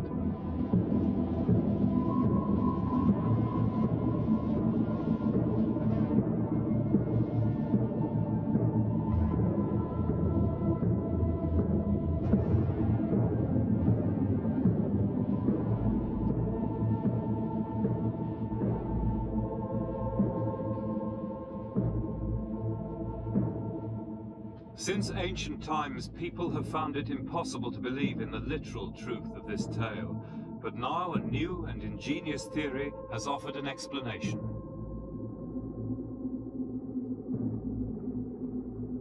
The horse is the image of the most prominent god in the Mycenaean pantheon, Poseidon. And according to the legend, it was only through Poseidon's help that the walls of Troy were brought down, and Poseidon, the master of horses, was the god of earthquakes.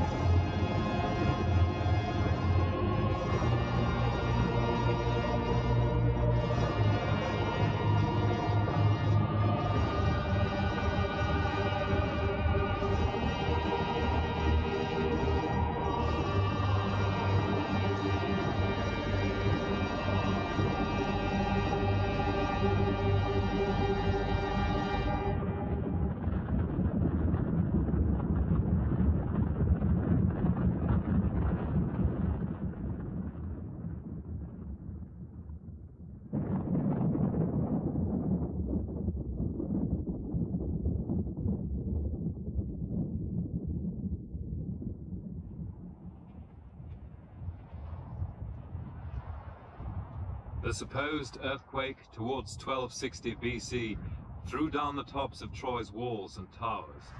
According to the new theory, and it is only theory, it was the earthquake which delivered Troy to the Greeks, who seized this moment to sack their enfeebled former friend, plundering its fabled riches and killing its menfolk. So, in the strange folk tale of the wooden horse, the bards were perhaps unknowingly handing down a garbled memory of the wrath of Poseidon.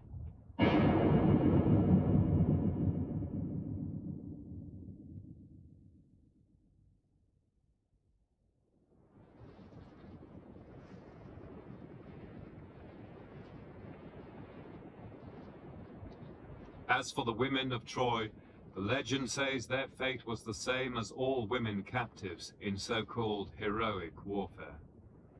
They were divided as chattels among the victorious chiefs, taken back to Greece to serve them in their fields or in their beds.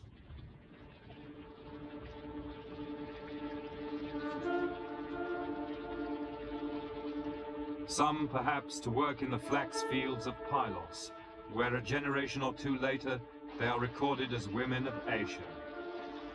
Some, says Homer, to draw water at the spring below the hill of Sparta, taking their orders from the woman who had caused it all, Helen, who had returned to Sparta to rule as queen again.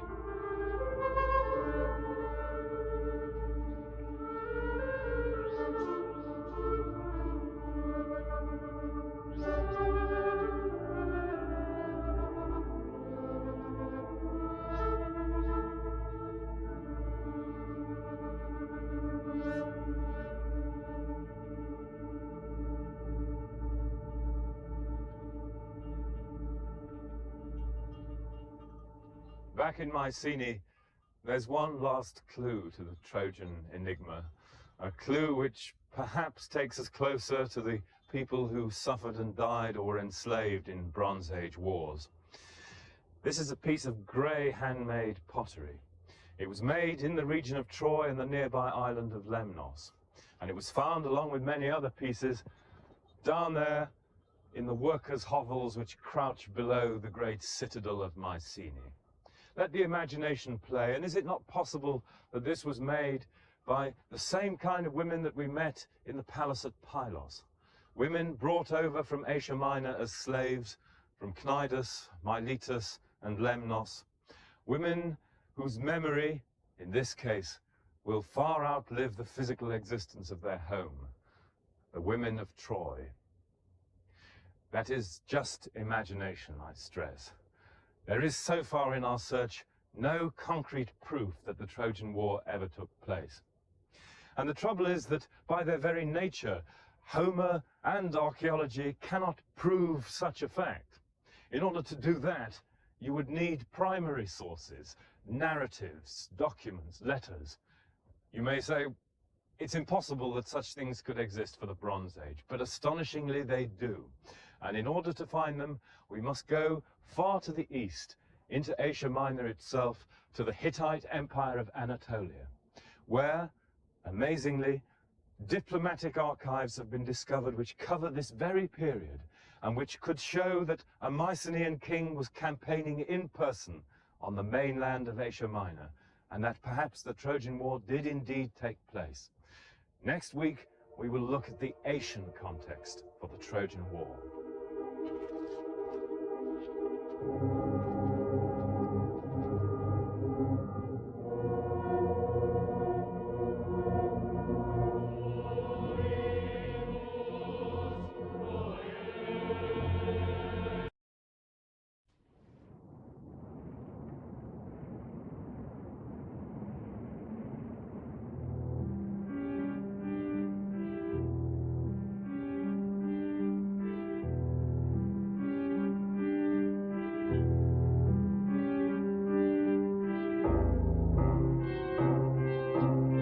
Berlin, symbol of the political struggles of the 20th century.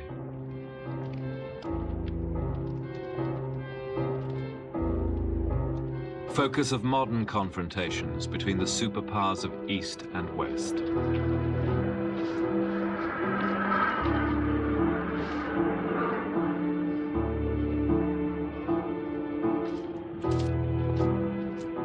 To Berlin, the search for the Trojan War now returns, and for the first time it leads to documentary sources for Homer's story.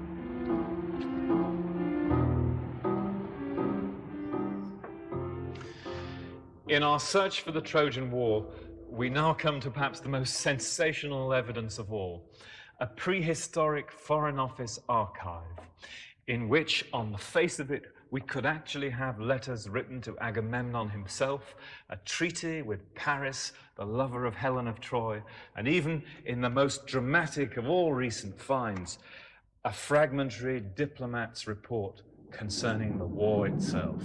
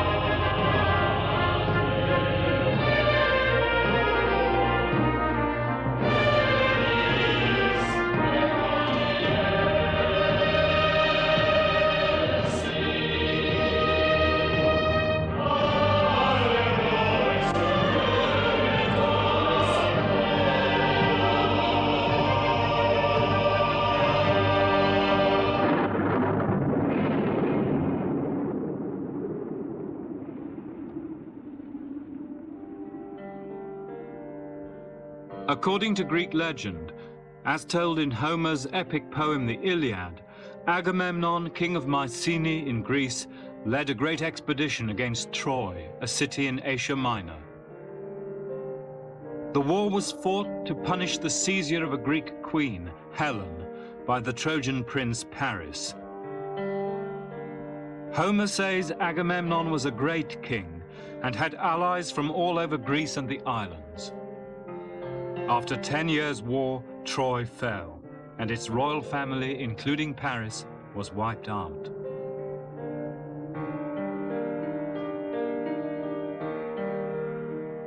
But is it possible that the love affair of Paris and Helen was really, as the ancients thought, a pretext for a struggle between ancient superpowers of East and West? And if it was, why has it apparently left no trace in the historical record?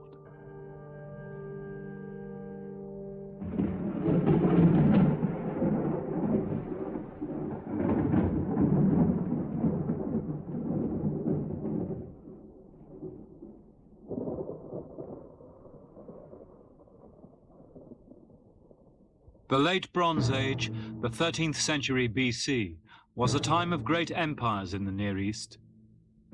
Babylon, ancient but now declining, Assyria, a rising militarist power in what is now Iraq, Egypt, ruled for most of the century by the great builder Ramses II, and lastly, the Hittites, in what is now Turkey, ruling from the Egyptian frontier all the way to the Aegean Sea. And it is the Hittites who are the key to this stage of our search.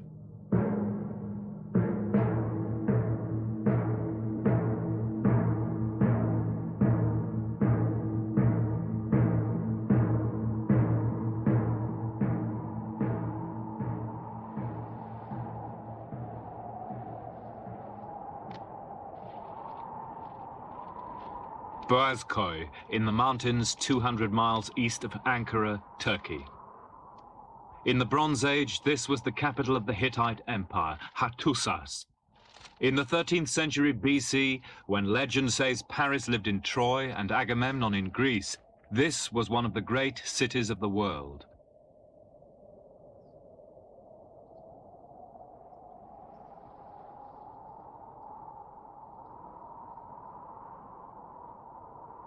Then these hills were covered by temples, houses, and a huge royal residence on the great fort, where ambassadors were received from Egypt and Babylon.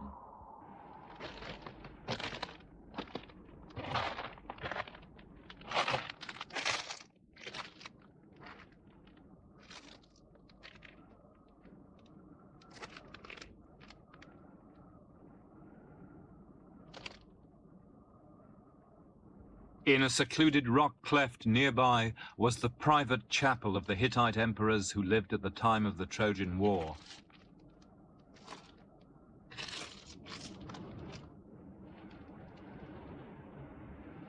Here they prayed to the great gods of Hatti, chief among them, fittingly in this wild place, the storm god.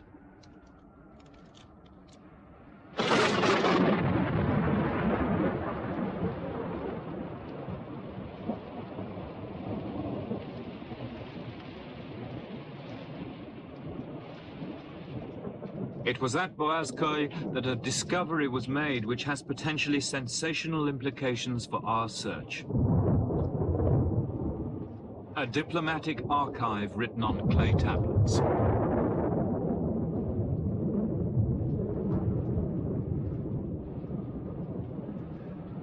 This was just one of the archives here at Boğazköy. There were in fact several. And one temple archive has been discovered as recently as 1983. But this was the key diplomatic archive. It still bears the marks of the destruction, the fire which swept Boğazköy in about 1180 BC. You can see here the burned remains reddened by that final fire. It was here in 1906 that the Germans made perhaps the single most significant discovery in Anatolian archaeology. The find of about 2,500 baked clay tablets inscribed with cuneiform writing scattered all over this area and in these rooms. As luck would have it, the find included Hittite Foreign Office records covering the very period of the Trojan War. But at that moment, no one could read them.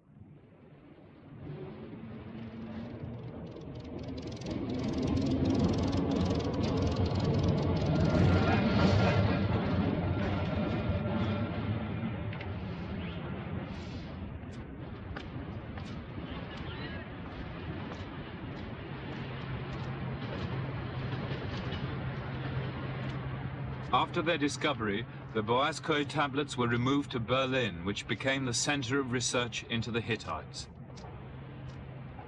There, at the end of the First War, the Hittite language was deciphered. Soon afterwards, in the Pergamon Museum in what is now East Berlin, a young Swiss scholar was working on the translation of one group of tablets. His name was Emil Forrer.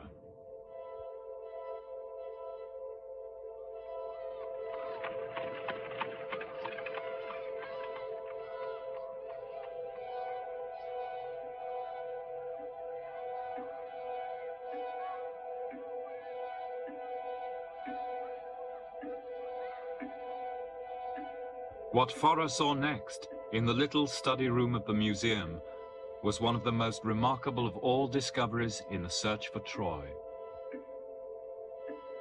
Peering at the cuneiform writing, he started to see strange versions of names he knew all too well from Homer. Here, apparently, were repeated references to the land of the Achaeans, Homer's word for the Greeks. Here was Troy itself, Atreus, the father of Agamemnon.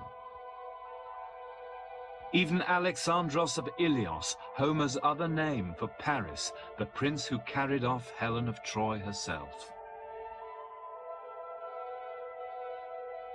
For Forrer, born a few years after the death of Heinrich Schliemann, it seemed perfectly likely that these tablets should mention the Greeks as an important state. What more natural that alongside the great powers of the ancient Near East should have been Schliemann's golden Mycenae?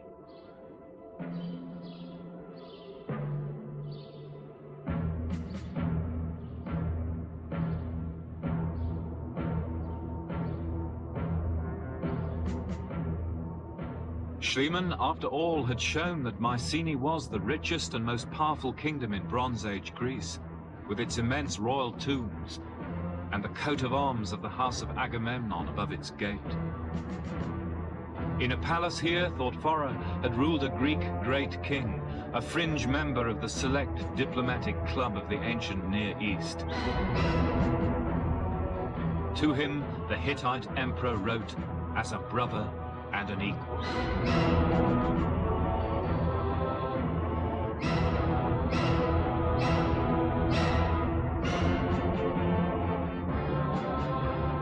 The theory was daring and exciting. Too exciting, perhaps. By the 1930s, it had been thrown out by the academic world as unproved speculation. But are the Greeks in the Hittite texts? In this stage of our search, we shall try to show that they are, and that the legend of the Trojan War could go back to real events towards 1260 BC, recorded by the Hittite emperor Hattusilish III.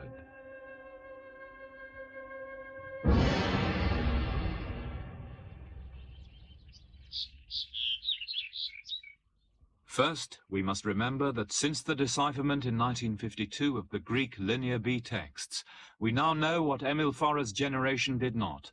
The Bronze Age rulers of Mycenae were Achaean Greeks, as Homer says. We also now know that the Greeks had relations at ambassadorial level with at least one of the superpowers, Egypt.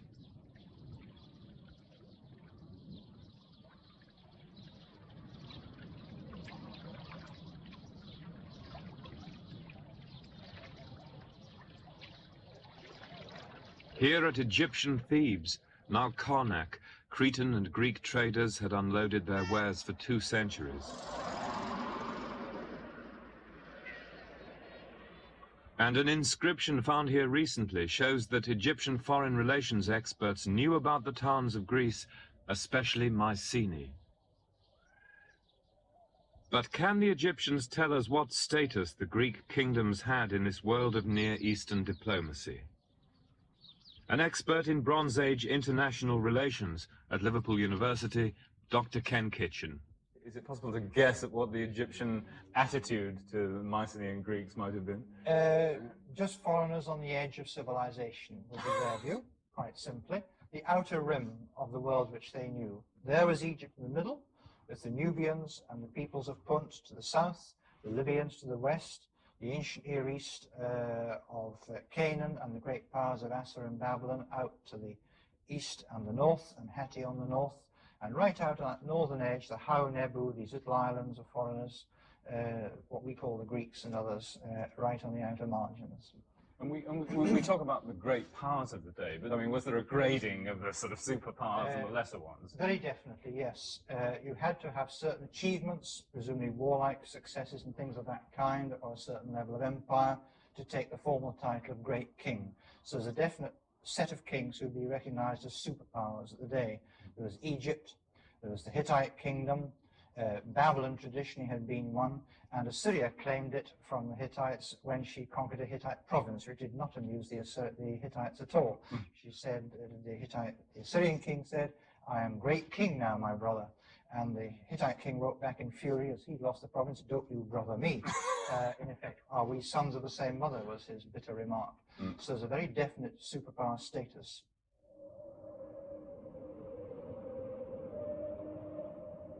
But according to Homer's Iliad, Agamemnon had just such status.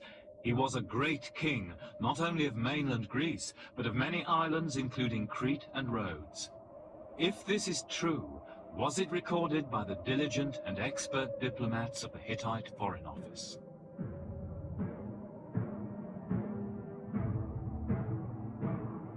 Homer insists that the Bronze Age Greeks called themselves Achaeans, Achaewoi. But the Hittites speak of a powerful kingdom to the west called Achaeawa. Are they the Greeks? Where was Achaeawa? There are many theories. Was it perhaps in Thrace, present-day Bulgaria? Could it have been an Anatolian state based at Troy itself? Was it an island kingdom, for example Rhodes, which was colonized by Greeks? Or could it be a mainland Achaean Greek power, perhaps centering on Mycenae itself, as Homer's tale would suggest?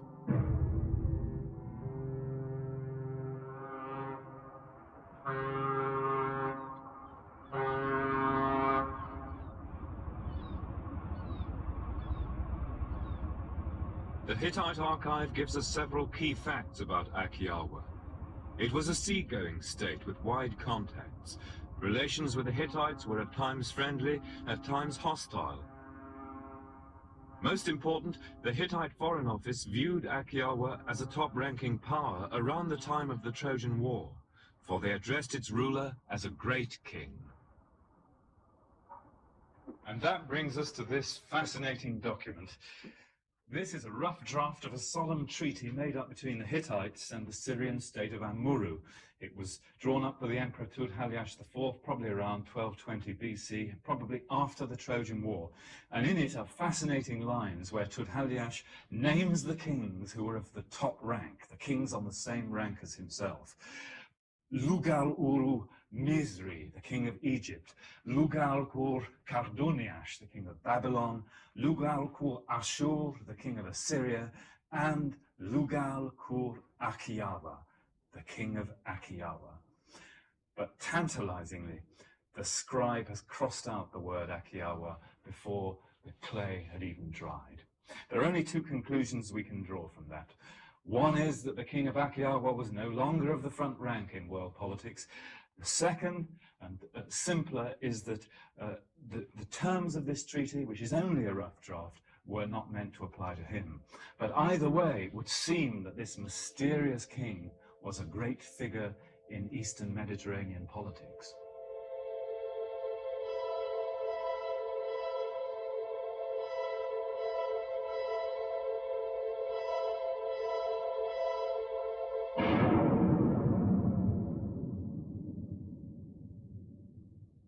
But was he a Greek king? Some scholars totally reject the Mycenaean connection. James Mellott of the University of London. Because there's no evidence what they called themselves at all. We do not know. I think in this case, before we jump... We do know they were Greek, though, now. We know that they were Greek because the texts are in Greek. Well, if I was going to argue for the Greeks being the kingdom of Akiawa, I would say, well, here we have clearly a major kingdom to the west of the Hittite sphere of influence, a kingdom which interferes militarily and diplomatically with the Hittites on their western fringe. It's a kingdom that sends ships trading with Syria, a kingdom which even has exchanges of royal family occasionally, so they've got friendly relations. Now, all that seems to me to fit the Greeks very well. It's quite a plausible model. Why don't you think that it's plausible? Plausible is the word you stress.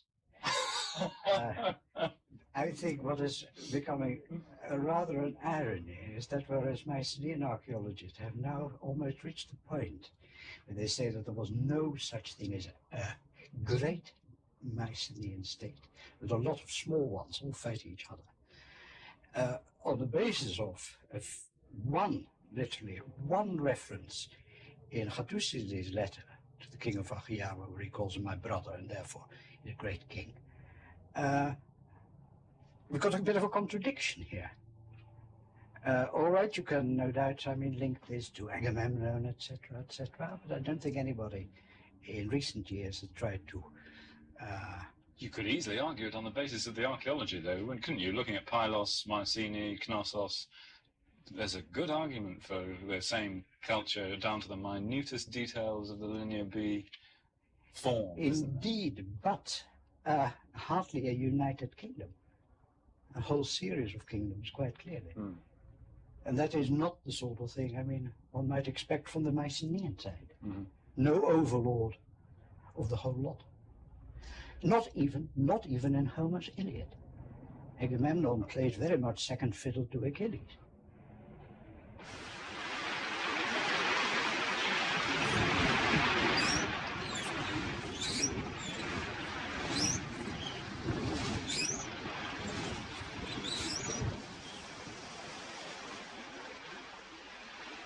We're in the narrow seas between the coast of Turkey and the Greek islands opposite.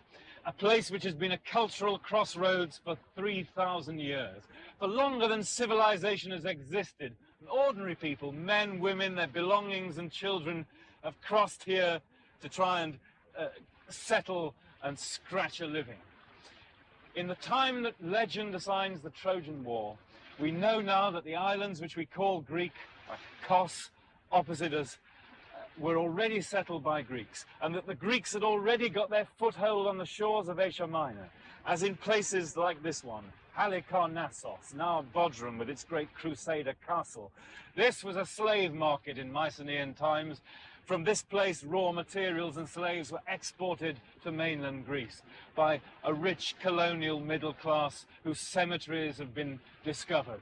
And it was places like this which were the potential flashpoints in the late Bronze Age Aegean world of the 13th century BC.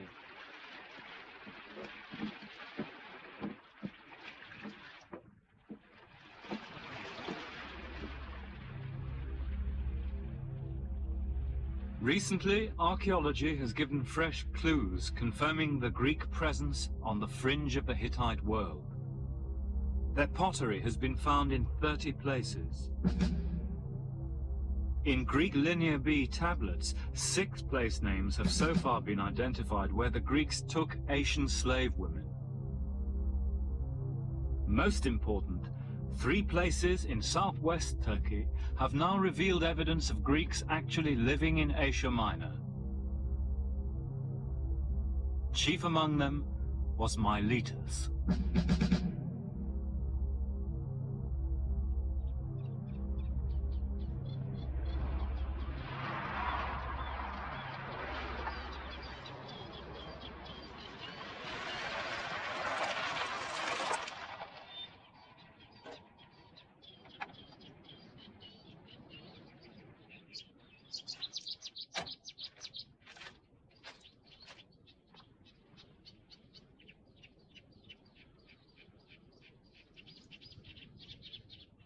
Once the greatest of all Greek cities in Asia, Miletus now lies abandoned, its lifeblood drained away when the Meander River silted up its harbors.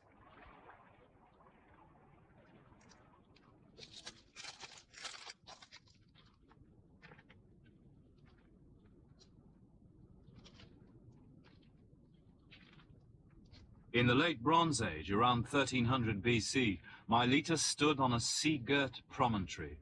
It was fortified with a circuit wall enclosing an area larger than Mycenae. Almost all the evidence is now obliterated, but a palatial building stood on a low hill inside the town.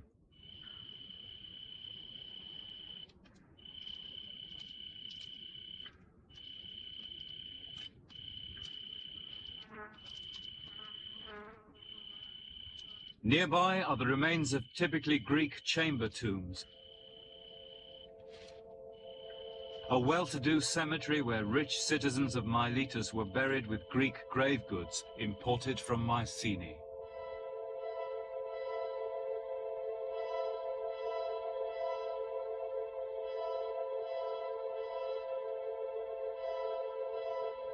The question arises, exactly what kind of place was Miletus in the late Bronze Age? It would be tempting to call it a Mycenaean colony, but it's not as simple as that. It was obviously a place where many races met. People of Anatolian, Carian origin, people of Cretan origin, Greeks, maybe even a sprinkling of Hittites. A Hittite pilgrim flask has turned up here. So it was a cosmopolitan place.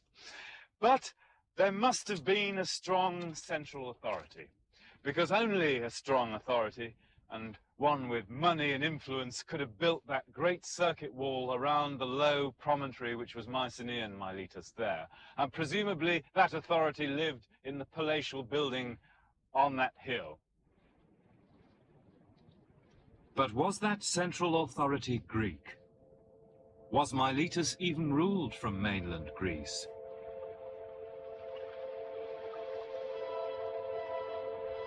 Its name seems to appear in Greek Linear B tablets as a place from which the mainland Greek rulers imported Asian slave women. The Greeks called it Milatos, earlier perhaps Milwatos. But according to the Hittite Foreign Office, there was a city on the western coast of Asia Minor, controlled by the foreign power of Akiawa, a city they called Milawanda, later Milawata. And the Hittites and Akiawa had a major diplomatic crisis over this place. Are Miletus and Milawanda the same?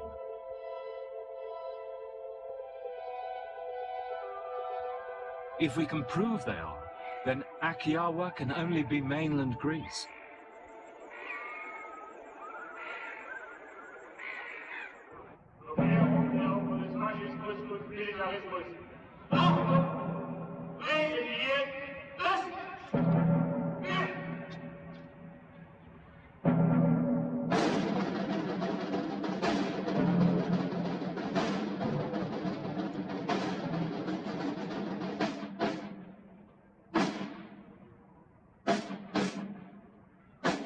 And in the surviving tablets in East Berlin, we begin to glimpse a story with a modern ring. A story of political jostling between superpowers who were willing to sacrifice lesser states to political expediency.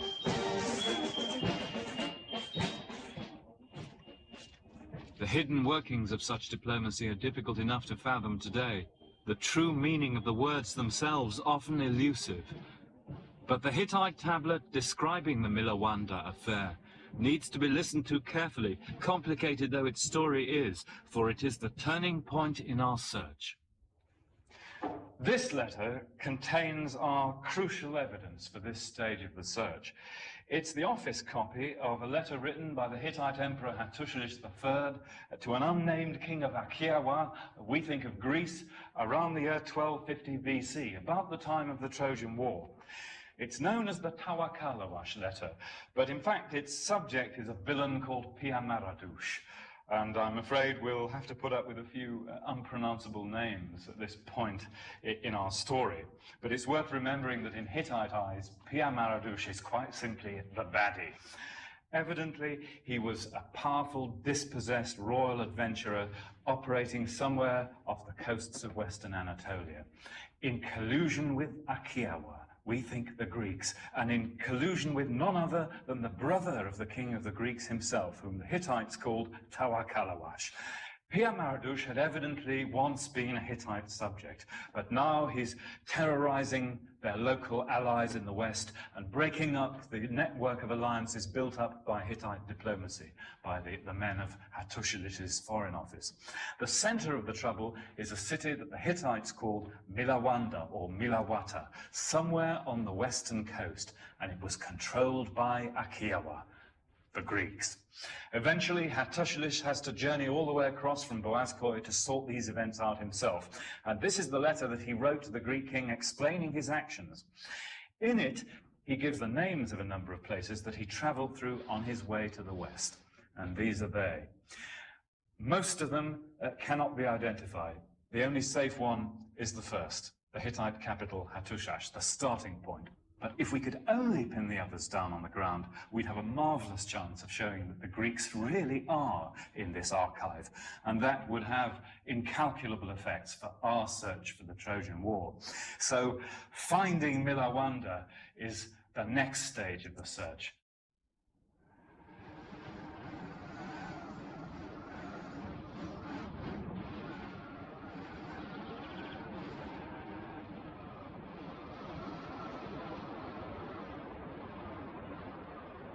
The empire administered from Hattusas depended on its ability to protect its distant provinces.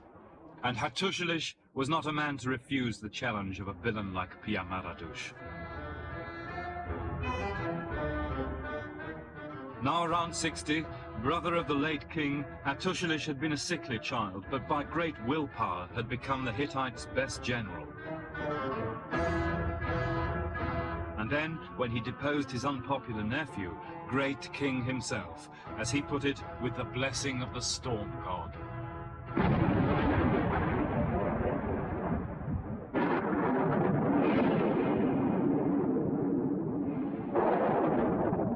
Now in still powerful middle age, politician and generalissimo, Hattusilish was a shrewd if tetchy diplomat and a dangerous enemy. And with the outer provinces of his empire threatened, he had to act. One spring day, in around 1250 BC, he set out for the west.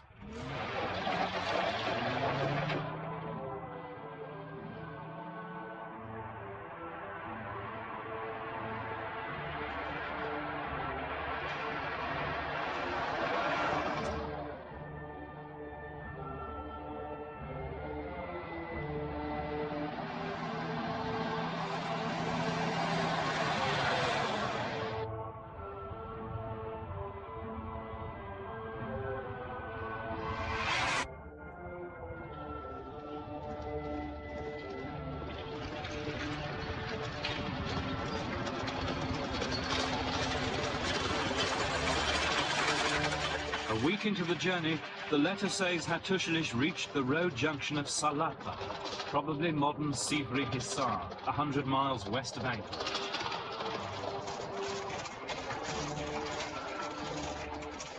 Here he was met by his son, who brought bad news. A conciliatory offer to Pia Maradush had been curtly snubbed.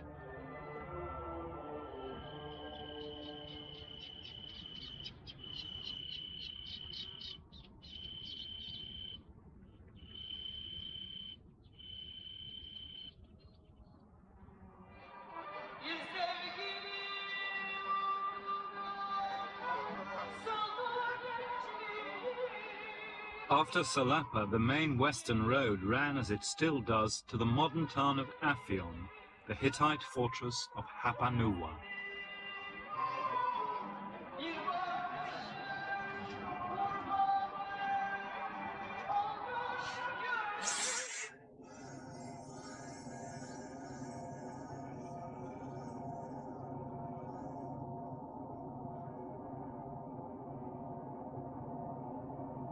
Administrative center of the Roman and Ottoman empires, Afyon still has great blocks of prehistoric defenses under the medieval castle on its fairy tale crag.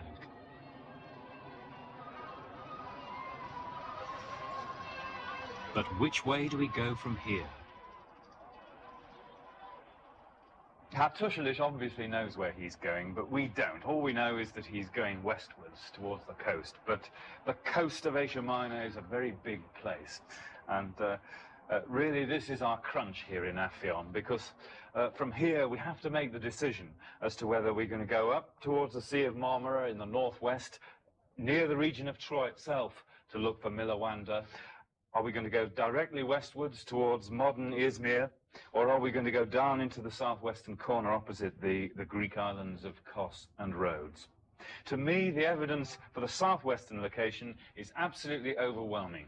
The question centers on the people that the Hittites and Hattusili called the Luka people, who called in Hattusili all the way from Boğazköy to help them.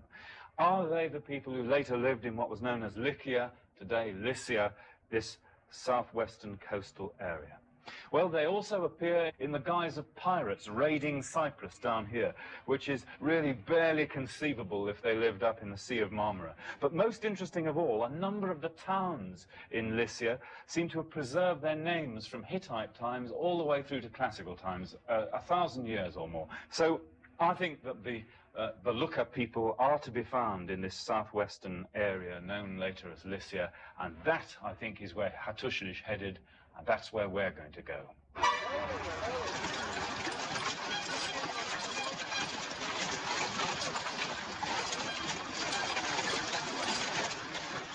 Easy to imagine the bustle as Hattusili gave the order to depart. The troops singing their marching song, the royal kinsman, the wine master, Sahurunwas, the master of the scribes on wood, Kamalias, the head cook, and the rest of the king's immense retinue.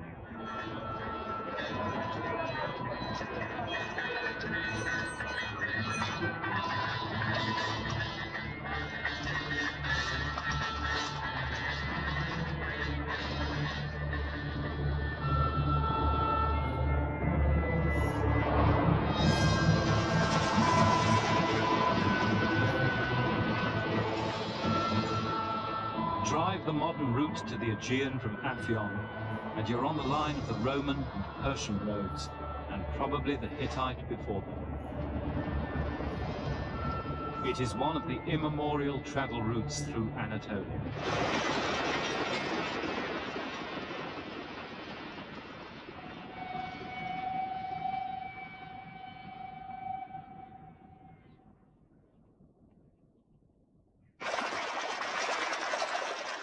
"400 miles into the journey, the arid landscape of the central Anatolian plateau gives way to the fertile valley of the Meander, the greatest of the rivers of Asia Minor. The place is now called Pamukkale.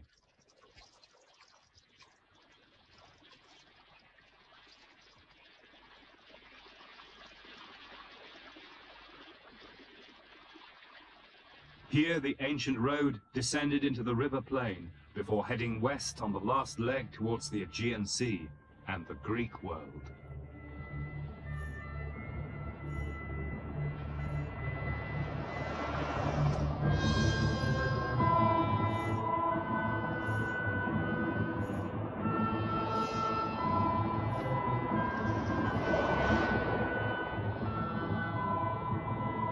Pressing on to the sea, which way did Hattusili go now?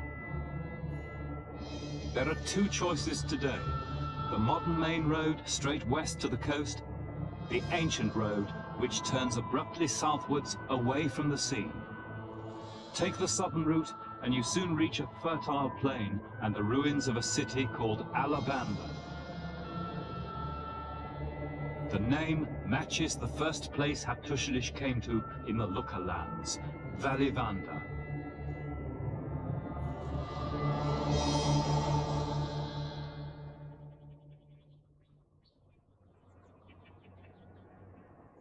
Hattusili's letter now gives us another clue. The next place he reached was a fortress called Ialanda on a steep and waterless height.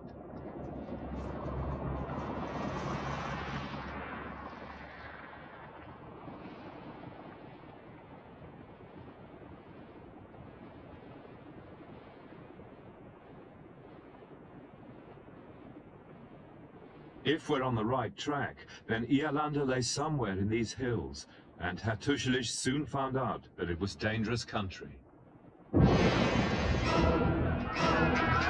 I was attacked there in 3 places. Now the hill of Ialanda is very steep, difficult to attack, so I dismounted and went up on foot. I smashed the enemy there. I took many prisoners, and I devastated Ialanda.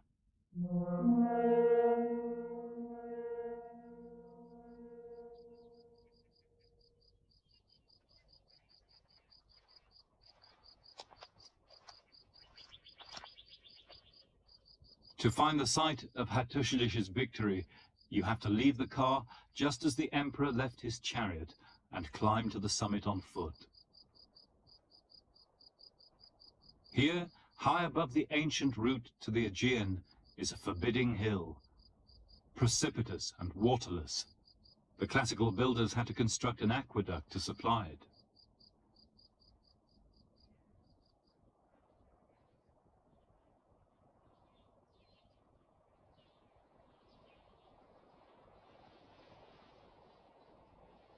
This natural fortress was sieged only with great difficulty by Alexander the Great himself 1,000 years later.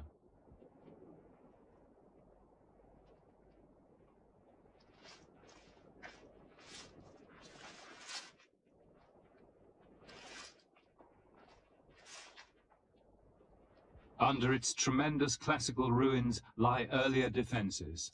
It is called Alinda. Again, the Hittite name survived until later times. So we are on Hattusili's track, and somewhere not far ahead lie the villainous Pia-Maradush and his shadowy foreign master, the king of Akiawa.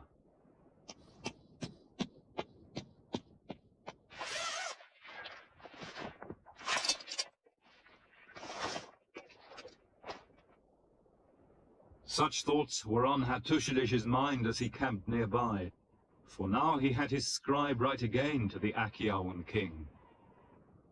My brother, I'll tell you exactly what happened. As we were short of water, I divided my forces and left my 7,000 prisoners under light guard. But Pia Maradush seized them. I would have let bygones be bygones, but for that. My brother, I wrote to him a last time, asking him to come here to me. And I write to you, asking whether you know of his attacks on me. I have done all this before I cross over into your territory around Milawanda.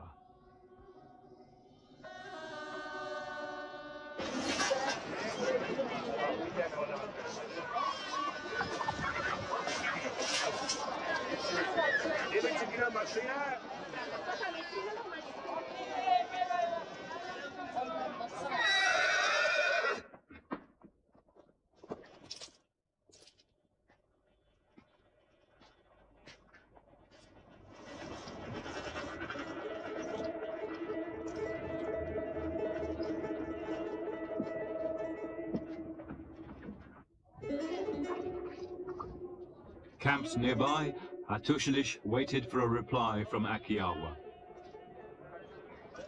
Time was running out. The Empire needed him elsewhere.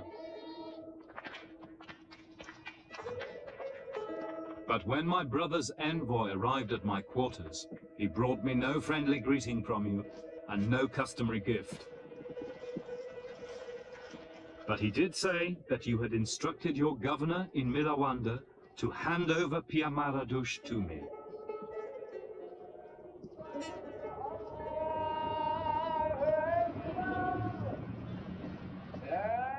That was what Hattusilish wanted to hear. He would go to Milawanda himself and take Pia Maradush. And that, let us remember, involved crossing over a foreign frontier recognized by treaty by his Foreign Office.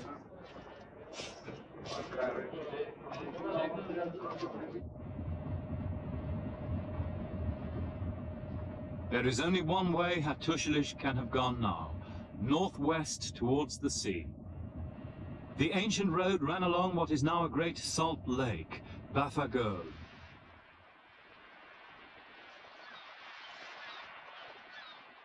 Once sea, Lake Baffa has now been cut off from the Aegean by the silting of the Meander. But in the Bronze Age, it formed a great gulf around which the land route to the west had to make its long detour through the mountains. Then the Meander flowed into an immense bay. And in that bay lay Hattusili's goal, the city of Milawanda, Mycenaean Miletus.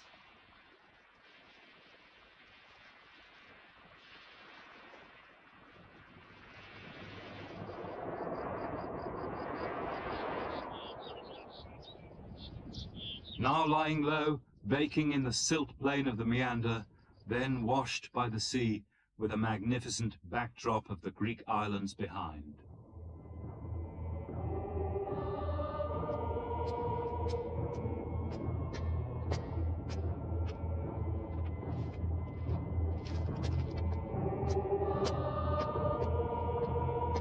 What happened next we have in Hattusilish's own words.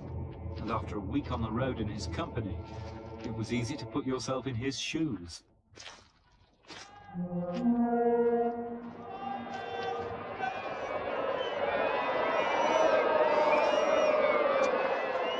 I entered your city, Milawanda, because I have a few things to say to Pia Maradush that I think it would be good the rest of your citizens here listen to. But my visit here has not gone very well. I asked to see your brother, Tawakalawash, and I'm told he's away. I asked to see Pia Maradush, and I'm told he's taken a ship and gone overseas. Meanwhile, while all this is going on, I receive a letter from you, a letter that can only be described as insolent, adopting a tone barely tolerable between equals, forbidding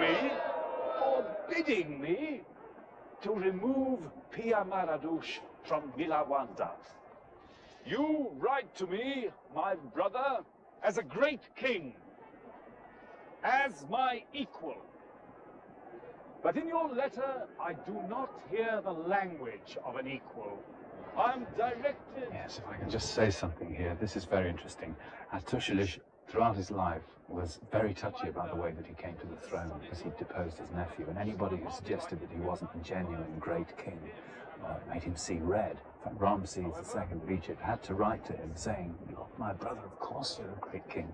You've done wonderful things in Hittite land, and don't worry about it." Are you aware, or is it even with your blessing, that Pia Maradush is going around boasting that he intends to leave his wife, children, and incidentally my 7,000 prisoners under your protection while he continues his piratical raids against my territory? Look, we're friends, you and I. There's been no disagreement between us since the affair over Wilusa, when I'm sure I was able to persuade you that it was no cause for war between us. As for my armed occupation of your town, Nilawanda, look upon it as a friendly visit. I'm sorry if I appeared impolite or aggressive. It's true I was a little hot-headed in the past. From now on, let's live together in perfect friendship. Thank you.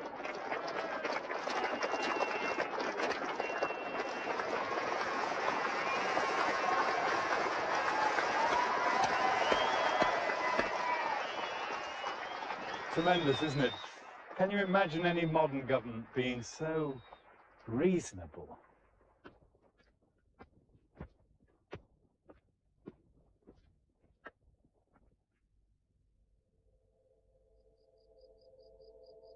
Reasonable, perhaps, but Hattusilish had little choice. His hold over his western protectorates was now unsteady. In the face of Achaeawan command of the sea, he had to be conciliatory towards the great king of Achaea land.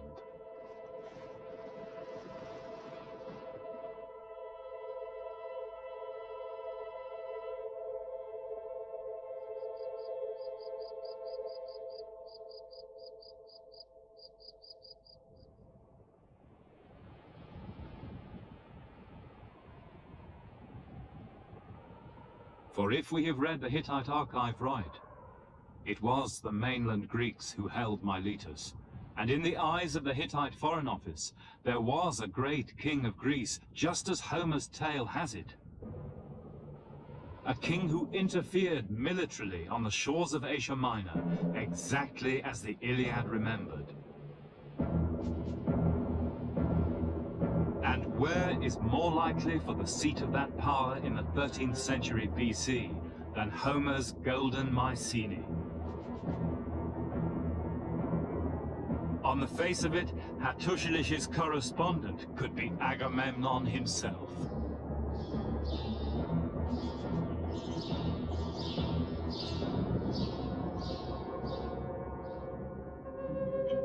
So there is a new question to ask of the Hittite Foreign Office.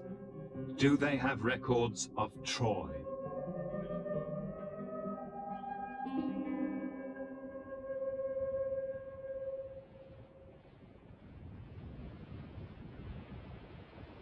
The mound of Troy, called Hisarlik, stands on a ridge at the mouth of the Dardanelles in northwest Turkey. It has been excavated 3 times, by the Germans Heinrich Schliemann and Wilhelm Dörpfeld, and the American Carl Blegen.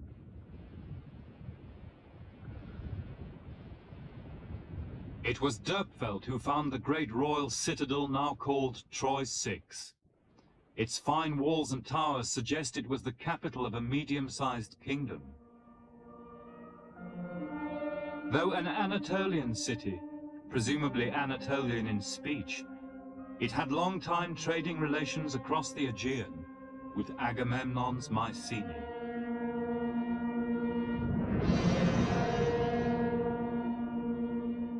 This city was violently destroyed in Hattusilish's day, but the excavators disagreed as to whether the cause was an earthquake or the hand of man.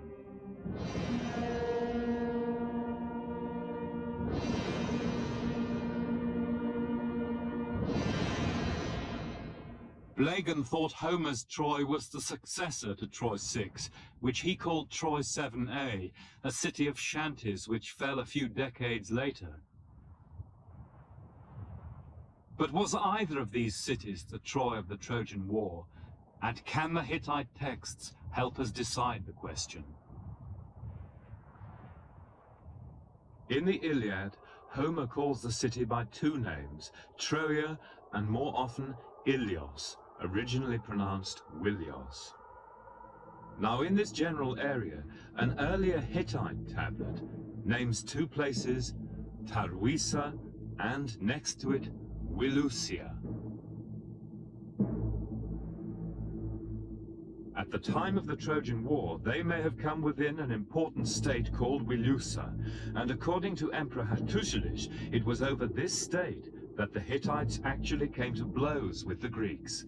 Was Wilusa Troy?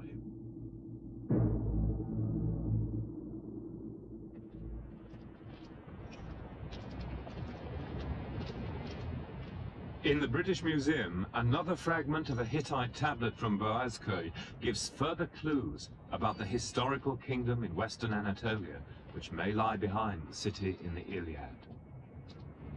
It is a treaty between the king of Wilusa and Hattusilish's brother, which could put it into the period of the Trojan War. The Hittite emperor demands military aid from his western ally in time of war.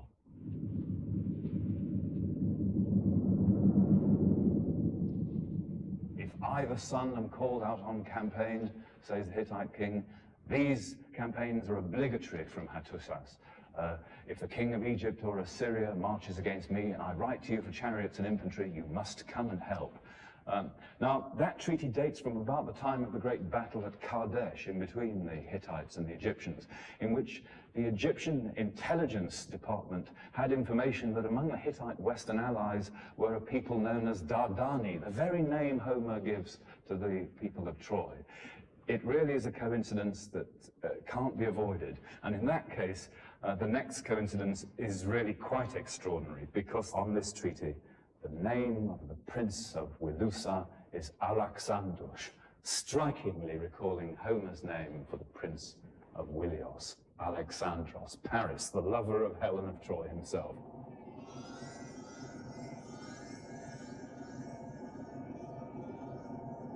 Alexandros is the usual name given by Homer to Paris, and a tradition survived in the ancient world in Anatolia that the Hittite ally was indeed Helen's lover. If he was, then, ironically enough, he would have been well into his 50s, not the young Adonis of Greek tradition, the girl-crazy playboy described by Homer. Instead, a grizzled veteran of 30 years of battles from Syria to the Aegean. At that point, he vanishes, and his city is plunged into disaster. What happened? Is there, after all, a grain of historical truth behind the tale of the most famous seduction in history?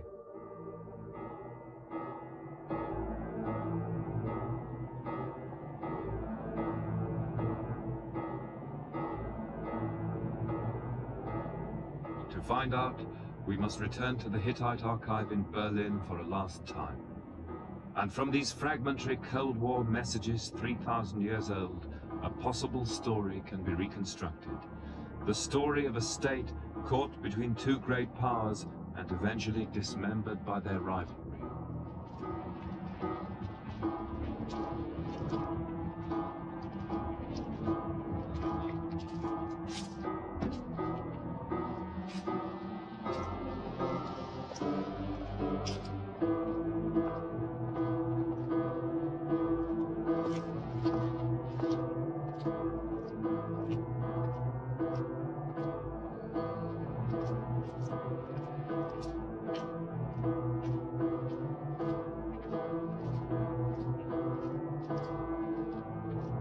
Putting together several tablet fragments, the story could be this.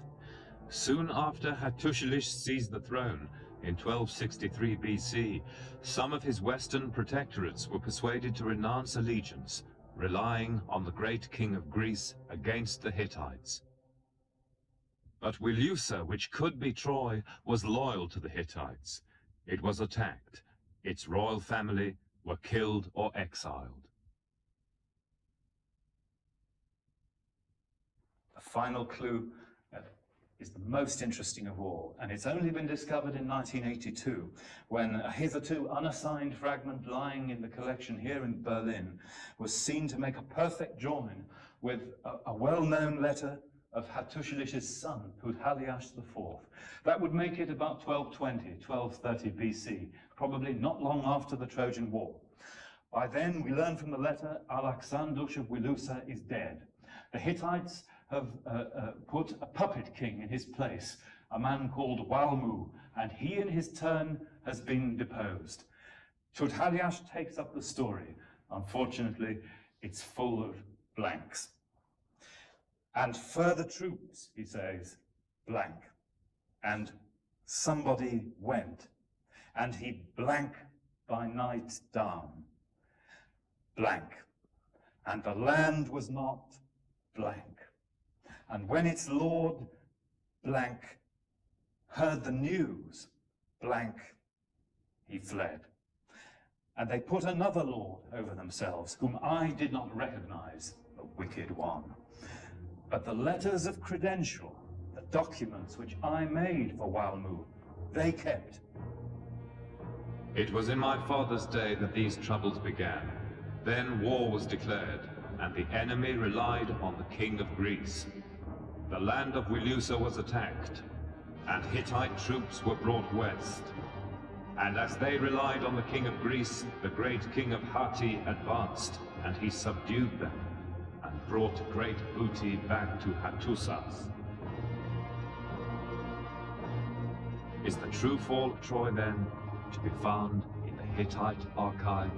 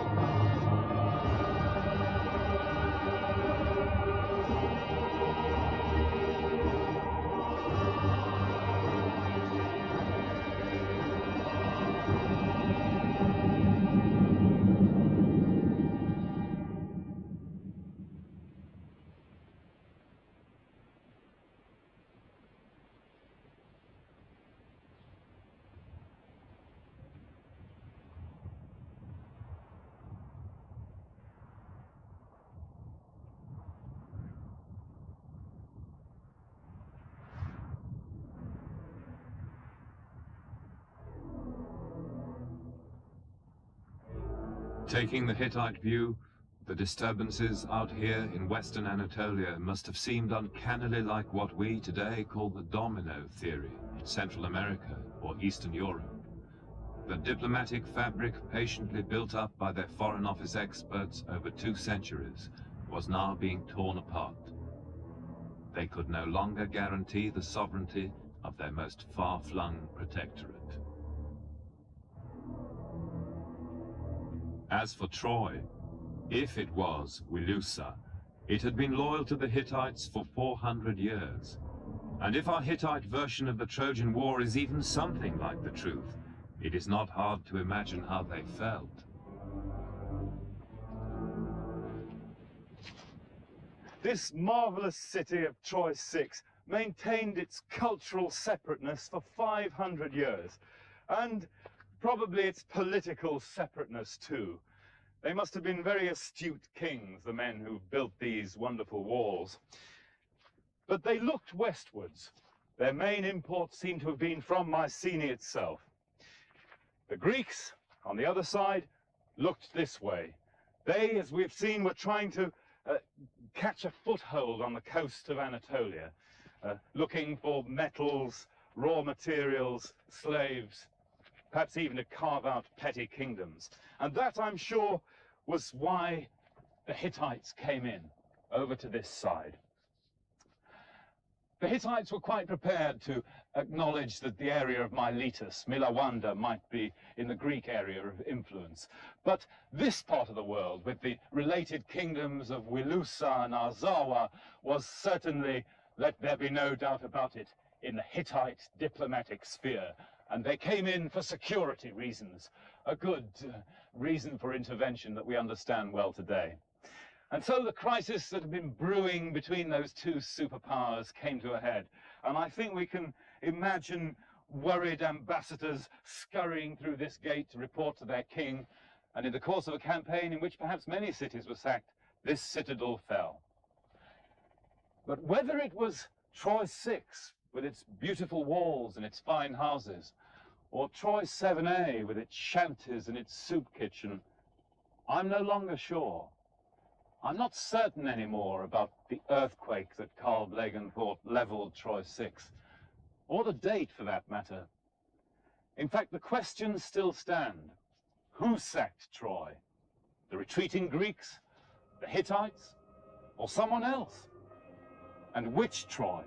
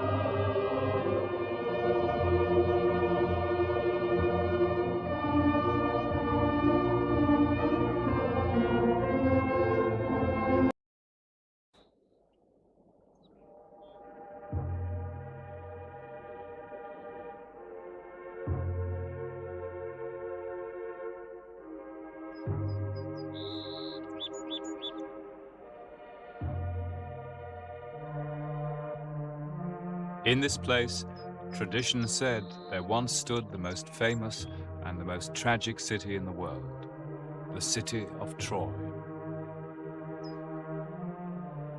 For 3,000 years, travelers have come here searching for truth behind the tale. And out of it, every generation has made a new version in its own image.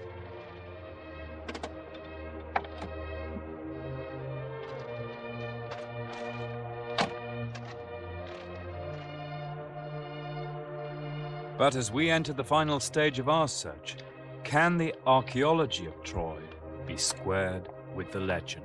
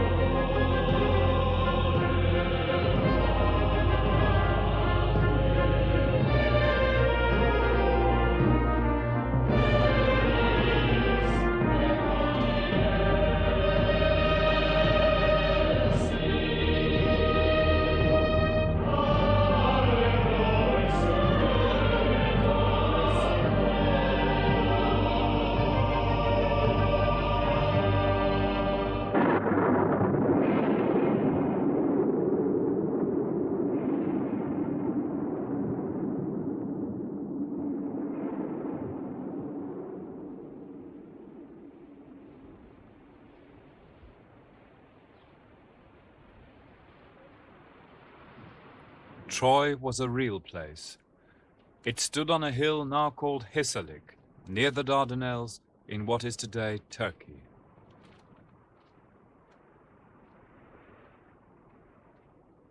So far in our search, we have found that the Trojan War may indeed have happened, that this city may have been sacked towards 1250 BC in a clash between two of the great powers of the day, the Hittites and the Mycenaean Greeks.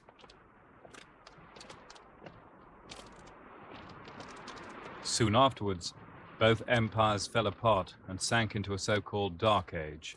In the Aegean world, once important places like Troy became the haunt of squatters. But it is only by looking at this wider historical picture, the aftermath of the Age of Heroes, that we can hope to pin down the archaeology of Troy itself.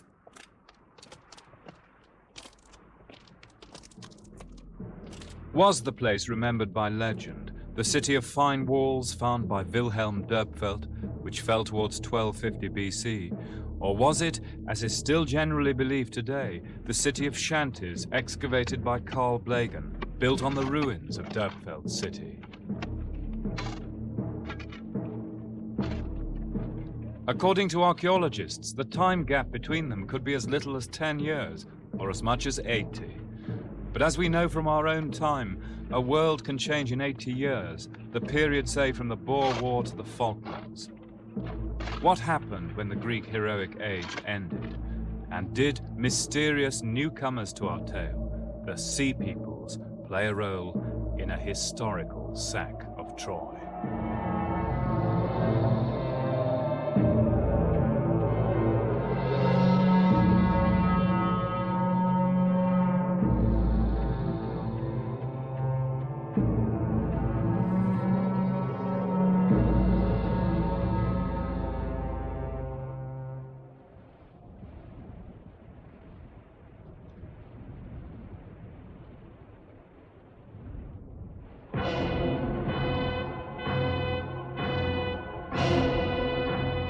Homer says that after the Trojan War, the victorious great king Agamemnon returned home to disaster.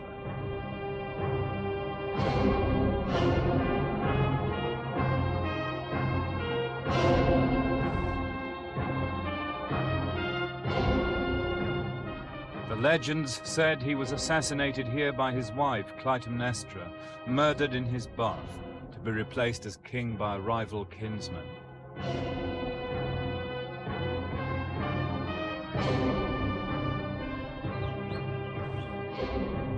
Agamemnon was perhaps buried in one of the great beehive tombs, known as treasuries, surrounded by the loot of Asia.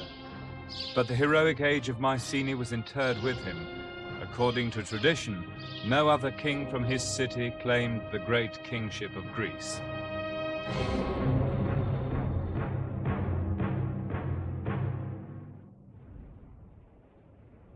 The archaeology of Mycenae could support the idea that the heroes of Troy came back to a time of growing troubles.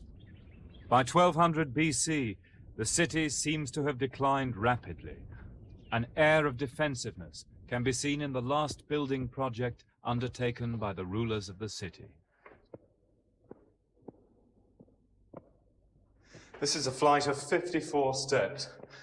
They go down about 40 feet below the level of the last platform. Again, if I don't fall over, this is a Mycenaean corbel vault covered with a thick layer of some kind of plaster, 2 or 3 inches thick. I can feel the damp seeping through there. Now, why it was covered with plaster, we'll see just down here.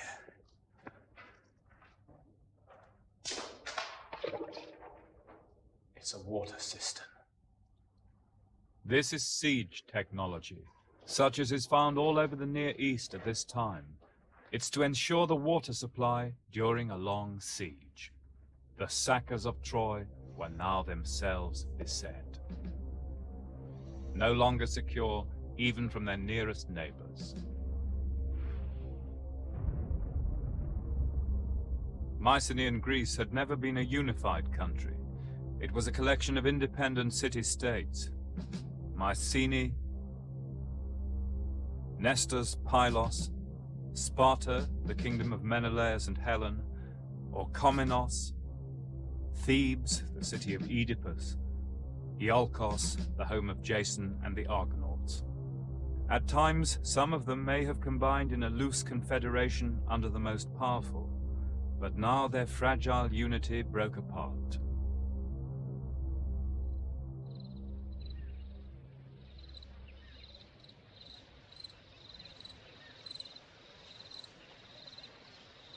This is the plain of Kopais, near Orchomenos in central Greece. It was once a huge lake. In the 13th century BC, in the greatest engineering achievement of the Mycenaean age, massive dikes were built to drain the lake, creating the biggest single source of grain for the dangerously booming population of late Bronze Age Greece.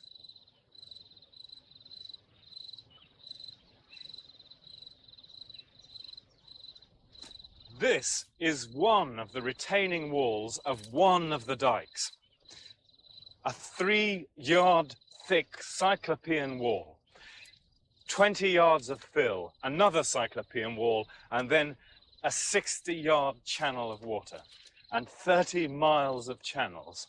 This enabled the people of Orchomenos to control the seasonal flow of the rivers which came into the lake and to cultivate perhaps 25 or 30 square miles of land which had been lake.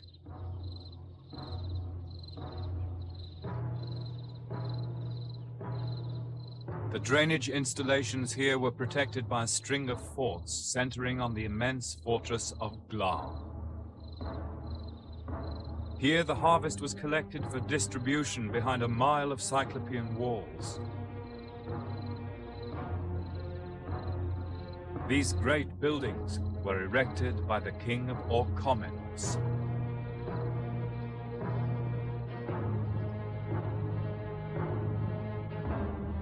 Along with Mycenae, Orchomenos was the only city described by Homer as rich in gold. According to the Iliad, its king had been an ally of Agamemnon at Troy. Now, bardic tradition says that Orchomenos fell out with her powerful neighbor, Thebes. The war that followed was a catastrophic blow for central Greece, for the dikes were smashed and the plain flooded.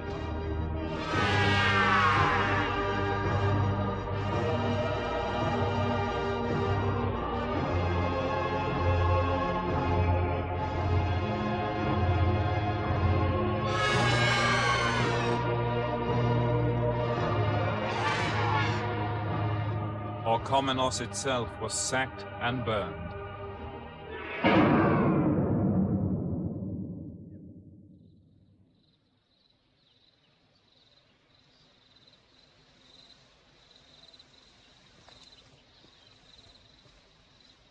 Worse was to follow, for if the legends are right, the war now drew in the city-states of the Peloponnese. They did not know it yet, but the kings of heroic Greece were on the brink of a dark age.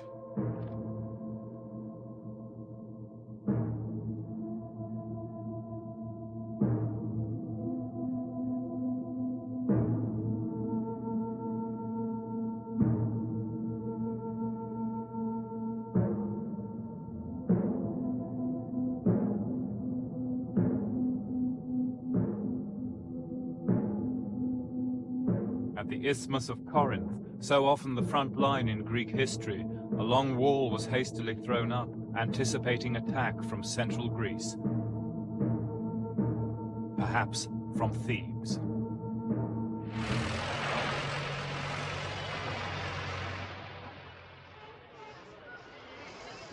Thebes rivaled Mycenae in its material wealth and in its legendary saga of tragedy and bloodshed. Here the ill-fated Oedipus had solved the riddle of the Sphinx and married his mother after killing his father Laius. Now Thebes too was attacked and burned by forces from the Peloponnese, in an expedition remembered in the epic tale of the Seven against Thebes.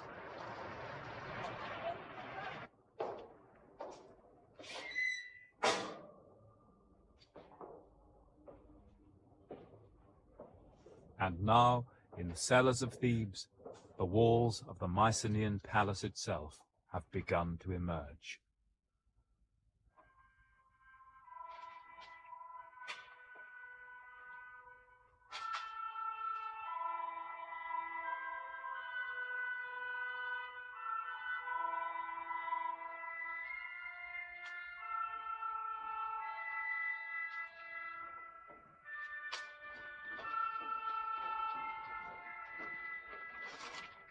Seen by modern eyes for the first time since they were leveled by the Achaeans after the plundering of the palace and the enslavement of its women.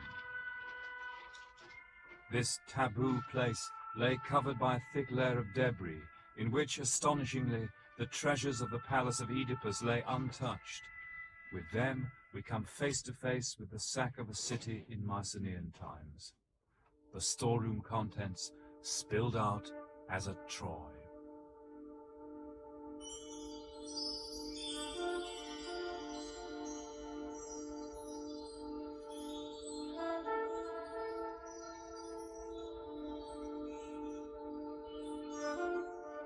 Jewelry of agate, jasper, and amethyst. Gold adornments, which had once bedecked the women of Thebes. A hoard of precious cylinder seals from Babylon, made in the coveted blue stone lapis lazuli.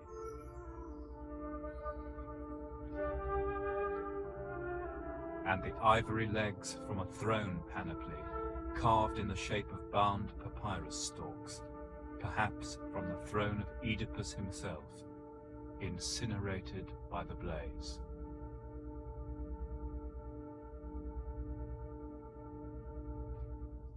But even so thorough a destruction was not enough for the conquerors, for it seems that a curse was placed upon the ruins.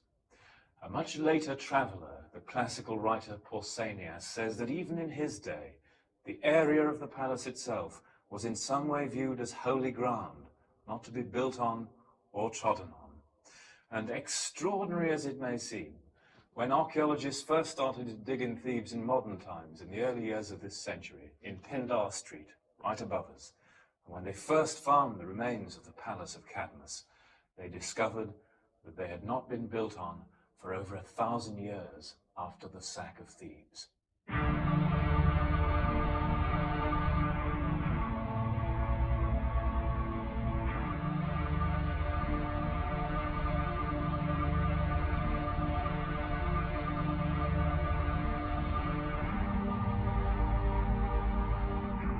Archaeological finds strongly suggest that Orchomenos, Glar, and Thebes were destroyed towards 1220 BC. But other evidence, the Linear B clay tablets found at Pylos, suggest that at this very moment other parts of Greece were threatened by attack from outside.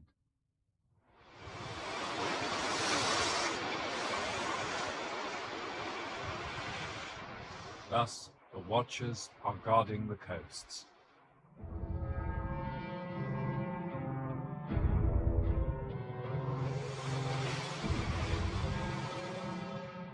Command of Mallius at Owitono, 50 men to go to Icalia.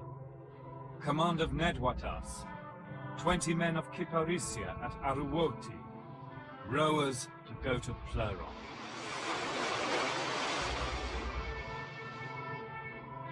The Pylos tablets seem to speak of preparations.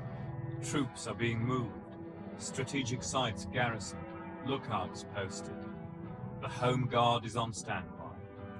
Bronze is being requisitioned just as we commandeered aluminium for our Spitfires in the Second World War.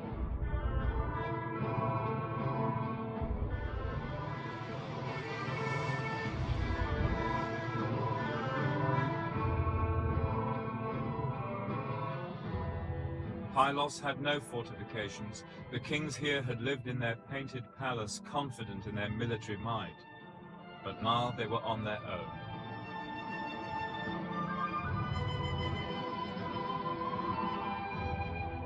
The palace was burned down, the king's treasures looted, the women and children enslaved. The fate of Troy was now handed out to Pylos.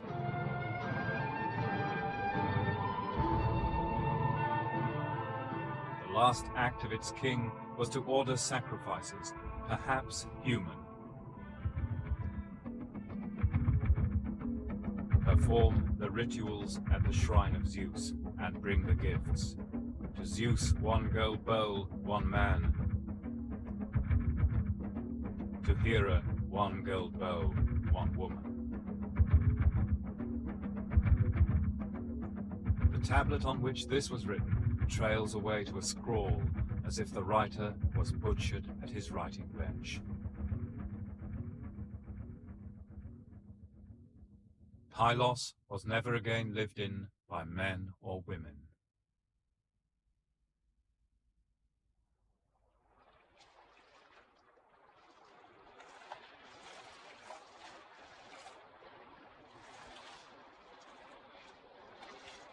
It's a dramatic tale, if we read it right.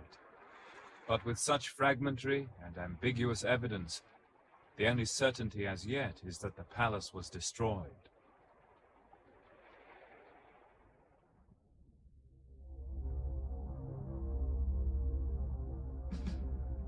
In fact, the Mycenaean Greek world was going through a complex decline.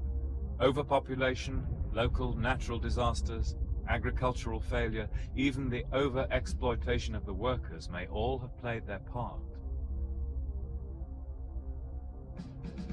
But one by one, the great palaces, most of whom Homer says went to Troy, vanish now like blips off a radar screen.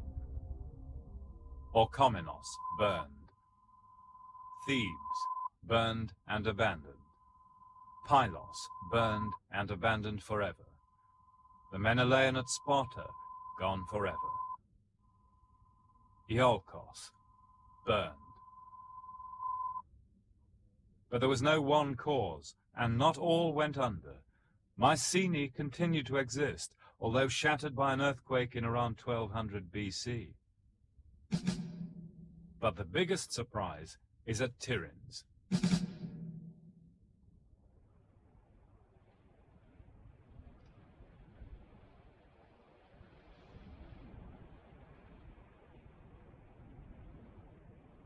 For now, perhaps, Homer's Tiryns of the Great Walls overtook Mycenae as the most populous and powerful city-state in the Argolid.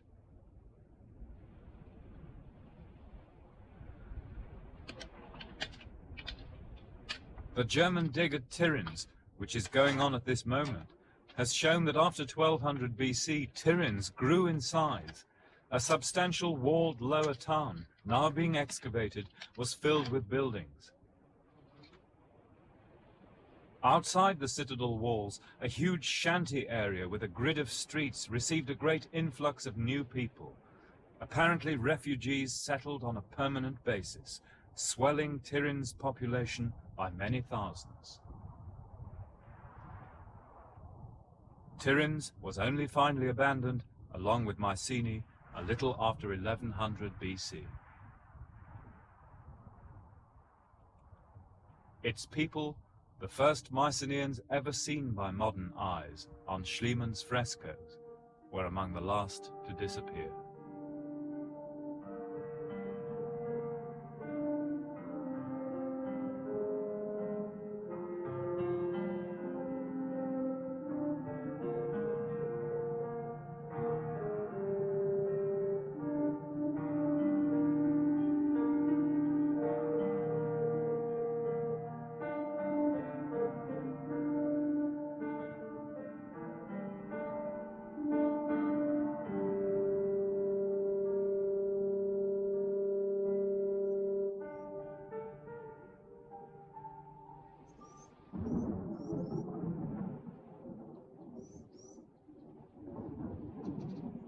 So the end of the heroic age came not with a bang, but a whimper. Tradition said that 3 generations after the Trojan War, Greece was entered by waves of Greek-speaking newcomers called Dorians. Perhaps peasants who lived on the fringes of the sophisticated world of the palaces. By 1100 BC, the glory had gone. The last palaces, like Mycenae, were abandoned. Their bureaucracies vanished, and with them, literacy itself.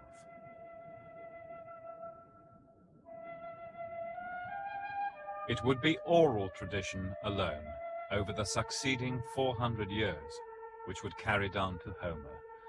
Dim traditions maintained by the illiterate successors of the Mycenaeans, of the wars of Troy and Thebes, which had destroyed that godlike race of heroes.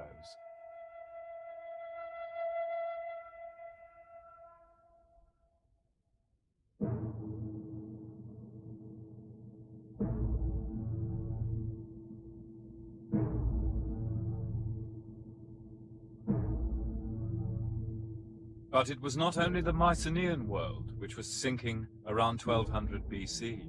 The crisis, in fact, affected the whole Bronze Age culture of the Eastern Mediterranean. In Anatolia, too, At their capital, Boazköy, the Hittites were increasingly nervous.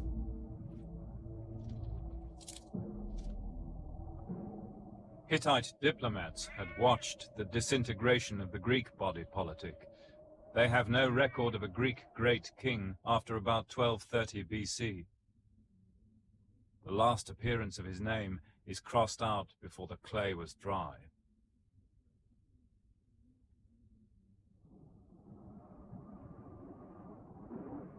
By then, the Hittites had troubles of their own.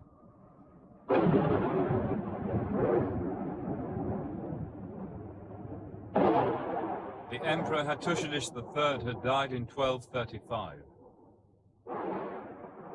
His son Tudhaliash, already middle-aged, was left to hold the empire together and keep all his subject kings loyal.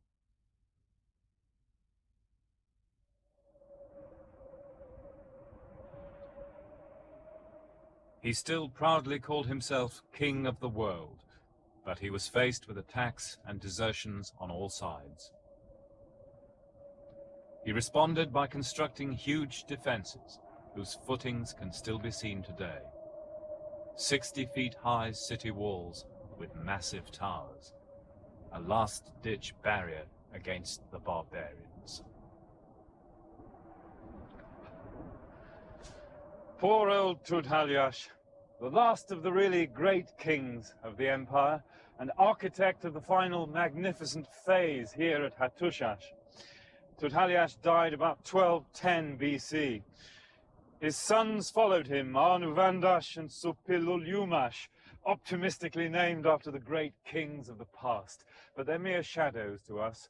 They're the last Hittite kings of which we have any record, and their reigns were short.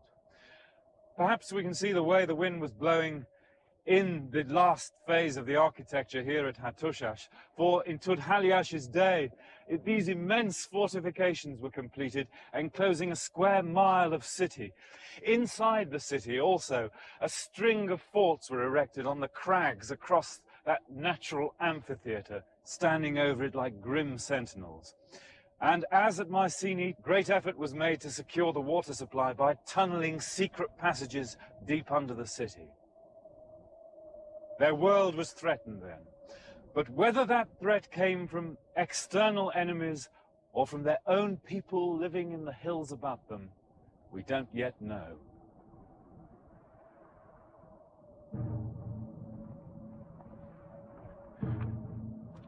The last tablets from the Hittite archive give no hint of trouble. But out on the fringes of the Hittite Empire, panic-stricken messages were flying back and forth, speaking of a state of emergency remarkably like that at Pylos. Enemy ships have come. Some of my towns have been burned. They have done evil things. My fleet is away. 7 ships have appeared offshore. Now if there are more, please tell me, and of what kind. Write to me. I must have warning.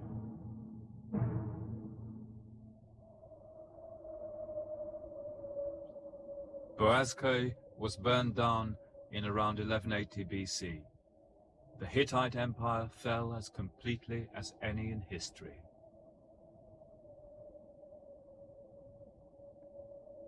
But who were these mysterious raiders from the sea?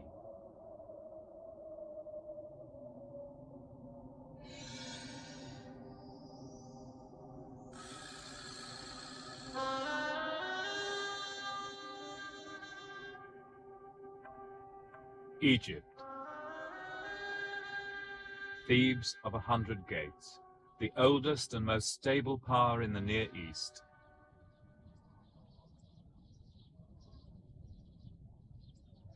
The Egyptians knew the Greeks and the Hittites. Egyptian ambassadors had gone from here to visit Mycenae.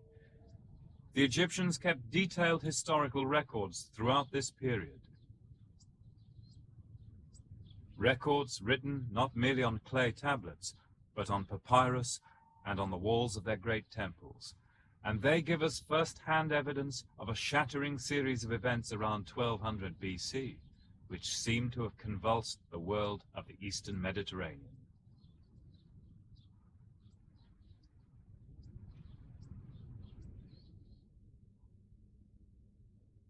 The foreign peoples made a conspiracy in their islands. All at once they were on the move, scattered in war. No one country could stand before their arms. Arzawa, Cyprus, Carchemish, the Hittites, all were cut off.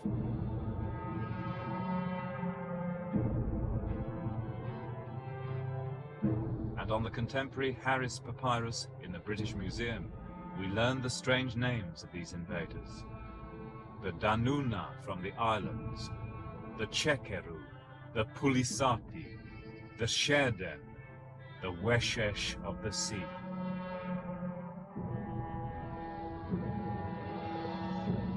The Egyptians have also left us images of these enemies who so frightened them, the faces of the peoples of the sea. Egyptologist Ken Kitchen at the University of Liverpool believes the Egyptian accounts of the Sea People's attacks 1210 and 1180 BC are first-hand diplomatic evidence for the crisis. Diplomacy didn't stop just because we don't have the documents. Diplomacy would go on, ordinary humdrum way, exchange of presents, yawn, exchange of envoy from so-and-so. It's all the ordinary way of life at the court of St. James today. It's the same in the court of Egypt of Ramesses then. And diplomacy would go on until the network was cut by the invading hordes. When Hatti fell, when the capital went in flames, if that's what happened, the diplomats from other countries would flee to save their skins. The Egyptian diplomats would be on their way home. They wouldn't stay there to be roasted alive, and the message would come fast. So it would be like fleeing the embassy compound in Saigon, would it? Yes, it would be like people fleeing in modern conflicts, whether it's from, events in Western Asia or the Near East or anywhere else, or Central America. If a regime's in trouble, the country's breaking up, the foreign diplomats will naturally get out if there's nowhere for them to stay and be safe. And the message will come home, literally and metaphorically, to the home country. This state is gone, this state's in trouble. You can expect no more relations with Hatti or Al-Zawa.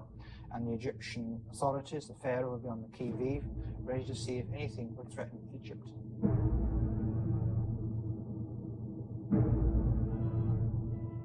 The Egyptians were able to repel the Sea Peoples and settled many of their captives as mercenaries. But it is still not known where they originated, only that they appeared to come from the coasts of the Aegean and Anatolia over the Great Green Sea. Who were the Sea Peoples? Nancy Sanders has made a special study. These events happened in such and such an order. It looks as though perhaps Sea Peoples were engaged, but that's supposing that the Sea Peoples came from outside. But the Sea Peoples may have been the Mycenaeans themselves to some extent. Oh. So that by the time they get to Egypt, you're dealing with possibly displaced Mycenaeans or Mycenaeans out on the make. Can I pick you up on this intriguing idea that the Mycenaean Greeks may well have been among the Sea Peoples? What would be our evidence for that? It's partly a question of what happens after the breakdown of a social structure, and there's plenty of evidence the social structure did break down, partly through over-specialization, farming techniques, and so on. And what happens to a fighting aristocracy? And one of the things they do is take to their boats and go out as corsairs. So rather like the Vikings, the sons of kings may have gone off to try and carve kingdoms in other places. Quite possible, but you're never going to get evidence for this.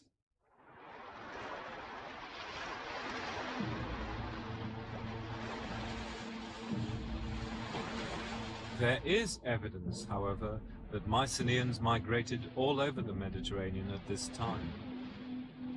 So there's nothing unlikely in the idea that the Sea Peoples did include migrant Greeks, and even discharged and displaced war veterans, men like Odysseus of Ithaca, whose 10-year wanderings are recounted in Homer's Odyssey. We came to the fair-flowing Nile, And in the river we moored our curved ship.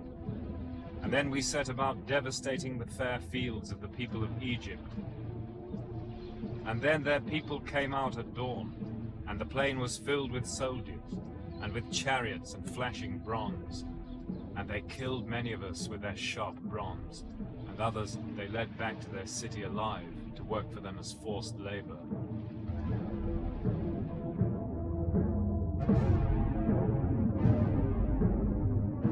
So, ironically enough, tiles from the Egyptian palaces could show us the true faces of Homer's sackers of cities.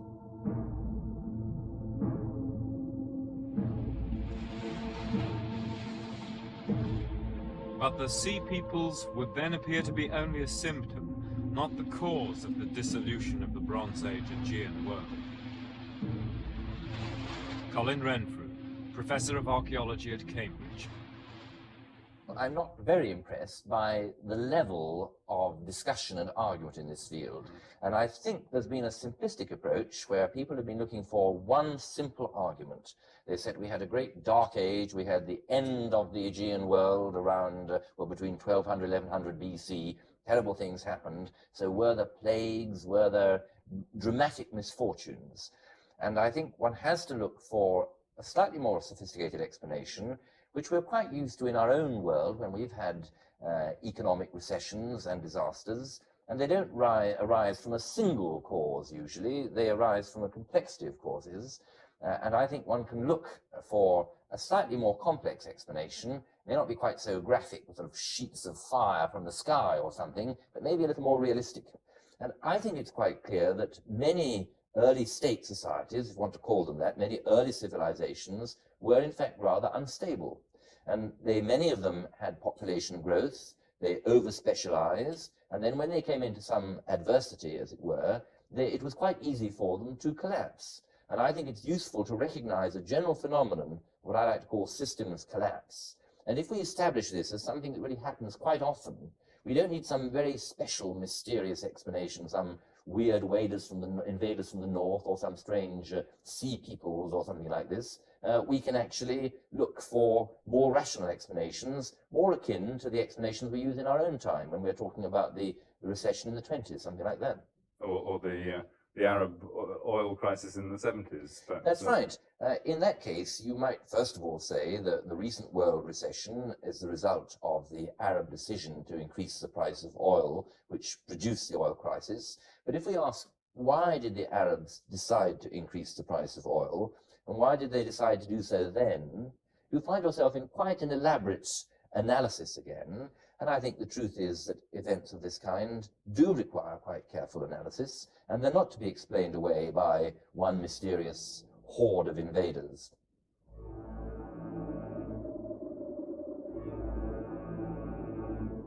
So let us try to draw the evidence together. Until about 1250 BC, the Greek and Hittite empires were still in their heyday. Then the power of both rapidly declined, and a political vacuum was created in western Anatolia, the region of Troy. Those parts sank into turmoil, obscurity, and confusion, later remembered as the onset of a dark age.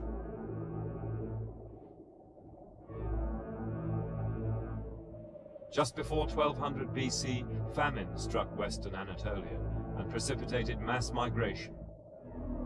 Many of the sea peoples were probably migrants from those parts. There, as in the aftermath of the modern struggle in Southeast Asia, the old states and kingdoms were swept away. By this time, the fragile influences of the Greeks and the Hittites on western Anatolia had all but vanished.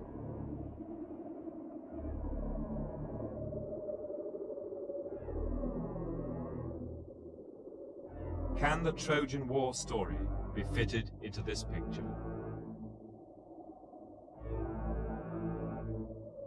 Did it take place in the heyday of the empires or in the black hole left by their collapse? The evidence from the Hittite archives and Homer suggests strongly that it was a real war and that it took place before 1250 BC, when the Hittites still had alliances in western Anatolia, which the Greek great king was trying to undermine. Then Troy was a rich city with wide contacts. 50 years later, by 1200 BC, it was too late. Greek contacts with the area had all but ceased, and many of their own palaces had burned down.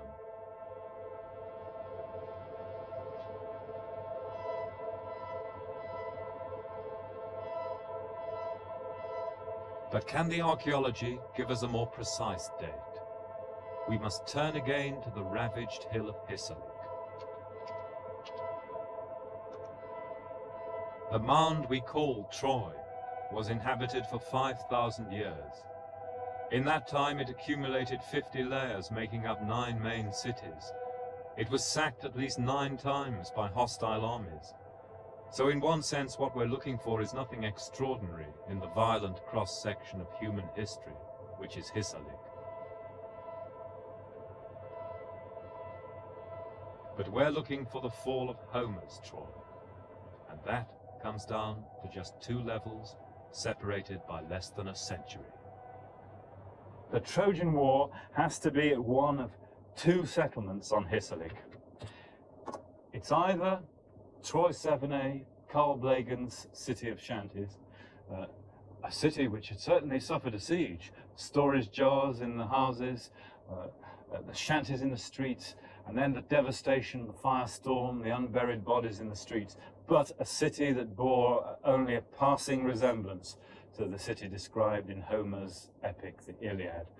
Or it has to be Wilhelm Dörpfeldt's Troy 6, a city which in every way, as we've seen, resembled Homer's Troy in the Iliad, with its wide streets, its fine walls and towers, but a city which, if Carl Blagan is right, was destroyed by earthquake.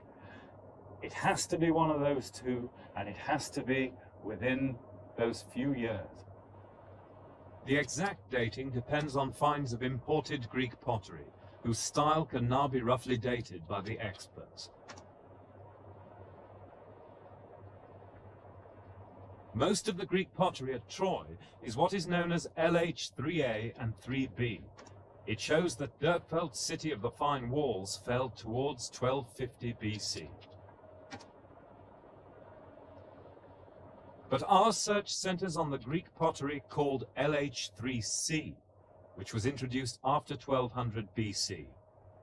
If any 3C was found by Carl Blagan in his city, Troy 7a, then it must have fallen after most of the palaces in Greece.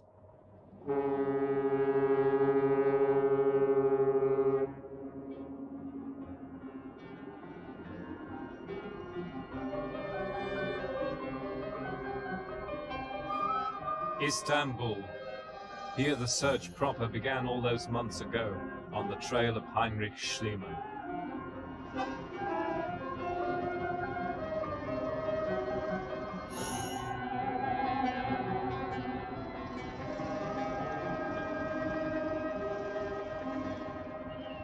All archaeology is an act of destruction, an experiment that can only be done once, for once the finds are taken out of the ground, their context is lost.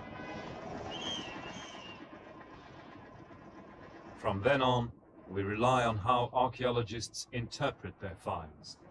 But inevitably, science moves on.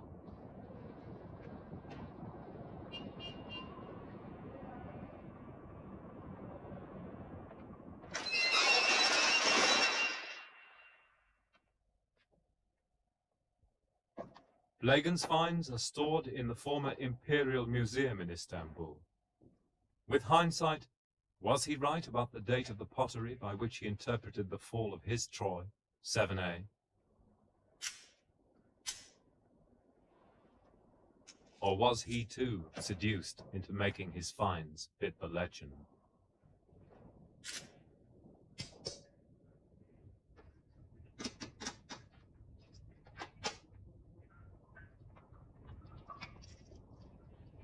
Back home, the last available pieces of the jigsaw puzzle were soon in my hands.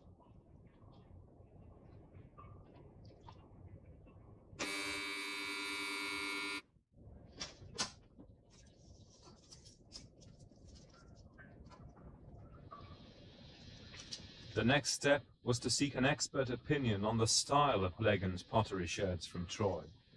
Dr. Elizabeth French of Manchester University. Well, that one's an old friend. I've held forth about it before. It's fairly crucial because of this spiral here next to the handle. That's a feature that is particularly common in late Atlantic 3C. And this Blegen didn't pick up at the point. If you look at some of these pieces, a piece like that, where you've got another handle and the little tiny spiral next to it as a fill, that is actually a later piece, but it shows the same characteristic of which this would be an early example. Very distinctive. Very distinctive. And to my knowledge, it doesn't happen earlier.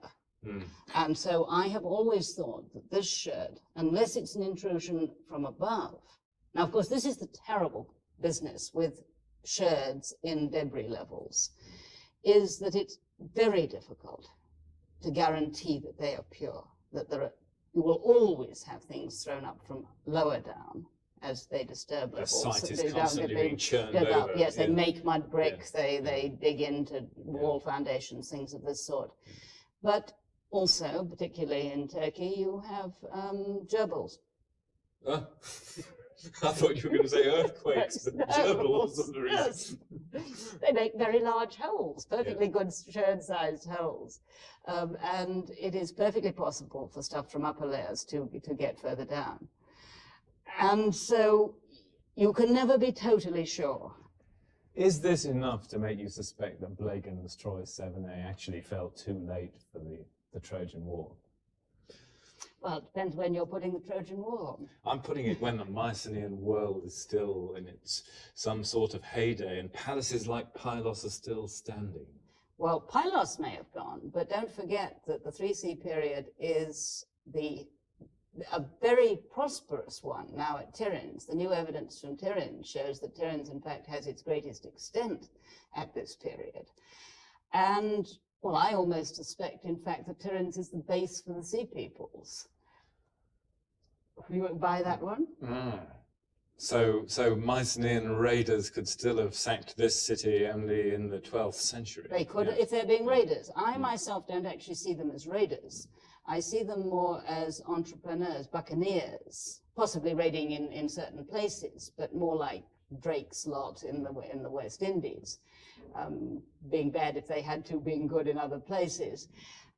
And we have a growing amount of evidence that there were settlers in the islands of the Aegean at this period. And this is where Troy, in fact, is a dropout. Troy doesn't seem to have settlers at this point, when the other islands and other places do. And it would be for this reason that I would think that Troy had already been sacked. It had been so heavily pasted that it couldn't recover. Well, that it didn't have contacts with the Mycenaean world by this point. But maybe I need to look at the sack of Troy 6, the fall of Troy 6, which Blegen thought was an earthquake. Does that strike you as a worthwhile line of inquiry? Indeed, but how do you identify earthquakes in the archaeological record? Well, you're an archaeologist. How do you? Well, can you tell the difference? I don't know. I'm not at all happy about an earthquake in many places. The reason at Mycenae that they've postulated it is that they have dead bodies caught by falling masonry. This is the supposition. I don't recall that there is any of this at Troy.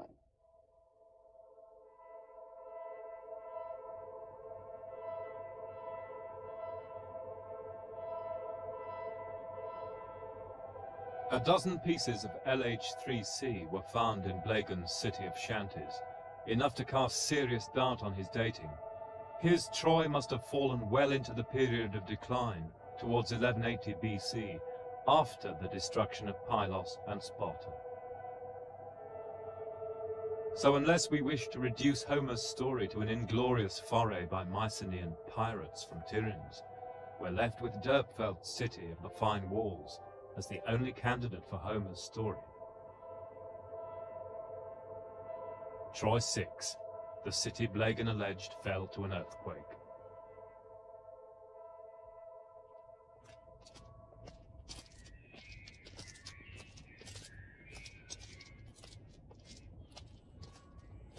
But was it an earthquake? How do you distinguish an earthquake from a man-made destruction in the archaeological record? I went to Cambridge to ask a man who looks at Anatolian earthquakes as his job, Dr. James Jackson of Queen's College. There's Blagan's earthquake damage, the piles of rubble. And underneath, now there's Carl Blagan's rubble from his deliberate destruction of the shanty cities. Yes, they don't look a lot different, do they? Yes, I must say, I don't know how you tell. I mean, it's hard enough to tell the difference between buildings that have been demolished after an earthquake when they want to start the curing up operation. You come along even a month or two later when demolition has started, and trying to tell the difference between what had actually fallen down the earthquake and what had been demolished, which is very important for some sort of work, if you want to see how the buildings performed. That is actually a problem sometimes. They may have some definitive observation which decides it. I don't know. They don't. They don't. Blagan's definitive observation, as far as I can tell, was that he wants one of them to be the siege of Troy that Homer tells of, and therefore the other one has to be. There's no other reason for it. You know, it's perfectly reasonable that Troy has in its time felt big earthquakes somewhere nearby, but how you prove that this particular case was one, I don't know.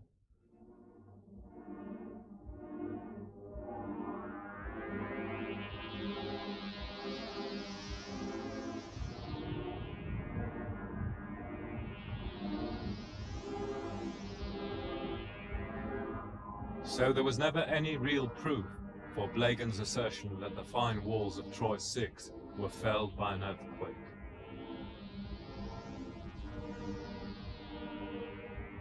The tradition in Homer was that they were toppled by the hand of man, by Agamemnon's army.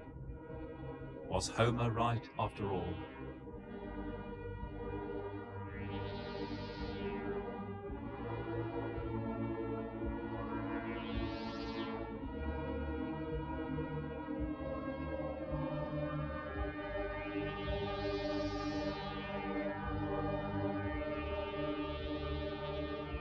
There was only one question left. Did any of the excavators of Hisarlik, Schliemann, Dörpfeld, Blagan find any hard evidence that the earthquake city was actually sacked?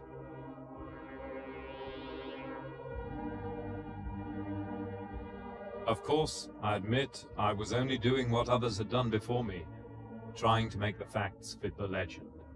But surprisingly, Schliemann records a number of Mycenaean weapons which he found in the 6th city.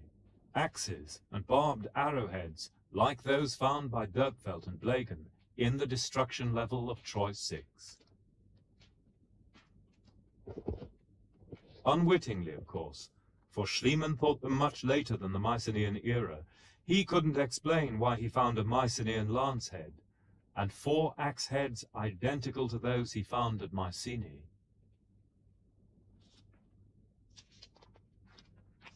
Easy to let imagination get out of hand. After all, the Trojans could have bought these from Greek arms dealers. But how do you explain the great fire which Dörpfeld traced all over the city? Even Blagan had to agree there was no doubt Troy 6 was thoroughly burned. Could those tumbled walls not have been deliberately demolished on that burning, baleful night?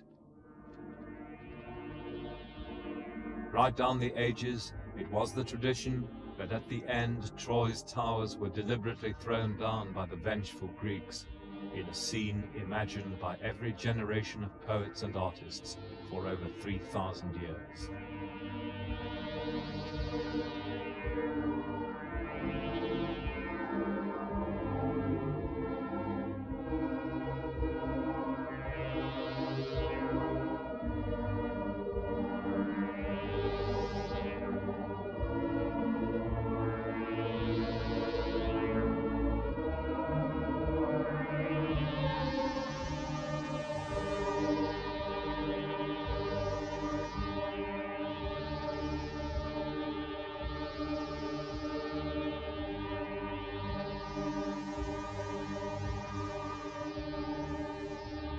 dirt-felt city then would be Homer's Troy after all, the Troy of the Trojan War. The pottery suggests it fell not long before 1250 BC, and that fits the Hittite story of a crisis in western Anatolia, when the Hittites clashed with the Greeks over a city called Wilusa. Perhaps it was then that Troy was sacked and leveled by the great king of Greece.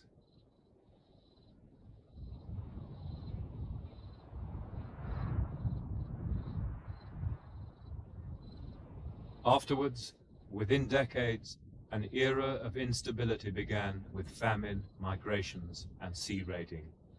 For the survivors on Hisarlik, life was a constant threat. Blegen's shanty city, Troy 7a, lived through all that to be finally devastated by sea raiders around 1180 BC, 80 years or so after the Trojan War.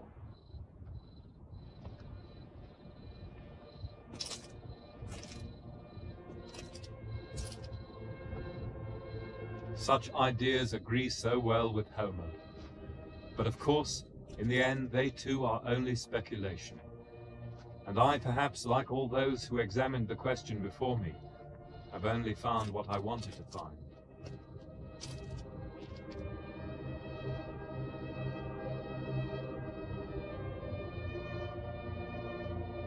That has always been the attraction of the search, for there can never be a final word on history's greatest riddle. Only the perceptions of each generation, which reinterprets Homer's tale in the light of its own beliefs and its own needs.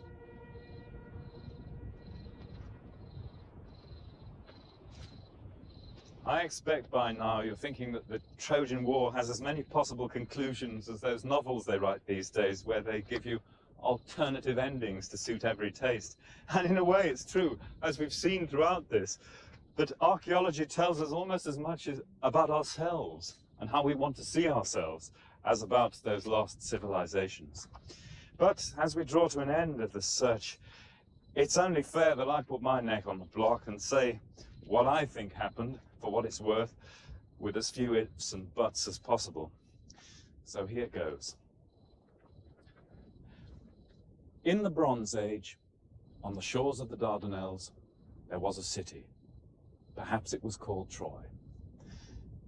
In its heyday, it was the most beautiful city in the Aegean world, with fine walls, elegant mansions, and surely a marvelous palace on the top of the hill.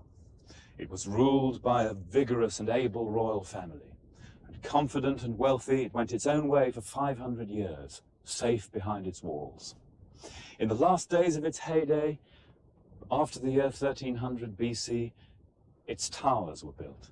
And this, without any reasonable doubt, is the city reflected in the poems of Homer, the Greek poet who composed the story of Troy 500 years on. He tells of a city of wide streets, fine walls, a horse-breeding city, a royal citadel. This city, Troy 6, fell around 1250, to an earthquake, the excavators said. But I don't think that their evidence can tell us whether this city was not leveled deliberately, its walls pushed over by attackers. And in any case, how can archaeology distinguish between an earthquake and the sack of a city if they both came together at the same time? Just look at what happened afterwards.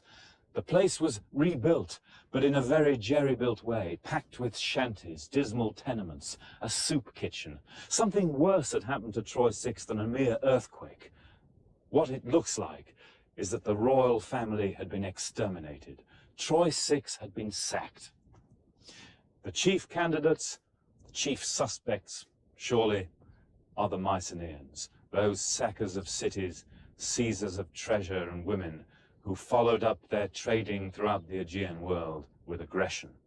And it is the Greek legend that the Mycenaeans did indeed sack Troy. That story, the tale of Agamemnon's expedition to Troy, as we've seen, goes back to the Bronze Age. Elements in it must have been sung by Mycenaean bards before the fall of their world. And that, I suppose, means that I think the Trojan War did happen. which I didn't think when I set out on this search.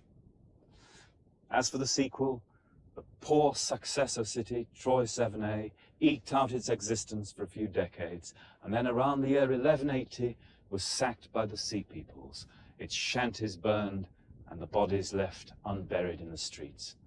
A sad end to the story. Tying up the loose ends, did Agamemnon really exist? I don't see any reason why not. Why shouldn't the bards have preserved the pedigrees of the last great kings of Mycenae? So maybe Agamemnon did indeed ride through this gate and up this street of Troy as a conqueror. What about Achilles and Hector? Well, their names are Bronze Age names, but I suspect their roles in the story are the inventions of that wonderful poet. And what about the wooden horse? Well, classical writers thought the story so absurd, they rationalized it as a siege engine, one of those great covered wooden battering rams which held many men to sack a city. But if it was an earthquake that gave the Greeks the key to Troy, is it not possible that in gratitude they left an idol in the image of the earthquake god Poseidon, a wooden horse? And I almost forgot.